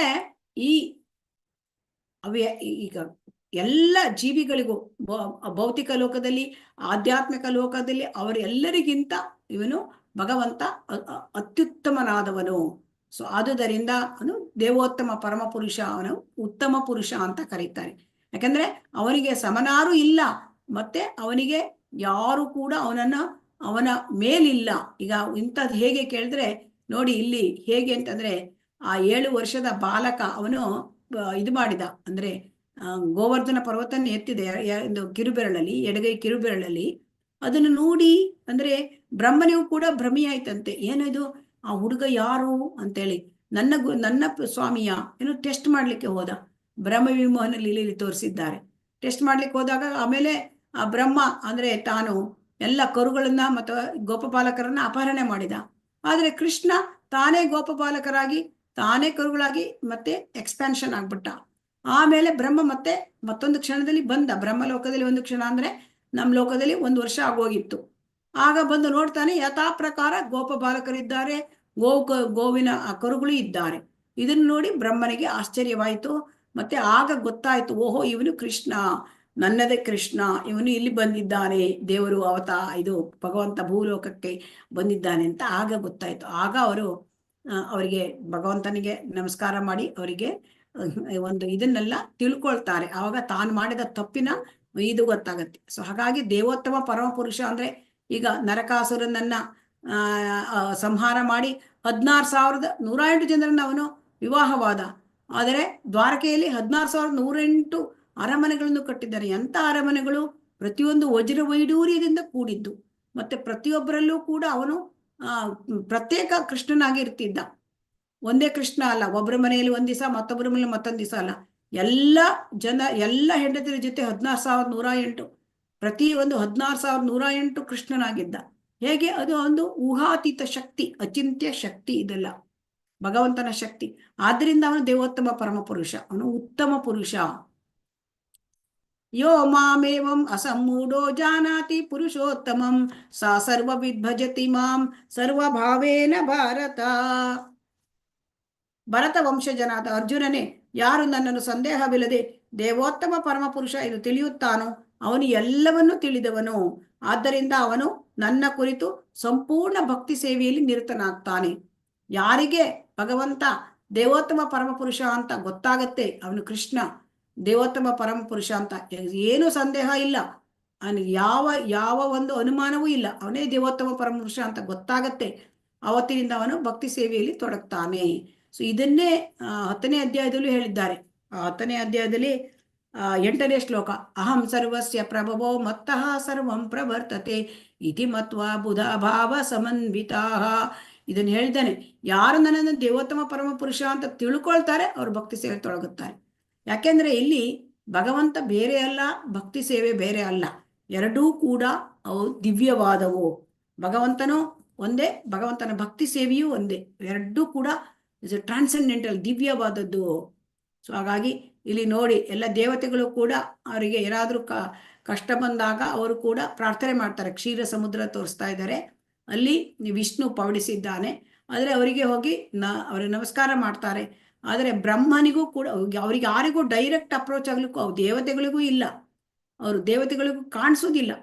ಅವ್ರ ಶಬ್ದ ಅವ್ರ ಕಿವಿ ಕೇಳ್ತದೆಯಂತೆ, ಅವ್ರು ಹೇಳಿದ ಮಾತು ಬ್ರಹ್ಮನಿಗೆ ಅಡ್ರೆಸ್ ಮಾಡ್ತಾರೆ ಅವರು ಎಷ್ಟೋ. ಯಾಕೆಂದ್ರೆ ಬ್ರಹ್ಮ ಅದು ದೇವತೆಗಳಲ್ಲಿ ಪ್ರಮುಖನಾದವರು. ಸೊ ಹಾಗೆ ಅವರನ್ನ ದೇವೋತ್ತಮ ಪರಮಪುರುಷ, ಉತ್ತಮ ಪುರುಷ ಅಂತ ಹೇಳ್ತಾರೆ. ಇದು ಕೊನೆಯ ಶ್ಲೋಕ. ಇತಿ ಗುಹ್ಯತಮಂ ಶಾಸ್ತ್ರಂ ಇದ ಮುಕ್ತಂ ಮಯಾ ನಘ ಏತದ್ಬುದ್ಧ್ವಾ ಬುದ್ಧಿಮಾನ್ ಸ್ಯಾತ್ ಕೃತಕೃತ್ಯಶ್ಚ ಭಾರತ. ಪಾಪರಹಿತನಾದ ಅರ್ಜುನನೇ, ಇದು ವೇದಗಳ ಅತ್ಯಂತ ರಹಸ್ಯವಾದ ಭಾಗ. ಇದನ್ನು ಅರ್ಥ ಮಾಡಿಕೊಂಡವನು ಬುದ್ಧಿವಂತನಾಗುತ್ತಾನೆ, ಅವನ ಎಲ್ಲ ಪ್ರಯತ್ನಗಳು ಪರಿಪೂರ್ಣವಾಗುತ್ತವೆ. ಸೊ ಇದಕ್ಕೆ ಇದು ವೇದಗಳ ಅತ್ಯಂತ ಸೀಕ್ರೆಟ್ ನಾಲೆಡ್ಜು. ಏನು? ದೇವೋತ್ತಮ ಪರಮಪುರುಷ, ಭಗವಂತ ಉತ್ತಮ ಪುರುಷ. ಸೊ ಅವನಿಗೆ ಯಾರು ಸಮಾನಿಲ್ಲ, ಅವನೇ ಅಸಮೌರ್ಧ್ವ, ಅವನ ಮೇಲೆ ಯಾರೂ ಇಲ್ಲ, ಅವನಿಗೆ ಸರಿಸಮಾನದು ಯಾರೂ ಇಲ್ಲ. ಹೀಗೆ ಇದನ್ನ ತಿಳ್ಕೊಳ್ಳೋದು, ಇದನ್ನು ತಿಳ್ಕೊಂಡಾಗ ಭಕ್ತಿ ಸೇವೆಗೆ ತೊಡಗ್ತಾರೆ. ಯಾಕೆಂದರೆ ಭಕ್ತಿ ಸೇವೆ ಹೇಳೋದು ಅದು ಒಬ್ಬ ಜೀವಾತ್ಮನ ಅದು ಜನ್ಮ, ಅದು ಎಂತ ಹೇಳ್ತಾರೆ, ಕಾನ್ಸ್ಟಿಟ್ಯೂಷನಲ್ ಪೊಸಿಷನ್. ಜೀವಿಯರ ಸ್ವರೂಪ ಕೃಷ್ಣರೇ ನಿತ್ಯದಾಸ. ಜೀವಿಯ ಸ್ವರೂಪವೇ ಭಗವಂತನಿಗೆ ಸೇವೆ ಮಾಡೋದು. ಸೊ ಹಾಗಾಗಿ ಆ ಭಗವಂತನನ್ನ ಸೇವೆ ಮಾಡಲಿಕ್ಕೆ ಅವರು ಪ್ರಾರಂಭ ಮಾಡ್ತಾರೆ. ಸೊ ಹಾಗಾಗಿ ಎಲ್ಲಿ ಭಗವಂತ ಇದ್ದಾನೆ ಅಲ್ಲಿ ಯಾವಾಗಲೂ ಮಾಯೆ ಇರುವುದಿಲ್ಲ. ಸೊ ಮಾಯೆಯ ಒಂದು ಅಧಿಕಾರ ಇಲ್ಲ. ಕೃಷ್ಣ ಸೂರ್ಯ ಸಮ ಮಾಯಾಹಿ ಅಂಧಕಾರ, ಜಹ ಕೃಷ್ಣಾಹಿ ತಾಯನಾಹಿ ಮಾಯಾರ ಅಧಿಕಾರ. ಅದರಿಂದ ನಾವು ಮಾಯೆಯಿಂದ ಬಿಡುಗಡೆ ಮಾಡಬೇಕು ಅಂದ್ರೆ ನಮಗೆ ಗೊತ್ತಾಗಬೇಕು ಕೃಷ್ಣ ದೇವೋತ್ತಮ ಪರಮಪುರುಷ. ಸೊ ದೇವೋತ್ತಮ ಪರಮಪುರುಷ ಅಂತ ಗೊತ್ತಾದ ಮೇಲೆ ಭಕ್ತಿ ಸೇವೆಯಲ್ಲಿ ತೊಡಗುತ್ತಾರೆ. ಸೊ ಇವತ್ತಿನ ವಿಚಾರಗಳು ಭೌತಿಕ ಪ್ರಪಂಚದಿಂದ ಹೇಗೆ ಬೇರ್ಪಡುವುದು. ನಾವು ಅಸಂಗ ಶಸ್ತ್ರೇಣ ದೃಢೇನ ಚಿತ್ವ, ಅಂದ್ರೆ ದೃಢ ಮನಸ್ಸಿನಿಂದ ಅನಾಸಕ್ತಿಯ ಶಸ್ತ್ರ ಇದರಿಂದ ನಾವು ಈ ಭೌತಿಕ ಪ್ರಪಂಚದ ಬಿಡುಗಡೆ ಆಗಬೇಕು. ಯಾಕೆಂದ್ರೆ ಭೌತಿಕ ಪ್ರಪಂಚ ಅಂತಂದ್ರೆ ಅದು ಇದು ಅಶ್ವತ್ಥ ವೃಕ್ಷಕ್ಕೆ ಹೋಲಿಸಿದ್ದಾರೆ. ಸೊ ಅದಕ್ಕೆ ಆದಿ ಇಲ್ಲ, ಅಂತ್ಯ ಇಲ್ಲ, ಅಸ್ಥಿವಾರ ಗೊತ್ತಾಗೋದಿಲ್ಲ. ಹಾಗಾಗಿ ಇದರಿಂದ ಬಿಡುಗಡೆ ಮಾಡೋದು ಹೇಗೆ ಅಂತ ಗೊತ್ತಾಗೋದಿಲ್ಲ. ಅದಕ್ಕೆ ನಾವು ಈ ಅಸಂಗ ಶಸ್ತ್ರ ಅಂದರೆ ಅನಾಸಕ್ತಿಯ ಶಸ್ತ್ರದಿಂದ ನಾವು ಇದನ್ನ ಹೊರಗೆ ಬರಬೇಕು. ಆಮೇಲೆ ಹೇಗೆ ನಾವು ಒಂದು ಮನುಷ್ಯನ ಆತ್ಮ ಒಂದು ದೇಹದಿಂದ ಇನ್ನೊಂದು ದೇಹಕ್ಕೆ ಸೂಕ್ಷ್ಮ ಶರೀರದ ಮೂಲಕ ಹೇಗೆ ಅದು ಪ್ರಸರಣ ಹೊಂದುತ್ತದೆ, ಹೇಗೆ ಟ್ರಾನ್ಸ್ಮೈಗ್ರೇಷನ್ ಆಗುತ್ತೆ, ಅದನ್ನು ಕೂಡ ನಮಗೆ ಭಗವಂತ ತಿಳಿಸಿದ್ದಾರೆ. ಭಗವಂತ ಪಾಲನೆ ಮಾಡ್ತಾನೆ. ಹೇಗೆ ಪಾಲನೆ ಮಾಡ್ತಾನೆ? ನಮಗೆ ಎಲ್ಲ ಒಂದು ಇದು ಅಂದರೆ ಸೂರ್ಯನ ಬೆಳಕು, ಚಂದ್ರನ ಬೆಳಕು, ಆಮೇಲೆ ಇದು ಅಗ್ನಿ, ಅದೆಲ್ಲದಕ್ಕೂ ಮೂಲ ಕಾರಣ ಕೃಷ್ಣನೇ, ಅಲ್ಲಿಂದನೇ ಬರುತ್ತದೆ. ಮತ್ತೆ ಅವನು ನಮಗೆ ಜಠರಾಗ್ನಿಯಾಗಿ ನಾವು ಆಹಾರವನ್ನು ಉಂಡಿದ್ದನ್ನು ಜೀರ್ಣ ಮಾಡೋ ಕೂಡ ಶಕ್ತಿ ಭಗವಂತ. ಇದನ್ನು ಕೂಡ ನಾವು ತಿಳ್ಕೊಂಡ್ವಿ. ವೇದಾಂತ ಸೂತ್ರದ ಸಾರಾಂಶ ತಿಳ್ಕೊಂಡ್ವಿ. ತ್ರಿಶ್ಲೋಕಿ ಭಗವದ್ಗೀತಾ ತಿಳ್ಕೊಂಡ್ವಿ. ಭಗವಂತ ಅಂದರೆ ನಾವು ಎರಡು ರೀತಿಯ ಜೀವಾತ್ಮರಿರ್ತಾರೆ. ಕ್ಷರರು, ಅಕ್ಷರರು. ಕ್ಷರರು ಭೌತಿಕ ಪ್ರಪಂಚದಲ್ಲಿರ್ತಾರೆ. ಅಕ್ಷರರು ಆಧ್ಯಾತ್ಮಿಕ ಲೋಕದಲ್ಲಿರ್ತಾರೆ. ಸೊ ದೇವೋತ್ತಮ ಪರಮ ಪುರುಷ ಅವನು ಉತ್ತಮ ಪುರುಷ. ಅವನು ಅಕ್ಷರರಿಗೆ ಅವರಿಗಿಂತ ಮೇಲಿನವನು. ಅಂದರೆ ಅವನು ಉತ್ತಮನ ಪುರುಷ. ಅವನಿಗೆ ಸಮನರ ಯಾರೂ ಇಲ್ಲ. ಸೊ ಹಾಗಾಗಿ ಮತ್ತೆ ಈ ಒಂದು ಅಧ್ಯಾಯದಲ್ಲಿ ನಮಗೆ ಆಧ್ಯಾತ್ಮಿಕ ಲೋಕ ಅದರದ್ದು ಶ್ರೇಷ್ಠತೆಯನ್ನು ಕೂಡ ಭಗವಂತ ತಿಳಿಸಿಕೊಟ್ಟಿದ್ದಾನೆ. ಇದನ್ನೆಲ್ಲ ನಾವಿವತ್ತು ಕಲಿತುಕೊಂಡಿದ್ದೇವೆ. ಹರೇ ಕೃಷ್ಣ. ಎಲ್ಲರಿಗೂ ಧನ್ಯವಾದಗಳು. ಹರೇ ಕೃಷ್ಣ. ಧನ್ಯವಾದಗಳು ಮಾತಾಜಿ. ಧನ್ಯವಾದಗಳು ಮಾತಾಜಿ. ಧನ್ಯವಾದಗಳು. ವಾಂಚಾಕಲ್ಪತರುಭ್ಯಶ್ಚ ಕೃಪಾ ಸಿಂಧುಭ್ಯ ಏವ ಚ ಪತಿತಾನಾಂ ಪಾವನೇಭ್ಯೋ ವೈಷ್ಣವೇಭ್ಯೋ ನಮೋ ನಮಃ. ಹರೇ ಕೃಷ್ಣ ಕೃಷ್ಣ ಕೃಷ್ಣ ಹರೇ ಹರೇ, ಹರೇ ರಾಮ ರಾಮ ರಾಮ ಹರೇ ಹರೇ, ಹರೇ ಕೃಷ್ಣ ಕೃಷ್ಣ ಕೃಷ್ಣ ಹರೇ ಹರೇ, ಹರೇ ರಾಮ ರಾಮ ರಾಮ ಹರೇ ಹರೇ. ಶ್ರೀ ರಾಧಾ ಗೋವಿಂದ ಕಿ ಜೈ, ಶ್ರೀ ಗೌರನಿತಾಯ್ ಕಿ ಜೈ, ಶ್ರೀಲ ಪ್ರಭುಪಾದ ಕಿ ಜೈ. ಎಲ್ಲರಿಗೂ ಕೂಡ, ಎಲ್ಲ ಭಕ್ತರಿಗೂ ತಾವು ಇಷ್ಟು ಒಂದು ನಿಷ್ಠೆಯಿಂದ, ಒಂದು ಶ್ರದ್ಧೆಯಿಂದ ನೀವು ಕೇಳಿದ್ದೀರಿ. 1 ಗಂಟೆಗಳ ಕಾಲ, 1.5 ಗಂಟೆಗಳ ಕಾಲ. ನಿಮ್ಮೆಲ್ಲರಿಗೂ ಧನ್ಯವಾದಗಳು. ಹರೇ ಕೃಷ್ಣ. ಥ್ಯಾಂಕ್ ಯು ಮಾತಾಜಿ. ಹರೇ ಕೃಷ್ಣ. ಕೃಷ್ಣ. ಧನ್ಯವಾದಗಳು ಮಾತಾಜಿ. ಹರೇ ಕೃಷ್ಣ. ಧನ್ಯವಾದಗಳು. ಎಲ್ಲರೂ ಕೂಡ ಕೃಷ್ಣನನ್ನು ಮರೆಯಬೇಡಿ. ಸದಾ ಕೃಷ್ಣನನ್ನು ನೆನಪಿನಲ್ಲಿಡಿ. ಮತ್ತೆ ಭಗವದ್ಗೀತೆಯನ್ನು ದಿನನಿತ್ಯ ಅಭ್ಯಾಸ ಮಾಡೋದನ್ನ ಅಟ್ಲೀಸ್ಟ್ ಒಂದು ಶ್ಲೋಕವನ್ನಾದರೂ ಓದಿ, ಮತ್ತೆ ಅದರ ಭಾವಾರ್ಥವನ್ನು ಶ್ರೀಲ ಪ್ರಭುಪಾದ ಏನು ಬರೆದಿದ್ದಾರೆ ಓದಿ. ನಿತ್ಯ ಒಂದು ಸಾರಿ ಜಪ ಮಾಡಿ. 108 ಒಂದು ಮಾಲೆಯನ್ನಾದರೂ ಮಾಡಿ. ಹರೇ ಕೃಷ್ಣ. ನೀವು ಕ್ವಿಝನ್ನು ಪಾರ್ಟಿಸಿಪೇಟ್ ಮಾಡಿ, ನಿಮಗೆ ಇದು ಸಿಕ್ಕತ್ತೆ. ಹರೇ ಕೃಷ್ಣ. ಎಲ್ಲರಿಗೂ ಧನ್ಯವಾದಗಳು. ಹರೇ ಕೃಷ್ಣ. ಎಂಡ್ ಮಾಡ್ತಾ ಇದ್ದೇನೆ.